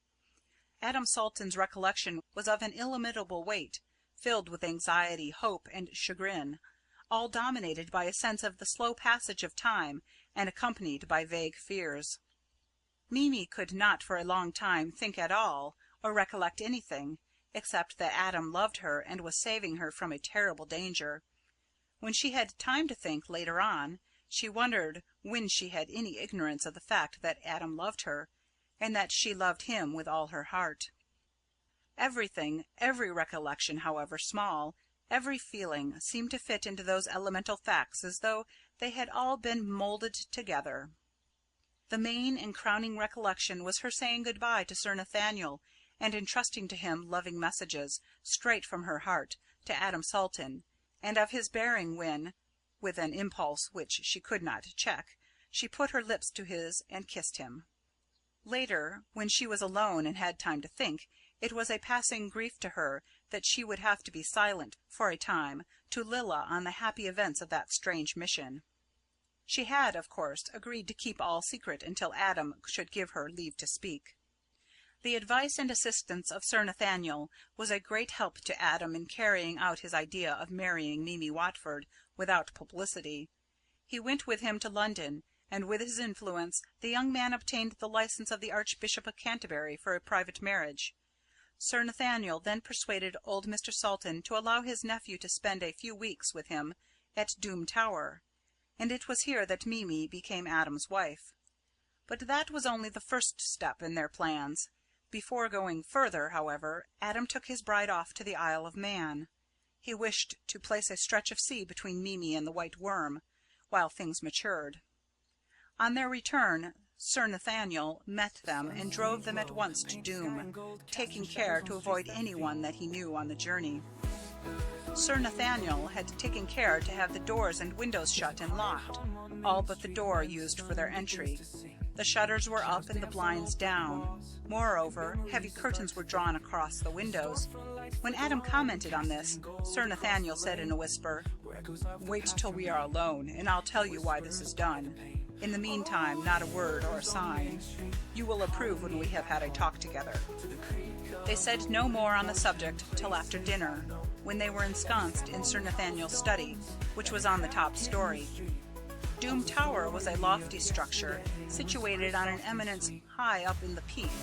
The top commanded a wide prospect, ranging from the hills above the Ribble to the near side of the Brow, which marked the northern bound of ancient Mercia. It was of the early Norman period, less than a century younger than Castra Regis. The windows of the study were barred and locked, and heavy dark curtains closed them in. When this was done, not a gleam of light from the tower could be seen from outside. When they were alone, Sir Nathaniel explained that he had taken his old friend Mr. Salton into full confidence, and that in future all would work together. "It is important for you to be extremely careful, in spite of the fact that our marriage was kept secret, as also your temporary absence. Both are known." "How? To whom?" "How, I know not, but I am beginning to have an idea." "To her?" asked Adam in momentary consternation. Sir Nathaniel shivered perceptibly. "The White Worm, yes." Adam noticed that from now on his friend never spoke of Lady Arabella otherwise, except when he wished to divert the suspicion of others. Sir Nathaniel switched off the electric light, and when the room was pitch dark, he came to Adam, took him by the hand, and led him to a seat set in the southern window. Then he softly drew back a piece of the curtain and motioned his companion to look out. Adam did so, and immediately shrank back as though his eyes had opened on pressing danger. His companion set his mind at rest by saying in a low voice, "It is all right, you may speak, but speak low. There is no danger here, at present." Adam leaned forward, taking care, however, not to press his face against the glass. What he saw would not, under ordinary circumstances, have caused concern to anybody. With his special knowledge, it was appalling, though the night was now so dark that in reality there was little to be seen. On the western side of the tower stood a grove of old trees, of forest dimensions. They were not grouped closely, but stood a little apart from each other, producing the effect of a row widely planted. Over the tops of them was seen a green light, something like the danger signal at a railway crossing. It seemed at first quite still, but presently, when Adam's eyes became accustomed to it, he could see that it moved as if trembling. This at once recalled to Adam's mind the light quivering above the well-hole in the darkness of that inner room at Diana's Grove, Oolanga's awful shriek, and the hideous black face, now grown grey with terror, disappearing into the impenetrable gloom of the mysterious orifice. Instinctively he laid his hand on his revolver and stood up ready to protect his wife. Then, seeing that nothing happened, and that the light and all outside the tower remained the same, he softly pulled the curtain over the window. Sir Nathaniel switched on the light again, and in its comforting glow they began to talk freely. End of Chapter 21. Chapter 22. At Close Quarters. "She has diabolical cunning," said Sir Nathaniel. "Ever since you left, she has ranged along the Brow, and wherever you were accustomed to frequent. I have not heard whence the knowledge of your movements came to her, nor have I been able to learn any data whereon to found an opinion. She seems to have heard both of your marriage and your absence, but I gather, by inference, that she does not actually know where you and Mimi are, or of your return. So soon as the dusk fails, she goes out on her rounds, and before dawn covers the whole ground round the Brow, and away up into the heart of the peak. The White Worm, in her own proper shape, certainly has great faculties for the business on which she is now engaged. She can look into windows of any ordinary kind. Happily, this house is beyond her reach, if she wishes, as she manifestly does, to remain unrecognized. But even at this height, it is wise to show no lights, lest she might learn something of our presence or absence." "Would it not be well, sir, if one of us could see this monster in her real shape at close quarters? I am willing to run the risk, for I take it there would be no slight risk in the doing. I don't suppose any one of our time has seen her close and lived to tell the tale." Sir Nathaniel held up an expostulatory hand.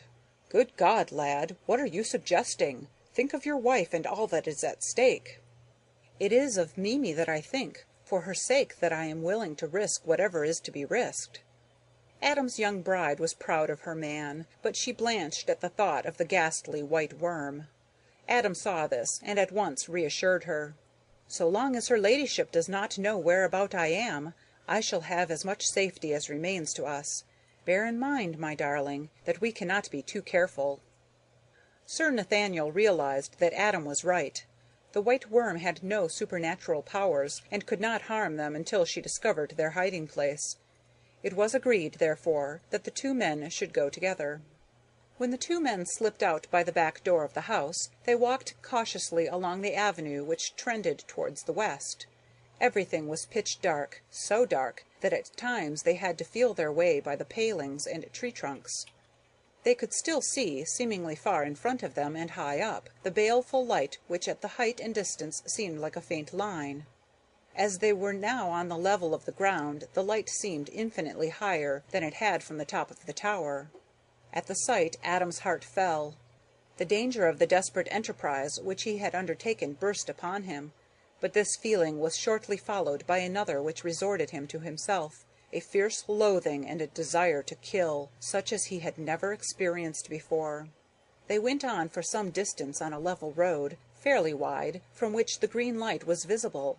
Here Sir Nathaniel spoke softly, placing his lips to Adam's ear for safety. "We know nothing whatever of this creature's power of hearing or smelling, though I presume that both are of no great strength. As to seeing, we may presume the opposite, but in any case we must try to keep in the shade behind the tree trunks. The slightest error would be fatal to us." Adam only nodded, in case there should be any chance of the monster seeing the movement. After a time that seemed interminable, they emerged from the circling wood. It was like coming out into sunlight by comparison with the misty blackness which had been around them. There was light enough to see by, though not sufficient to distinguish things at a distance. Adam's eyes sought the green light in the sky. It was still in about the same place, but its surroundings were more visible. It was now at the summit of what seemed to be a long white pole, near the top of which were two pendant white masses like rudimentary arms or fins. The green light, strangely enough, did not seem lessened by the surrounding starlight, but had a clearer effect and a deeper green. Whilst they were carefully regarding this, Adam with the aid of an opera-glass, their nostrils were assailed by a horrid stench, something like that which rose from the well-hole in Diana's Grove. By degrees, as their eyes got the right focus, they saw an immense towering mass that seemed snowy white. It was tall and thin. The lower part was hidden by the trees which lay between, but they could follow the tall white shaft and the duplicate green lights which topped it. As they looked, there was a movement. The shaft seemed to bend, and the line of green light descended amongst the trees. They could see the green light twinkle as it passed between the obstructing branches. Seeing where the head of the monster was, the two men ventured a little further forward, and saw that the hidden mass at the base of the shaft was composed of vast coils of the great serpent's body, forming a base from which the upright mass rose. As they looked, this lower mass moved, the glistening folds catching the moonlight, and they could see that the monster's progress was along the ground. It was coming towards them at a swift pace, so they turned and ran, taking care to make as little noise as possible, either by their footfalls or by disturbing the undergrowth close to them. They did not stop or pause till they saw before them the high dark Tower of Doom. End of chapter 22. Chapter 23. In the Enemy's House. Sir Nathaniel was in the library next morning after breakfast when Adam came to him carrying a letter. "Her ladyship doesn't lose any time. She has begun work already." Sir Nathaniel, who was writing at a table near the window, looked up. "What is it?" said he. Adam held out the letter he was carrying. It was in a blazoned envelope. "Ha!" said Sir Nathaniel. "From the White Worm! I expected something of the kind." "But," said Adam, "how could she have known we were here? She didn't know last night." "I don't think we need trouble about that, Adam. There is so much we do not understand. This is only another mystery. Suffice it that she does know, perhaps it is all the better and safer for us." "How is that?" asked Adam, with a puzzled look. "General process of reasoning, my boy, and the experience of some years in the diplomatic world. This creature is a monster without heart or consideration for anything or any one. She is not nearly so dangerous in the open as when she has the dark to protect her. Besides, we know by our own experience of her movements that for some reason she shuns publicity. In spite of her vast bulk and abnormal strength, she is afraid to attack openly. After all, she is only a snake, and with a snake's nature, which is to keep low and squirm and proceed by stealth and cunning. She will never attack when she can run away, although she knows well that running away could probably be fatal to her. What is the letter about?" Sir Nathaniel's voice was calm and self-possessed. When he was engaged in any struggle of wits, he was all diplomatist. "She asks Mimi and me to tea this afternoon at Diana's Grove, and hopes that you also will favour her." Sir Nathaniel smiled. "Please accept Mrs. Salton to accept for us all." "She means some deadly mischief. Surely it would be wiser not." "It is an old trick that we learn early in diplomacy, Adam, to fight on ground of your own choice. It is true that she suggested the place on this occasion, but by accepting it we make it ours. Moreover, she will not be able to understand our reason for doing so, and her own bad conscience, if she has any, good or bad, and her own fears and doubts will play our game for us.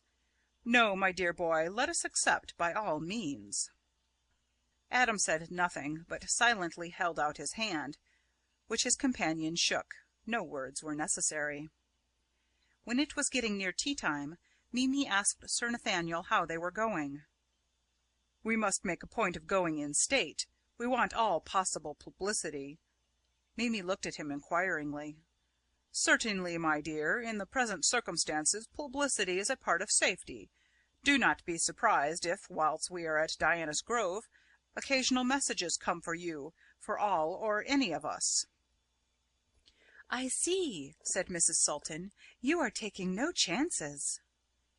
"None, my dear. All I have learned at foreign courts and amongst civilized and uncivilized people is going to be utilized within the next couple of hours."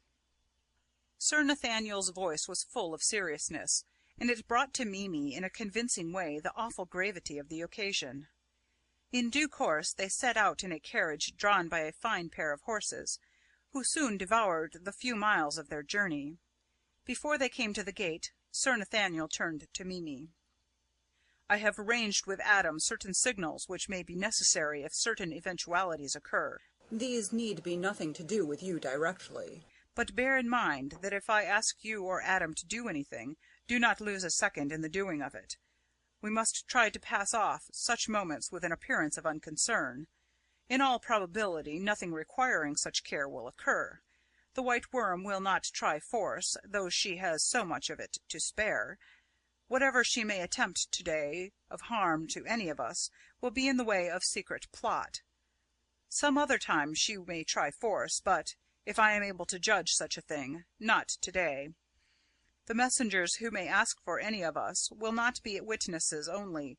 They may help to stave off danger." Seeing query in her face, he went on, "Of what kind the danger may be, I know not, and cannot guess. It will doubtless be some ordinary circumstance, but none the less dangerous on that account. Here we are at the gate. Now be careful in all matters, however small. To keep your head is half the battle." There were a number of men in livery in the hall when they arrived. The doors of the drawing-room were thrown open, and Lady Arabella came forth and offered them cordial welcome. This having been got over, Lady Arabella led them into another room where tea was served. Adam was acutely watchful and suspicious of everything, and saw on the far side of this room a panelled iron door of the same colour and configuration as the outer door of the room where was the well-hole wherein Oolanga had disappeared. Something in the sight alarmed him, and he quietly stood near the door. He made no movement even of his eyes, but he could see that Sir Nathaniel was watching him intently, and he fancied with approval. They all sat near the table spread for tea, Adam still near the door. Lady Arabella fanned herself, complaining of heat, and told one of the footmen to throw all the outer doors open. Tea was in progress, when Mimi suddenly started up with a look of fright on her face.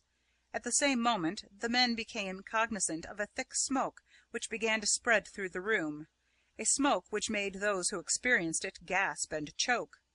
The footmen began to edge uneasily towards the inner door.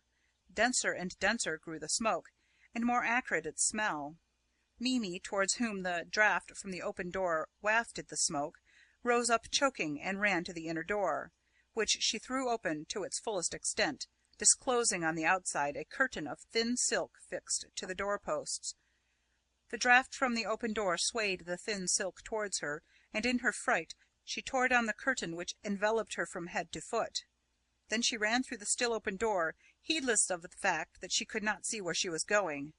Adam, followed by Sir Nathaniel, rushed forward and joined her, Adam catching his wife by the arm and holding her tight.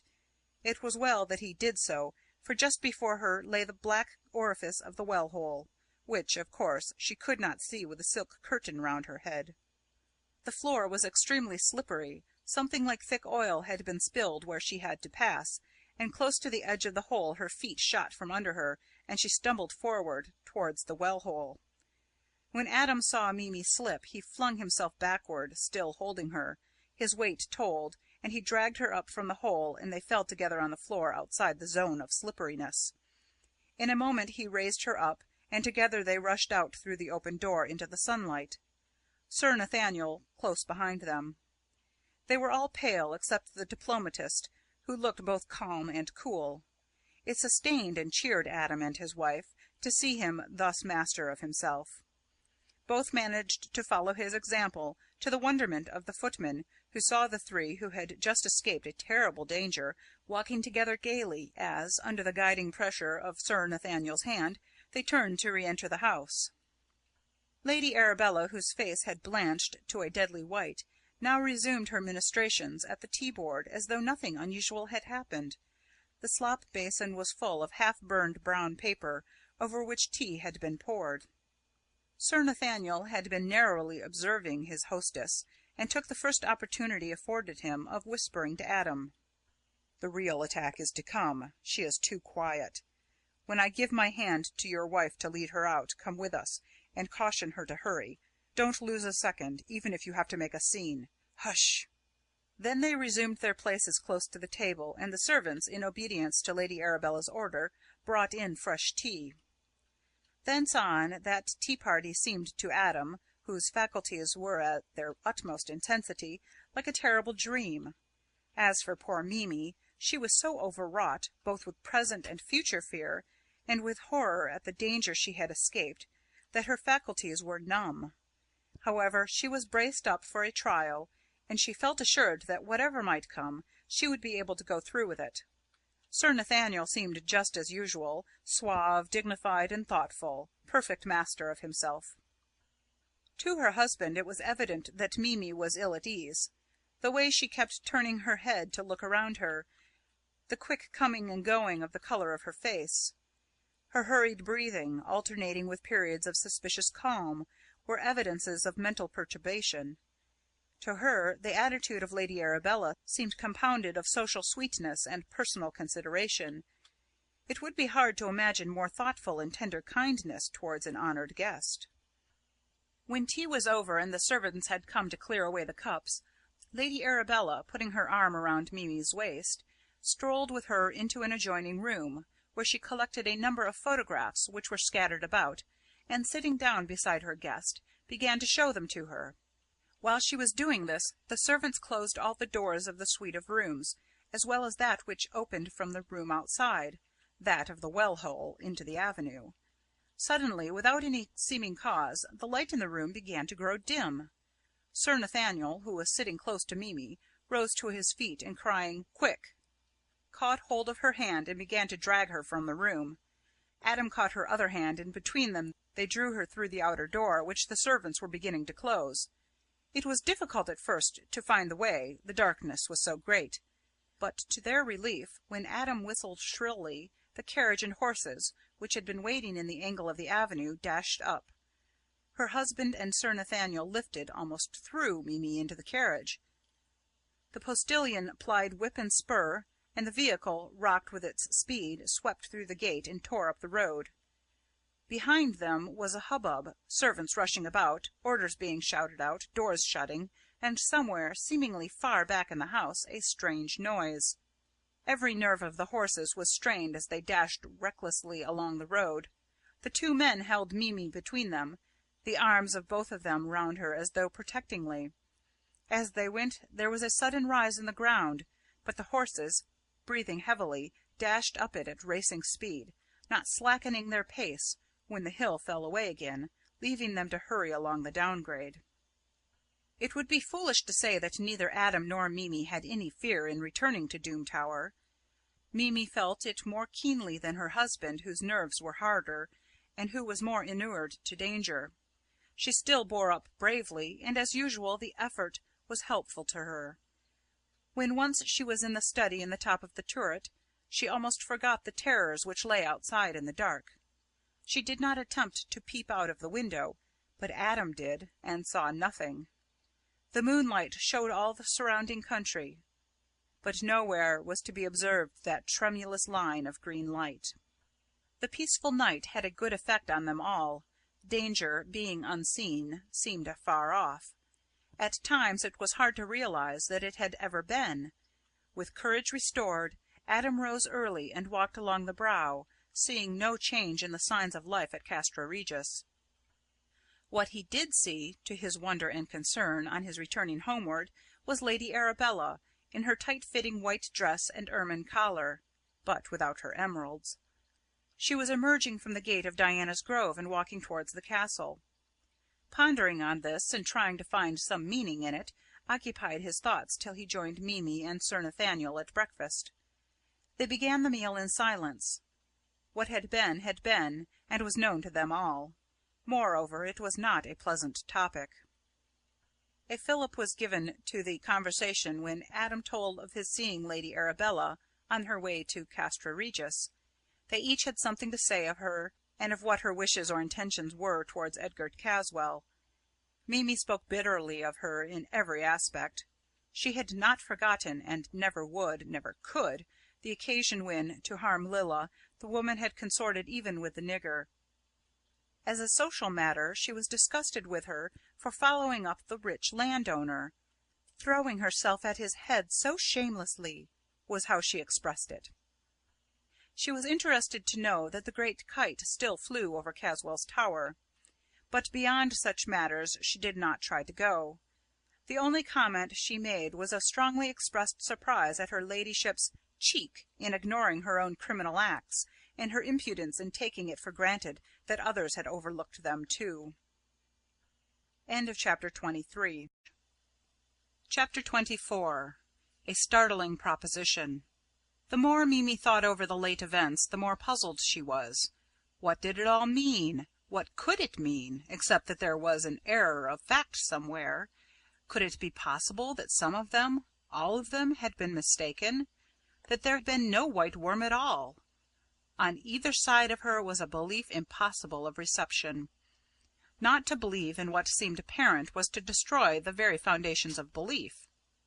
Yet in old days there had been monsters on the earth, and certainly some people had believed in just such mysterious changes of identity. It was all very strange. Just fancy how any stranger, say a doctor, would regard her if she were to tell him that she had been to a tea-party with an antediluvian monster, and that they had been waited on by up-to-date men-servants. Adam had returned exhilarated by his walk, and more settled in his mind than he had been for some time. Like Mimi, he had gone through the phase of doubt and inability to believe in the reality of things, though it had not affected him to the same extent. The idea, however, that his wife was suffering ill effects from her terrible ordeal braced him up. He remained with her for a time, then he sought Sir Nathaniel in order to talk over the matter with him. He knew that the calm common sense and self-reliance of the old man, as well as his experience, would be helpful to them all. Sir Nathaniel had come to the conclusion that, for some reason which he did not understand, Lady Arabella had changed her plans, and for the present, at all events, was pacific. He was inclined to attribute her changed demeanour to the fact that her influence over Edgar Caswall was so far increased, as to justify a more fixed belief in his submission to her charms. As a matter of fact, she had seen Caswall that morning when she visited Castra Regis, and they had had a long talk together, during which the possibility of their union had been discussed. Caswall, without being enthusiastic on the subject, had been courteous and attentive. As she had walked back to Diana's Grove, she almost congratulated herself on her new settlement in life. That the idea was becoming fixed in her mind was shown by a letter which she wrote later in the day to Adam Salton, and sent to him by hand. It ran as follows: "Dear Mr. Salton, I wonder if you would kindly advise, and if possible, help me in a matter of business. I have been for some time trying to make up my mind to sell Diana's Grove. I have put off and put off the doing of it till now. The place is my own property, and no one has to be consulted with regard to what I wish to do about it. It was bought by my late husband, Captain Adolphus Ranger March, who had another residence, the Crest, Appleby. He acquired all rights of all kinds, including mining and sporting. When he died, he left his whole property to me. I shall feel leaving this place, which has become endeared to me by many sacred memories and affections, the recollection of many happy days of my young married life, and the more than happy memories of the man I loved, and who loved me so much. I should be willing to sell the place for any fair price, so long, of course, as the purchaser was one I liked and of whom I approved. May I say that you yourself would be the ideal person, but I dare not hope for so much.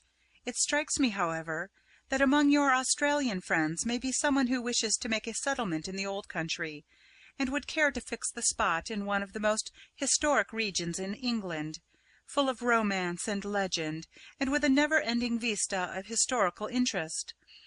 An estate which, though small, is in perfect condition and with illimitable possibilities of development, and many doubtful or unsettled rights, which have existed before the time of the Roman or even Celts, who were the original possessors. In addition, the house has been kept up to the dernier cri. Immediate possession can be arranged. My lawyers can provide you, or whoever you may suggest, with all business and historical details. A word from you of acceptance or refusal is all that is necessary, and we can leave details to be thrashed out by our agents. Forgive me, won't you, for troubling you in the matter, and believe me, yours very sincerely, Arabella March." Adam read this over several times, and then, his mind being made up, he went to Mimi and asked if she had any objection. She answered, after a shudder, that she was in this, as in all things, willing to do whatever he might wish. "Dearest, I am willing that you should judge what is best for us. Be quite free to act as you see your duty, and as your inclination calls. We are in the hands of God, and He has hitherto guided us, and will do so to His own end." From his wife's room Adam Salton went straight to the study in the tower, where he knew Sir Nathaniel would be at that hour. The old man was alone, so, when he had entered in obedience to the "Come in," which answered his query, he closed the door and sat down beside him. "Do you think, sir, that it would be well for me to buy Diana's Grove?" "God bless my soul!" said the old man, startled. "Why on earth would you want to do that?" "Well, I have vowed to destroy that white worm, and my being able to do whatever I may choose with the Lair would facilitate matters and avoid complications." Sir Nathaniel hesitated longer than usual before speaking. He was thinking deeply. "Yes, Adam, there is much common sense in your suggestion, though it startled me at first. I think that, for all reasons, you would do well to buy the property and to have the conveyance settled at once. If you want more money than is immediately convenient, let me know, so that I may be your banker." "Thank you, sir, most heartily. But I have more money at immediate call than I shall want. I am glad you approve." "The property is historic, and as time goes on it will increase in value. Moreover, I may tell you something, which indeed is only a surmise, but which, if I am right, will add great value to the place." Adam listened. "Has it ever struck you why the old name, the Lair of the White Worm, was given? We know that there was a snake which in early days was called a worm, but why white?" "I really don't know, sir. I never thought of it. I simply took it for granted." "So did I at first, long ago, but later I puzzled my brain for a reason." "And what was the reason, sir?" "Simply and solely because the worm or snake was white. We are near the county of Stafford, where the great industry of china burning was originated and grew. Stafford owes much of its wealth to the large deposits of the rare china clay found in it from time to time. These deposits become in time pretty well exhausted, but for centuries Stafford adventurers looked for the special clay, as Ohio and Pennsylvania farmers and explorers looked for oil. Anyone owning real estate on which china clay can be discovered strikes a sort of gold mine." "Yes, and then—" The young man looked puzzled. "The original worm, so called, from which the name of the place came, had to find a direct way down to the marshes and the mud holes. Now the clay is easily penetrable, and the original hole probably pierced a bed of china clay. When once the way was made, it would become a sort of highway for the worm. But as much movement as was necessary to ascend such a great height, some of the clay would become attached to its rough skin by attrition. The downway must have been easy work, but the ascent was different, and when the monster came to view in the upper world, it would be fresh from contact with the white clay. Hence the name, which has no cryptic significance, but only fact. Now, if that surmise be true, and I do not see why not, there must be a deposit of valuable clay, possibly of immense depth." Adam's comment pleased the old gentleman. "I have it in my bones, sir, that you have struck, or rather reasoned out, a great truth." Sir Nathaniel went on cheerfully. "When the world of commerce wakes up to the value of your find, it will be as well that your title to ownership has been perfectly secured. If anyone ever deserved such a gain, it is you." With his friend's aid, Adam secured the property without loss of time. Then he went to his uncle and told him about it. Mr. Salton was delighted to find his young relative already constructively the owner of so fine an estate, one which gave him an important status in the county. He made many anxious inquiries about Mimi and the doings of the White Worm, but Adam reassured him. The next morning, when Adam went to his host in the smoking room, Sir Nathaniel asked him how he proposed to proceed with regard to keeping his vow. "It is a difficult matter which you have undertaken. To destroy such a monster is something like one of the labours of Hercules, in that not only its size and weight and power of using them in little known ways are against you, but the occult side is alone an unsurpassable difficulty. The worm is already master of all the elements except fire, and I do not see how fire can be used for the attack. It has only to sink into the earth in its usual way, and you could not overtake it, if you had the resources of the biggest coal mine in existence. But I dare say you have mapped out some plan in your mind," he added courteously. "I have, sir, but of course it may not stand the test of practice." "May I know your idea?" "Well, sir, this was my argument. At the time of the Chartist trouble, an idea spread amongst financial circles that an attack was going to be made on the Bank of England. Accordingly, the directors of that institution consulted many persons who were supposed to know what steps should be taken, and it was finally decided that the best protection against fire, which is what was feared, was not water but sand. To carry the scheme into practice, great store of fine sea sand, the kind that blows about and is used to fill hourglasses, was provided throughout the building, especially to the points liable to attack, from which it could be brought into use. I propose to provide at Diana's Grove, as soon as it comes into my possession, an enormous amount of such sand, and shall take an early occasion of pouring it into the well-hole, which it will in time choke. Thus Lady Arabella, in her guise of the White Worm, will find herself cut off from her refuge. The hole is a narrow one, and is some hundreds of feet deep. The weight of the sand this can contain would not in itself be sufficient to obstruct, but the friction of such a body working up against it would be tremendous. One moment. What use would the sand be for destruction? None directly, but it would hold the struggling body in place till the rest of my scheme came into practice. And what is the rest? As the sand is being poured into the well-hole, quantities of dynamite can also be thrown in. Good. But how would the dynamite explode? For, of course, that is what you intend. Would not some sort of wire or fuse be required for each parcel of dynamite? Adam smiled. Not in these days, sir. That was proved in New York. 1,000 pounds of dynamite in sealed canisters was placed about some workings. At the last a charge of gunpowder was fired, and the concussion exploded the dynamite. It was most successful. Those who were non-experts in high explosives expected that every pane of glass in New York would be shattered, but in reality the explosives did no harm outside the area intended. Although 16 acres of rock had been mined and only the supporting walls and pillars had been left intact, the whole of the rocks were shattered. Sir Nathaniel nodded approval. That seems a good plan, a very excellent one. But if it has to tear down so many feet of precipice, it may wreck the whole neighborhood. And free it forever from a monster, added Adam, as he left the room to find his wife. End of chapter 24. Chapter 25. The Last Battle. Lady Arabella had instructed her solicitors to hurry on with the conveyance of Diana's Grove, so no time was lost in letting Adam Salton have formal possession of the estate. After his interview with Sir Nathaniel, he had taken steps to begin putting his plan into action. In order to accumulate the necessary amount of fine sea sand, he ordered the steward to prepare for an elaborate system of top-dressing all the grounds.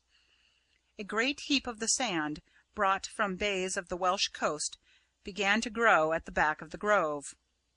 No one seemed to suspect that it was there for any purpose other than what had been given out. Lady Arabella, who alone could have guessed, was now so absorbed in her matrimonial pursuit of Edgar Caswall that she had neither time nor inclination for thought extraneous to this. She had not yet moved from the house, though she had formally handed over the estate. Adam put up a rough corrugated iron shed behind the grove, in which he stored his explosives. All being ready for his great attempt, whenever the time should come, he was now content to wait, and in order to pass the time, interested himself in other things, even in Caswall's great kite, which still flew from the high tower of Castra Regis. The mound of fine sand grew to proportions so vast as to puzzle the bailiffs and farmers round the brow. The hour of the intended cataclysm was approaching apace. Adam wished, but in vain, for an opportunity which would appear to be natural, of visiting Caswall in the turret of Castra Regis. At last one morning he met Lady Arabella moving towards the castle, so he took his courage à deux mains, and asked to be allowed to accompany her. She was glad, for her own purposes, to comply with his wishes. So together they entered and found their way to the turret room. Caswall was much surprised to see Adam come to his house, but lent himself to the task of seeming to be pleased. He played the host so well as to deceive even Adam. They all went out on the turret roof, where he explained to his guests the mechanism for raising and lowering the kite, taking also the opportunity of testing the movements of the multitudes of birds, how they answered almost instantaneously to the lowering or raising of the kite. As Lady Arabella walked home with Adam from Castra Regis, she asked him if she might make a request. Permission having been accorded, she explained that before she finally left Diana's Grove, where she had lived so long, she had a desire to know the depth of the well hole. Adam was really happy to meet her wishes, not from any sentiment, but because he wished to give some valid and ostensible reason for examining the passage of the worm, which would obviate any suspicion resulting from his being on the premises. He brought from London a Kelvin sounding apparatus, with a sufficient length of piano wire for testing any probable depth. The wire passed easily over the running wheel, and when this was once fixed over the hole, he was satisfied to wait till the most advantageous time for his final experiment. In the meantime, affairs had been going quietly at Mercy Farm. Lilla, of course, felt lonely in the absence of her cousin, but the even tenor of life went on for her, as for others. After the first shock of parting was over, things went back to their accustomed routine. In one respect, however, there was a marked difference. So long as home conditions had remained unchanged, Lilla was content to put ambition far from her, and to settle down to the life which had been hers as long as she could remember. But Mimi's marriage set her thinking. Naturally, she came to the conclusion that she too might have a mate. There was not for her much choice. There was little movement in the matrimonial direction at the farmhouse. She did not approve of the personality of Edgar Caswall, and his struggle with Mimi had frightened her. But he was unmistakably an excellent parti, much better than she could have any right to expect. This weighs much with a woman, and more particularly one of her class. So on the whole she was content to let things take their course, and to abide by the issue. As time went on, she had reason to believe that things did not point to happiness. She could not shut her eyes to certain disturbing facts, amongst which were the existence of Lady Arabella and her growing intimacy with Edgar Caswall, as well as his own cold and haughty nature, so little in accord with the ardour which is the foundation of a young maid's dreams of happiness. How things would, of necessity, alter if she were to marry, she was afraid to think. All told, the prospect was not happy for her, and she had a secret longing that something might occur to upset the order of things as at present arranged. When Lilla received a note from Edgar Caswall asking if he might come to tea on the following afternoon, her heart sank within her. If it was only for her father's sake, she must not refuse him or show any disinclination which he might construe into inclivity. She missed Mimi more than she could say or even dared to think. Hitherto she had always looked to her cousin for sympathy, for understanding, for loyal support. Now she and all these things, and 1,000 others, gentle, reassuring, supporting, were gone, and instead there was a horrible aching void. For the whole afternoon and evening, and for the following forenoon, poor Lilla's loneliness grew to be a positive agony. For the first time she began to realize the sense of her loss, as though all the previous suffering had been merely a preparation. Everything she looked at, everything she remembered or thought of, became laden with poignant memory. And then on the top of all was a new sense of dread. The reaction from the sense of security, which had surrounded her all her life, to a never quieted apprehension, was at times almost more than she could bear. It so filled her with fear that she had a haunting feeling that she would as soon die as live. However, whatever might be her own feelings, duty had to be done, and as she had been brought up to consider duty first, she braced herself to go through, to the very best of her ability, what was before her. Still, the severe and prolonged struggle for self-control told upon Lilla. She looked, as she felt, ill and weak. She was really in a nerveless and prostrate condition, with black circles round her eyes, pale even to her lips, and with an instinctive trembling, which she was quite unable to repress. It was for her a sad mischance that Mimi was away, for her love would have seen through all obscuring causes, and have brought to light the girl's unhappy condition of health. Lilla was utterly unable to do anything to escape from the ordeal before her. but her cousin, with the experience of her former struggles with Mr. Caswell, and of the condition in which these left her, would have taken steps, even peremptory ones if necessary, to prevent a repetition. Edgar arrived punctually to the time appointed by himself. When Lilla through the great window saw him approaching the house, her condition of nervous upset was pitiable. She braced herself up, however, and managed to get through the interview in its preliminary stages without any perceptible change in her normal appearance and bearing. It had been to her an added terror that the black shadow of Oolanga, whom she dreaded, would follow hard on his master. A load was lifted from her mind when he did not make his usual stealthy approach. She had also feared, though in lesser degree, lest Lady Arabella should be present to make trouble for her as before. With a woman's natural forethought in a difficult position, she had provided the furnishing of the tea-table as a subtle indication of the social difference between her and her guest. She had chosen the implements of service, as well as all the provender set forth, of the humblest kind. Instead of arranging the silver teapot and china cups, she had set out an earthen teapot, such as was in common use in the farm kitchen. The same idea was carried out in the cups and saucers of thick homely delft, and in the cream jug of similar kind. The bread was of simple wholemeal, home-baked. The butter was good, since she had made it herself, while the preserves and honey came from her own garden. Her face beamed with satisfaction when the guest eyed the appointments with a supercilious glance. It was a shock to the poor girl herself, for she enjoyed offering to a guest the little hospitalities possible to her, but that had to be sacrificed with other pleasures. Caswell's face was more set and ironclad than ever. His piercing eyes seemed from the very beginning to look her through and through. Her heart quailed when she thought of what would follow, of what would be the end, when this was only the beginning.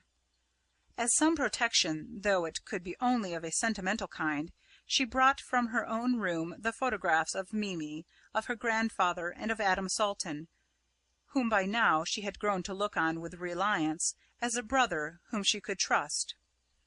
She kept the pictures near her heart, to which her hand naturally strayed, when her feelings of constraint, distrust, or fear became so poignant as to interfere with the calm which she felt was necessary to help her through the ordeal. At first Edgar Caswell was courteous and polite, even thoughtful, but after a little while, when he found her resistance to his domination grow, he abandoned all forms of self-control, and appeared in the same dominance as he had previously shown. She was prepared, however, for this, both by her former experience and the natural fighting instinct within her. By this means, as the minutes went on, both developed the power and preserved the equality in which they had begun. Without warning, the psychic battle between the two individualities began afresh. This time both the positive and negative causes were all in favour of the man. The woman was alone and in bad spirits, unsupported. Nothing at all was in her favour except the memory of the two victorious contests. Whereas the man, though unaided, as before, by either Lady Arabella or Oolanga, was in full strength, well rested, and in flourishing circumstances. It was not, therefore, to be wondered at that his native dominance of character had full opportunity of asserting itself. He began his preliminary stare with a conscious sense of power, and, as it appeared to have immediate effect on the girl, he felt an ever-growing conviction of ultimate victory. After a little, Lilla's resolution began to flag. She felt that the contest was unequal, that she was unable to put forth her best efforts. As she was an unselfish person, she could not fight so well in her own battle as in that of someone whom she loved and to whom she was devoted. Edgar saw the relaxing of the muscles of face and brow, and the almost collapse of the heavy eyelids which seemed tumbling downward in sleep. Lilla made gallant efforts to brace her dwindling powers, but for a time unsuccessfully. At length there came an interruption, which seemed like a powerful stimulant. Through the wide window she saw Lady Arabella enter the plain gateway of the farm, and advance towards the hall door. She was clad as usual in tight-fitting white, which accentuated her thin, sinuous figure. The sight did for Lilla what no voluntary effort could have done. Her eyes flashed, and in an instant she felt as though a new life had suddenly developed within her.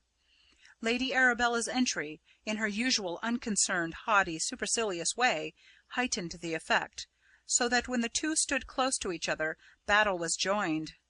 Mr. Caswell, too, took new courage from her coming, and all his masterfulness and power came back to him. His looks, intensified, had more obvious effect than had been noticeable that day. Lilla seemed at last overcome by his dominance. Her face became red and pale, violently red and ghastly pale, by rapid turns. Her strength seemed gone, her knees collapsed, and she was actually sinking on the floor, when, to her surprise and joy, Mimi came into the room, running hurriedly and breathing heavily. Lilla rushed to her, and the two clasped hands. With that, a new sense of power, greater than Lilla had ever seen in her, seemed to quicken her cousin. Her hand swept the air in front of Edgar Caswell, seeming to drive him backward more and more by each movement, till at last he seemed to be actually hurled through the door which Mimi's entrance had left open, and fell at full length on the gravel path without. Then came the final and complete collapse of Lilla, who, without a sound, sank down on the floor. End of chapter 25. Chapter 26. Face to Face. Mimi was greatly distressed when she saw her cousin lying prone. She had a few times in her life seen Lilla on the verge of fainting, but never senseless, and now she was frightened. She threw herself on her knees beside Lilla, and tried, by rubbing her hands and other measures commonly known, to restore her, but all her efforts were unavailing. Lilla still lay white and senseless. In fact, each moment she looked worse. Her breast, that had been heaving with distress, became still, and the pallor of her face grew like marble. At these succeeding changes, Mimi's fright grew, till it altogether mastered her. She succeeded in controlling herself only to the extent that she did not scream. Lady Arabella had followed Caswell, when he had recovered sufficiently to get up and walk, though stumblingly, in the direction of Castra Regis. When Mimi was quite alone with Lilla, and the need for effort had ceased, she felt weak and trembled. In her own mind she attributed it to a sudden change in the weather. It was momentarily becoming apparent that a storm was coming on. She raised Lilla's head and laid it on her warm young breast, but all in vain. The cold of the white features thrilled through her, and she utterly collapsed when it was borne in on her that Lilla had passed away. The dusk gradually deepened, and the shades of evening closed in, but Mimi did not seem to notice or to care. She sat on the floor with her arms round the body of the girl whom she loved. Darker and blacker grew the sky as the coming storm and the closing night joined forces. Still she sat on alone, tearless, unable to think. Mimi did not know how long she sat there, though it seemed to her that ages had passed. It could not have been more than half an hour. She suddenly came to herself, and was surprised to find that her grandfather had not returned.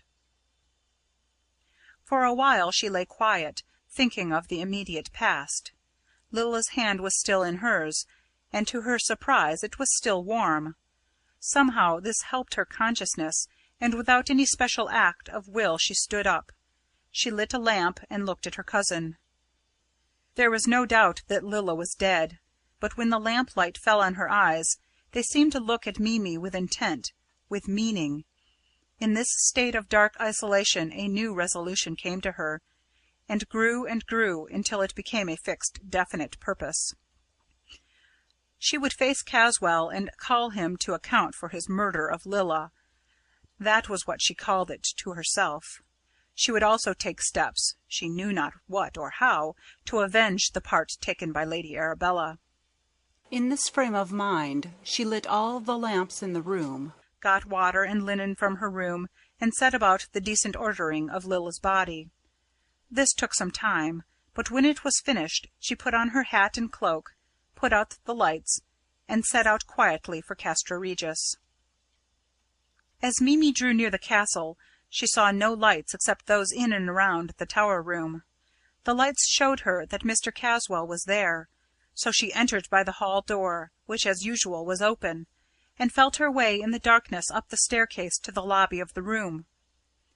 The door was ajar, and the light from within showed brilliantly through the opening. She saw Edgar Caswell walking restlessly to and fro in the room, with his hands clasped behind his back. She opened the door without knocking, and walked right into the room. As she entered, he ceased walking, and stared at her in surprise. She made no remark, no comment, but continued the fixed look which he had seen on her entrance. For a time silence reigned, and the two stood looking fixedly at each other. Mimi was the first to speak. "You murderer! Lilla is dead!" "Dead? Good God! When did she die?" "She died this afternoon, just after you left her." "Are you sure?" "Yes, and so are you, or you ought to be. You killed her." "I killed her! Be careful what you say." "As God sees us, it is true, and you know it. You came to Mercy Farm on purpose to break her, if you could, and the accomplice of your guilt, Lady Arabella March, came for the same purpose." "Be careful, woman," he said hotly. "Do not use such names in that way, or you shall suffer for it." "I am suffering for it, have suffered for it, shall suffer for it. Not for speaking the truth as I have done, but because you two, with devilish malignity, did my darling to death. It is you and your accomplice who have to dread punishment, not I." "Take care," he said again. "Oh, I am not afraid of you or your accomplice," she answered spiritedly. "I am content to stand by every word I have said, every act I have done. Moreover, I believe in God's justice. I fear not the grinding of his mills. If necessary, I shall set the wheels in motion upon myself. But you don't care for God or believe in him. Your God is your great kite, which cows the birds of a whole district. But be sure that his hand, when it rises, always falls at the appointed time. It may be that your name is being called, even at this very moment, at the great assize. Repent while there is still time. Happy you if you may be allowed to enter those mighty halls, in the company of the pure-souled angel whose voice has only to whisper one word of justice, and you disappear forever into everlasting torment." The sudden death of Lilla caused consternation among Mimi's friends and well-wishers. Such a tragedy was totally unexpected, as Adam and Sir Nathaniel had been expecting the White Worm's vengeance to fall upon themselves.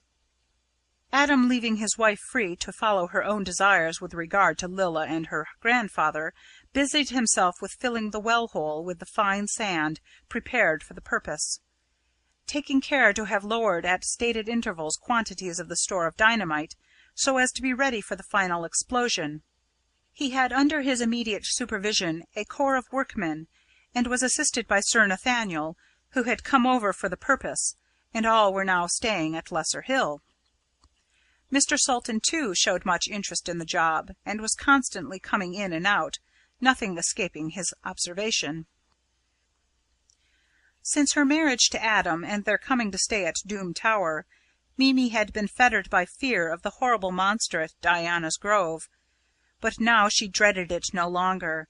She accepted the fact of its assuming at will the form of Lady Arabella. She had still to tax and upbraid her for her part in the unhappiness which had been wrought on Lilla, and for her share in causing her death. One evening, when Mimi entered her own room, she went to the window and threw an eager look round the whole circle of sight. A single glance satisfied her that the White Worm in propria persona was not visible. So she sat down in the window-seat and enjoyed the pleasure of a full view, from which she had been so long cut off. The maid who waited on her had told her that Mr. Salton had not yet returned home, so she felt free to enjoy the luxury of peace and quiet. As she looked out of the window, she saw something thin and white move along the avenue. She thought she recognized the figure of Lady Arabella, and instinctively drew back behind the curtain. When she had ascertained, by peeping out several times, that the lady had not seen her, she watched more carefully, all her instinctive hatred flooding back at the sight of her. Lady Arabella was moving swiftly and stealthily, looking back and around her at intervals, as if she feared to be followed. This gave Mimi an idea that she was up to no good, so she determined to seize the occasion for watching her in more detail. Hastily putting on a dark cloak and hat, she ran downstairs and out into the avenue.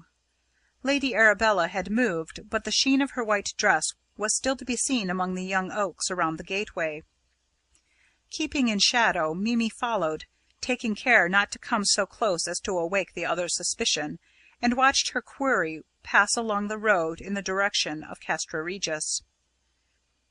She followed on steadily through the gloom of the trees, depending on the glint of the white dress to keep her right. The wood began to thicken, and presently, when the road widened and the trees grew farther back, she lost sight of any indication of her whereabouts. Under the present conditions it was impossible for her to do any more, so, after waiting for a while, still hidden in the shadow, to see if she could catch another glimpse of the white frock, she determined to go on slowly towards Castra Regis, and trust to the chapter of accidents to pick up the trail again. She went on slowly, taking advantage of every obstacle and shadow to keep herself concealed. At last she entered on the grounds of the castle, at a spot from which the windows of the turret were dimly visible, without having seen again any sign of Lady Arabella. Meanwhile, during most of the time that Mimi Salton had been moving warily along in the gloom, she was in reality being followed by Lady Arabella, who had caught sight of her leaving the house, and had never again lost touch with her. It was a case of the hunter being hunted.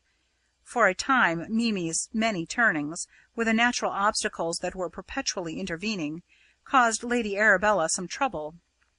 But when she was close to Castra Regis, there was no more possibility of concealment, and the strange double following went swiftly on. When she saw Mimi close to the hall door of Castra Regis and ascending the steps, she followed. When Mimi entered the dark hall and felt her way up the staircase, still, as she believed, following Lady Arabella, the latter kept on her way. When they reached the lobby of the turret rooms, Mimi believed that the object of her search was ahead of her. Edgar Caswall sat in the gloom of the great room, occasionally stirred to curiosity when the drifting clouds allowed a little light to fall from the storm-swept sky. But nothing really interested him now, since he had heard of Lilla's death. The gloom of his remorse, emphasized by Mimi's upbraiding, had made more hopeless his cruel, selfish, saturnine nature. He heard no sound, for his normal faculties seemed benumbed. Mimi, when she came to the door, which stood ajar, gave a light tap. So light was it that it did not reach Caswall's ears. Then, taking her courage in both hands, she boldly pushed the door and entered. As she did so, her heart sank, for now she was face to face with a difficulty which had not, in her state of mental perturbation, occurred to her. Chapter 26. Chapter 27. On the Turret Roof. The storm which was coming was already making itself manifest, not only in the wide scope of nature, but in the hearts and natures of human beings. Electrical disturbance in the sky and the air is reproduced in animals of all kinds, and particularly in the highest type of them all, the most receptive, the most electrical. So it was with Edgar Caswall, despite his selfish nature and coldness of blood. So it was with Mimi Salton, despite her unselfish, unchanging devotion for those she loved. So it was even with Lady Arabella, who, under the instincts of a primeval serpent, carried the ever-varying wishes and customs of womanhood, which is always old and always new. Edgar, after he had turned his eyes on Mimi, resumed his apathetic position and sullen silence. Mimi quietly took a seat a little way apart, whence she could look on the progress of the coming storm and study its appearance throughout the whole visible circle of the neighbourhood. She was in brighter and better spirits than she had been for many days past. Lady Arabella tried to efface herself behind the now open door. Without, the clouds grew thicker and blacker as the storm centre came closer. As yet the forces, from whose linking the lightning springs, were held apart, and the silence of nature proclaimed the calm before the storm. Caswall felt the effect of the gathering electric force. A sort of wild exhilaration grew upon him, such as he had sometimes felt just before the breaking of a tropical storm. As he became conscious of this, he raised his head and caught sight of Mimi. He was in the grip of an emotion greater than himself. In the mood in which he was, he felt the need upon him of doing some desperate deed.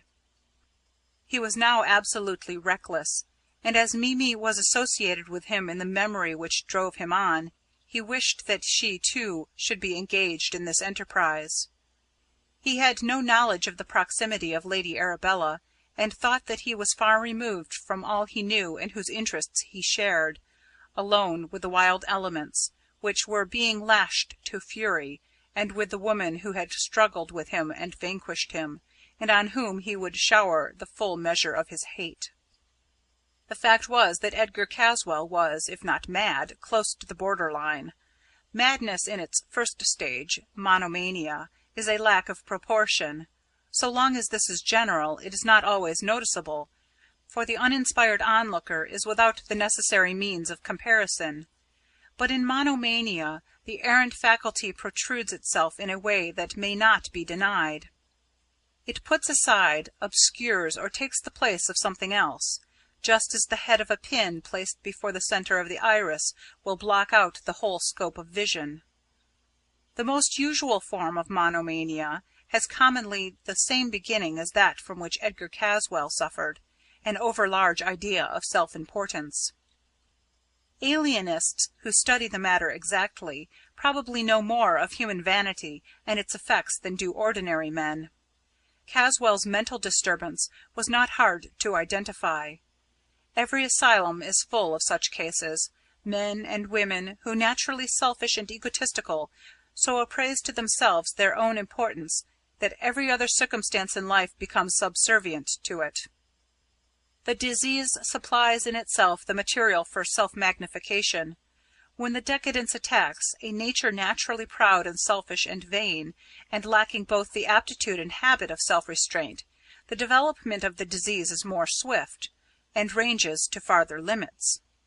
It is such persons who become imbued with the idea that they have the attributes of the Almighty, even that they themselves are the Almighty.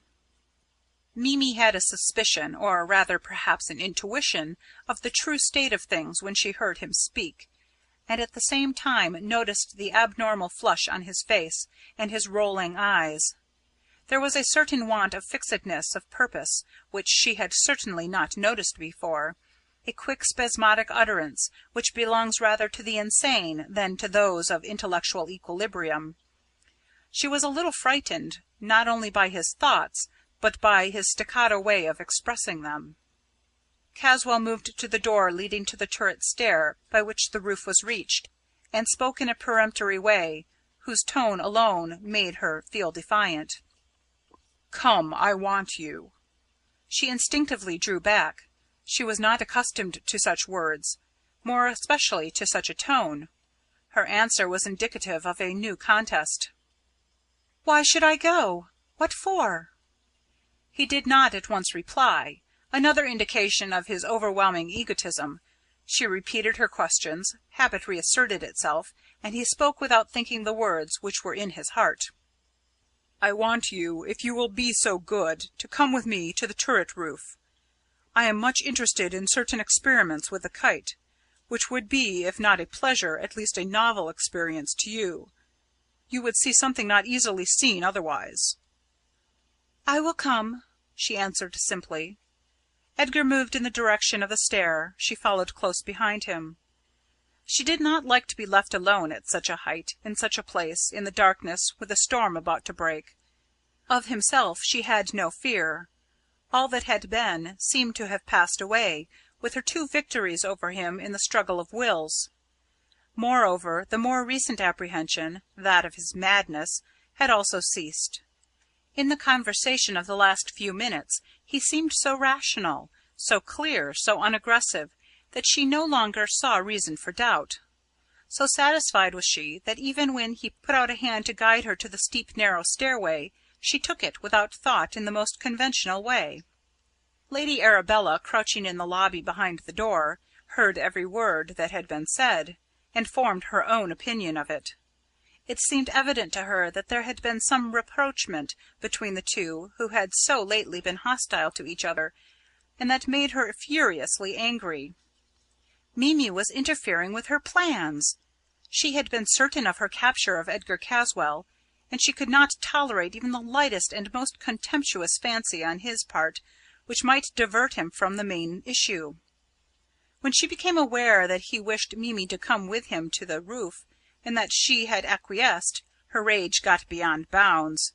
She became oblivious to any danger there might be in a visit to such an exposed place at such a time, and to all lesser considerations, and made up her mind to forestall them. She stealthily and noiselessly crept through the wicket, and ascending the stair, stepped out on the roof. It was bitterly cold, for the fierce gusts of the storm which swept round the turret drove in through every unimpeded way, whistling at the sharp corners and singing round the trembling flagstaff. The kite string and the wire which controlled the runners made a concourse of weird sounds, which somehow, perhaps from the violence which surrounded them, acting on their length, resolved themselves into some kind of harmony, a fitting accompaniment to the tragedy which seemed about to begin. Mimi's heart beat heavily.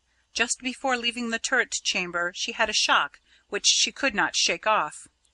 The lights of the room had momentarily revealed to her as they passed out Edgar's face, concentrated as it was whenever he intended to use his mesmeric power. Now the black eyebrows made a thick line across his face, under which his eyes shone and glittered ominously. Mimi recognized the danger, and assumed the defiant attitude that had twice already served her so well. She had a fear that the circumstances in the place were against her, and she wanted to be forearmed. The sky was now somewhat lighter than it had been. Either there was lightning afar off, whose reflections were carried by the rolling clouds, or else the gathered force, though not yet breaking into lightning, had an incipient power of light. It seemed to affect both the man and the woman. Edgar seemed altogether under its influence. His spirits were boisterous, his mind exalted. He was now at his worst, madder than he had been earlier in the night. Mimi, trying to keep as far from him as possible, moved across the stone floor of the turret roof, and found a niche which concealed her. It was not far from Lady Arabella's place of hiding. Edgar, left thus alone on the centre of the turret roof, found himself altogether his own master in a way which tended to increase his madness. He knew that Mimi was close at hand, though he had lost sight of her. He spoke loudly, and the sound of his own voice, though it was carried from him on the sweeping wind as fast as the words were spoken, seemed to exalt him still more. Even the raging of the elements round him appeared to add to his exultation. To him it seemed that these manifestations were obedient to his own will. He had reached the sublime of his madness. He was now in his own mind actually the Almighty, and whatever might happen would be the direct carrying out of his own commands. As he could not see Mimi, nor fix whereabouts she was, he shouted loudly, "Come to me! You shall see now what you are despising, what you are warring against. All that you see is mine, the darkness as well as the light. I tell you that I am greater than any other who is, or was, or shall be. When the master of evil took Christ up on a high place and showed him all the kingdoms of the earth, he was doing what he thought no other could do. He was wrong. He forgot me. I shall send you light up to the very ramparts of heaven, a light so great that it shall dissipate those black clouds that are rushing up and piling around us. Look, look! At the very touch of my hand, that light springs into being and mounts up and up and up." He made his way whilst he was speaking to the corner of the turret whence flew the giant kite, and from which the runners ascended. Mimi looked on, appalled and afraid to speak lest she should precipitate more calamity. Within the niche Lady Arabella cowered in a paroxysm of fear. Edgar took up a small wooden box, through a hole in which the wire of the runner ran. This evidently set some machinery in motion, for a sound as of whirring came. From one side of the box floated what looked like a piece of stiff ribbon, which snapped and crackled as the wind took it. For a few seconds Mimi saw it as it rushed along the sagging line of the kite. When close to it, there was a loud crack, and a sudden light appeared to issue from every chink in the box. Then a quick flame flashed along the snapping ribbon, which glowed with an intense light, a light so great that the whole of the countryside around stood out against the background of black driving clouds. For a few seconds the light remained, then suddenly disappeared in the blackness around. It was simply a magnesium light, which had been fired by the mechanism within the box and carried up to the kite. Edgar was in a state of tumultuous excitement, shouting and yelling at the top of his voice and dancing about like a lunatic. This was more than Lady Arabella's curious dual nature could stand. The ghoulish element in her rose triumphant, and she abandoned all idea of marriage with Edgar Caswall, gloating fiendishly over the thought of revenge. She must lure him to the White Worm's hole. But how? She glanced around and quickly made up her mind. The man's whole thoughts were absorbed by his wonderful kite, which he was showing off, in order to fascinate her imaginary rival, Mimi. On the instant she glided through the darkness to the wheel whereon the string of the kite was wound. With deft fingers she unshipped this, took it with her, reeling out the wire as she went, thus keeping, in a way, in touch with the kite.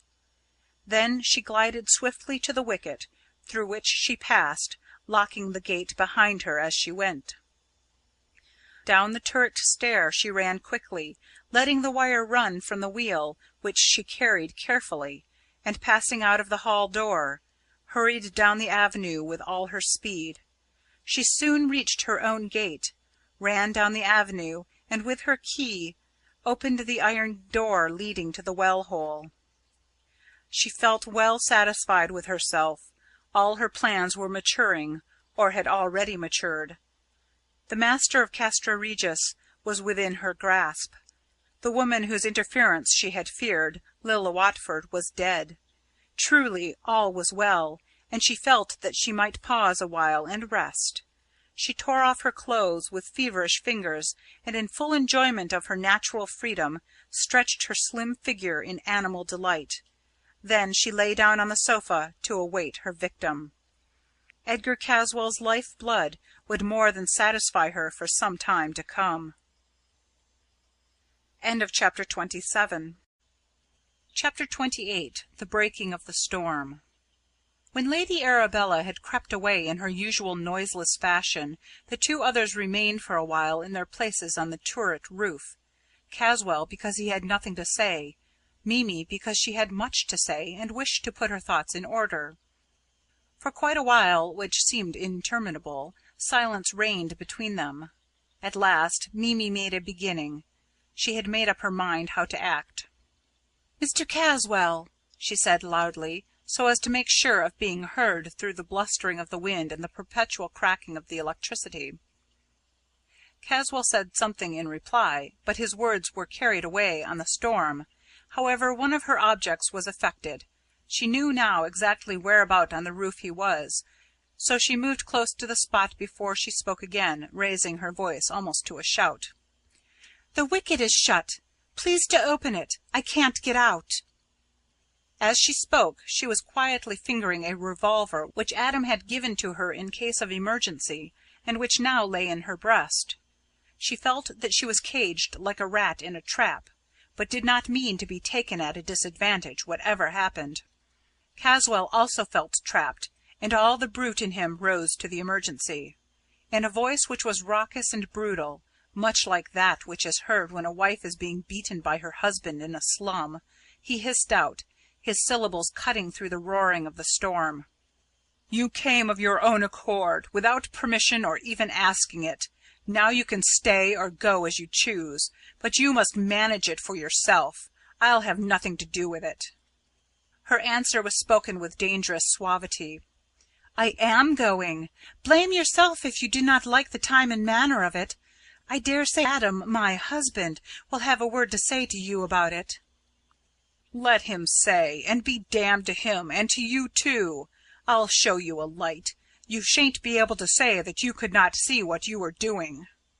As he spoke, he was lighting another piece of the magnesium ribbon, which made a blinding glare in which everything was plainly discernible, down to the smallest detail. This exactly suited Mimi. She took accurate note of the wicket and its fastening before the glare had died away. She took her revolver out and fired into the lock, which was shivered on the instant, the pieces flying round in all directions, but happily without causing hurt to anyone. Then she pushed the wicket open and ran down the narrow stair, and so to the hall door. Opening this also, she ran down the avenue, never lessening her speed, till she stood outside the door of Lesser Hill. The door was open at once on her ringing. "Is Mr. Adam Salton in?" she asked. "He has just come in, a few minutes ago. He has gone up to the study," replied a servant. She ran upstairs at once and joined him. He seemed relieved when he saw her, but scrutinized her face keenly.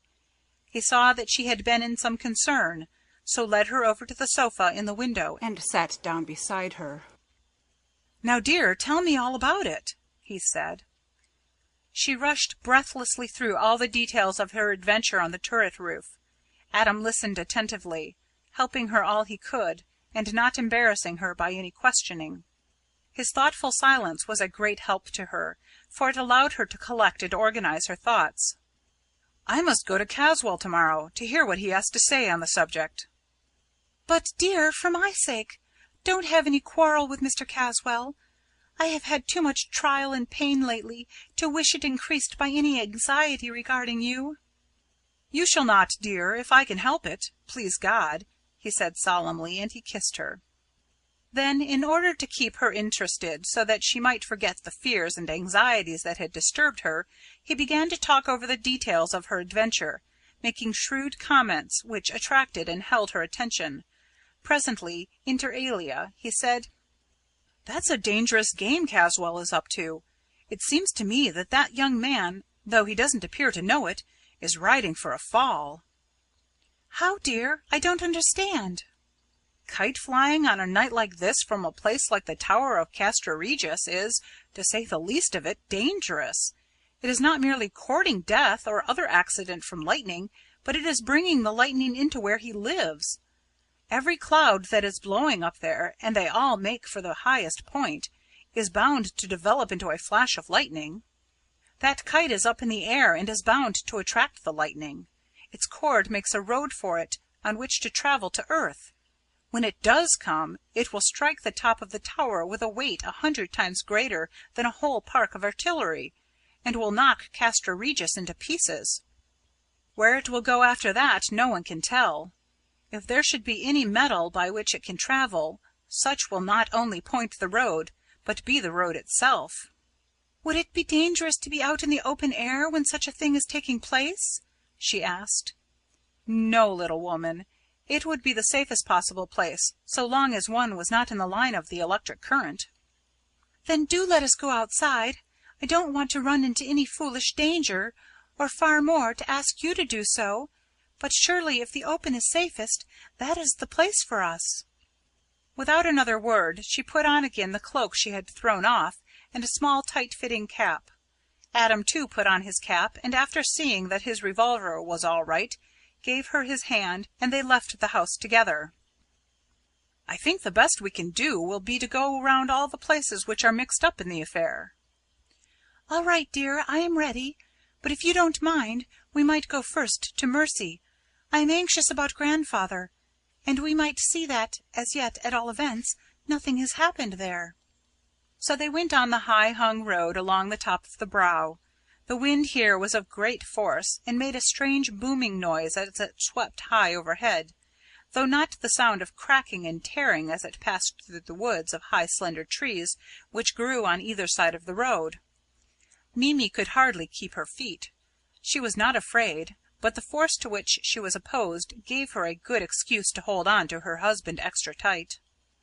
At Mercy there was no one up, at least all the lights were out, but to Mimi, accustomed to the nightly routine of the house, there were manifest signs that all was well, except in the little room on the first floor, where the blinds were down.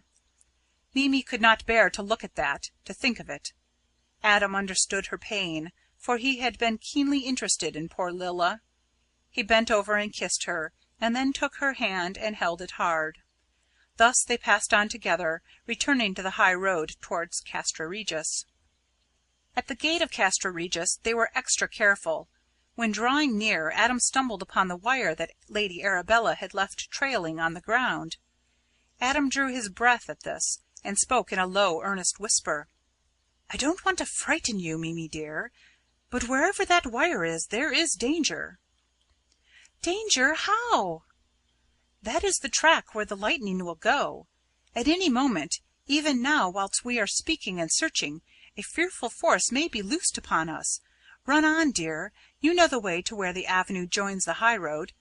If you see any sign of the wire, keep away from it, for God's sake. I shall join you at the gateway." "Are you going to follow that wire alone?" "Yes, dear. One is sufficient for that work. I shall not lose a moment till I am with you." "Adam, when I came with you into the open, my main wish was that we should be together if anything serious happened. You wouldn't deny me that right, would you, dear?" "No, dear, not that or any right. Thank God that my wife has such a wish. Come, we will go together. We are in the hands of God. If He wishes, we shall be together at the end, whenever or wherever that may be." They picked up the trail of the wire on the steps and followed it down the avenue, taking care not to touch it with their feet.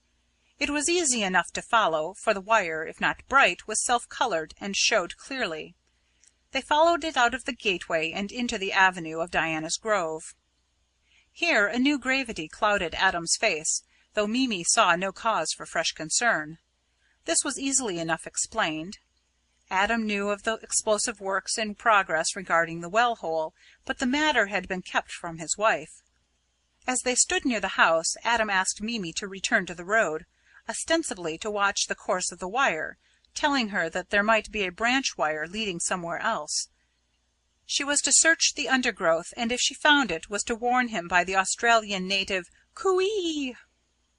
Whilst they were standing together, there came a blinding flash of lightning, which lit up for several seconds the whole area of earth and sky. It was only the first note of the celestial prelude, for it was followed in quick succession by numerous flashes, whilst the crash and roll of thunder seemed continuous. Adam, appalled, drew his wife to him and held her close. As far as he could estimate by the interval between lightning and thunderclap, the heart of the storm was still some distance off, so he felt no present concern for their safety. Still, it was apparent that the course of the storm was moving swiftly in their direction. The lightning flashes came faster and faster, and closer together. The thunder roll was almost continuous, not stopping for a moment, a new crash beginning before the old one had ceased. Adam kept looking up in the direction where the kite strained and struggled at its detaining cord, but, of course, the dull evening light prevented any distinct scrutiny. At length there came a flash so appallingly bright that in its glare nature seemed to be standing still. So long did it last that there was time to distinguish its configuration. It seemed like a mighty tree inverted, pendant from the sky. The whole country around within the angle of vision was lit up till it seemed to glow. Then a broad ribbon of fire seemed to drop on to the castle of Castra Regis just as the thunder crashed. By the glare, Adam could see the tower shake and tremble, and finally fall to pieces like a house of cards. The passing of the lightning left the sky again dark, but a blue flame fell downward from the tower, and with inconceivable rapidity, running along the ground in the direction of Diana's Grove, reached the dark silent house, which in the instant burst into flame at 100 different points. At the same moment there rose from the house a rending, crashing sound of woodwork, broken or thrown about, mixed with a quick scream so appalling that Adam, stout of heart as he undoubtedly was, felt his blood turn into ice. Instinctively, despite the danger and their consciousness of it, husband and wife took hands and listened, trembling. Something was going on close to them, mysterious, terrible, deadly. The shrieks continued, though less sharp in sound, as though muffled. In the midst of them was a terrific explosion, seemingly from deep in the earth. The flames from Castra Regis and from Diana's Grove made all around almost as light as day, and now that the lightning had ceased to flash, their eyes, unblinded, were able to judge both perspective and detail. The heat of the burning house caused the iron doors to warp and collapse. Seemingly of their own accord, they fell open, and exposed the interior. The Sultans could now look through to the room beyond, where the well-hole yawned, a deep, narrow, circular chasm. From this the agonized shrieks were rising, growing ever more terrible with each second that passed. But it was not only the heart-rending sound that almost paralyzed poor Mimi with terror. What she saw was sufficient to fill her with evil dreams for the remainder of her life. The whole place looked as if a sea of blood had been beating against it. Each of the explosions from below had thrown out from the well-hole, as it had been the mouth of a cannon, a mass of fine sand mixed with blood, and a horrible repulsive slime, in which were great red masses of rent and torn flesh and fat. As the explosions kept on, more and more of this repulsive mass was shot up, the great bulk of it falling back again. Many of the awful fragments were of something which had lately been alive. They quivered and trembled and writhed as though they were still in torment, a supposition to which the unending scream gave a horrible credence. At moments more mountainous mass of flesh surged up through the narrow orifice, as though forced by a measureless power through an opening infinitely smaller than itself. Some of these fragments were partially covered with white skin as of a human being, and others, the largest and most numerous, with scaled skin as of a gigantic lizard or serpent. Once, in a sort of lull or pause, the seething contents of the hole rose, after the manner of a bubbling spring, and Adam saw part of the thin form of Lady Arabella forced up to the top amid a mass of blood and slime, and what looked as if it had been the entrails of a monster torn into shreds. Several times some masses of enormous bulk were forced up through the well-hole with inconceivable violence, and suddenly expanding as they came into larger space, disclosed sections of the white worm which Adam and Sir Nathaniel had been looking over the trees with its enormous eyes of emerald green, flickering like great lamps in a gale. At last the explosive power, which was not yet exhausted, evidently reached the main store of dynamite, which had been lowered into the wormhole. The result was appalling. The ground for far around quivered and opened in long, deep chasms, whose edges shook and fell in, throwing up clouds of sand, which fell back and hissed amongst the rising water. The heavily built house shook to its foundations. Great stones were thrown up as from a volcano, some of them great masses of hard stone, squared and grooved with implements wrought by human hands, breaking up and splintering in mid-air as though riven by some infernal power. Trees near the house, and therefore presumably in some way above the hole, which sent up clouds of dust and steam and fine sand mingled, and which carried an appalling stench which sickened the spectators, were torn up by the roots and hurled into the air. By now flames were bursting violently from all over the ruins, so dangerously that Adam caught up his wife in his arms and ran with her from the proximity of the flames. Then, almost as quickly as it had begun, the whole cataclysm ceased, though a deep-down rumbling continued intermittently for some time. Then silence brooded over all, silence so complete that it seemed in itself a sentient thing. Silence which seemed like incarnate darkness, and conveyed the same idea to all who came within its radius. To the young people who had suffered the long horror of that awful night, it brought relief, relief from the presence or the fear of all that was horrible, relief which seemed perfected when the red rays of sunrise shot up over the far eastern sea, bringing a promise of a new order of things with the coming day. His bed saw little of Adam Salton for the remainder of that night. He and Mimi walked hand in hand in the brightening dawn round by the Brow to Castra Regis and on to Lesser Hill. They did so deliberately, in an attempt to think as little as possible of the terrible experiences of the night. The morning was bright and cheerful, as a morning sometimes is after a devastating storm. The clouds, of which there were plenty in evidence, brought no lingering idea of gloom. All nature was bright and joyous, being in striking contrast to the scenes of wreck and devastation, the effects of obliterating fire and lasting ruin. The only evidence of the once stately pile of Castra Regis and its inhabitants was a shapeless huddle of shattered architecture, dimly seen as the keen breeze swept aside the cloud of acrid smoke which marked the site of the once lordly castle. As for Diana's Grove, they looked in vain for a sign which had a suggestion of permanence. The oak trees of the grove were still to be seen, some of them emerging from a haze of smoke, the great trunks solid and erect as ever, but the larger branches broken and twisted and rent, with bark stripped and chipped, and the smaller branches broken and dishevelled, looking from the constant stress and threshing of the storm. Of the house as such there was, even at the short distance from which they looked, no trace. Adam resolutely turned his back on the devastation and hurried on. Mimi was not only upset and shocked in many ways, but she was physically dog-tired, and falling asleep on her feet. Adam took her to her room and made her undress and get into bed, taking care that the room was well lighted both by sunshine and lamps. The only obstruction was from a silk curtain drawn across the window to keep out the glare.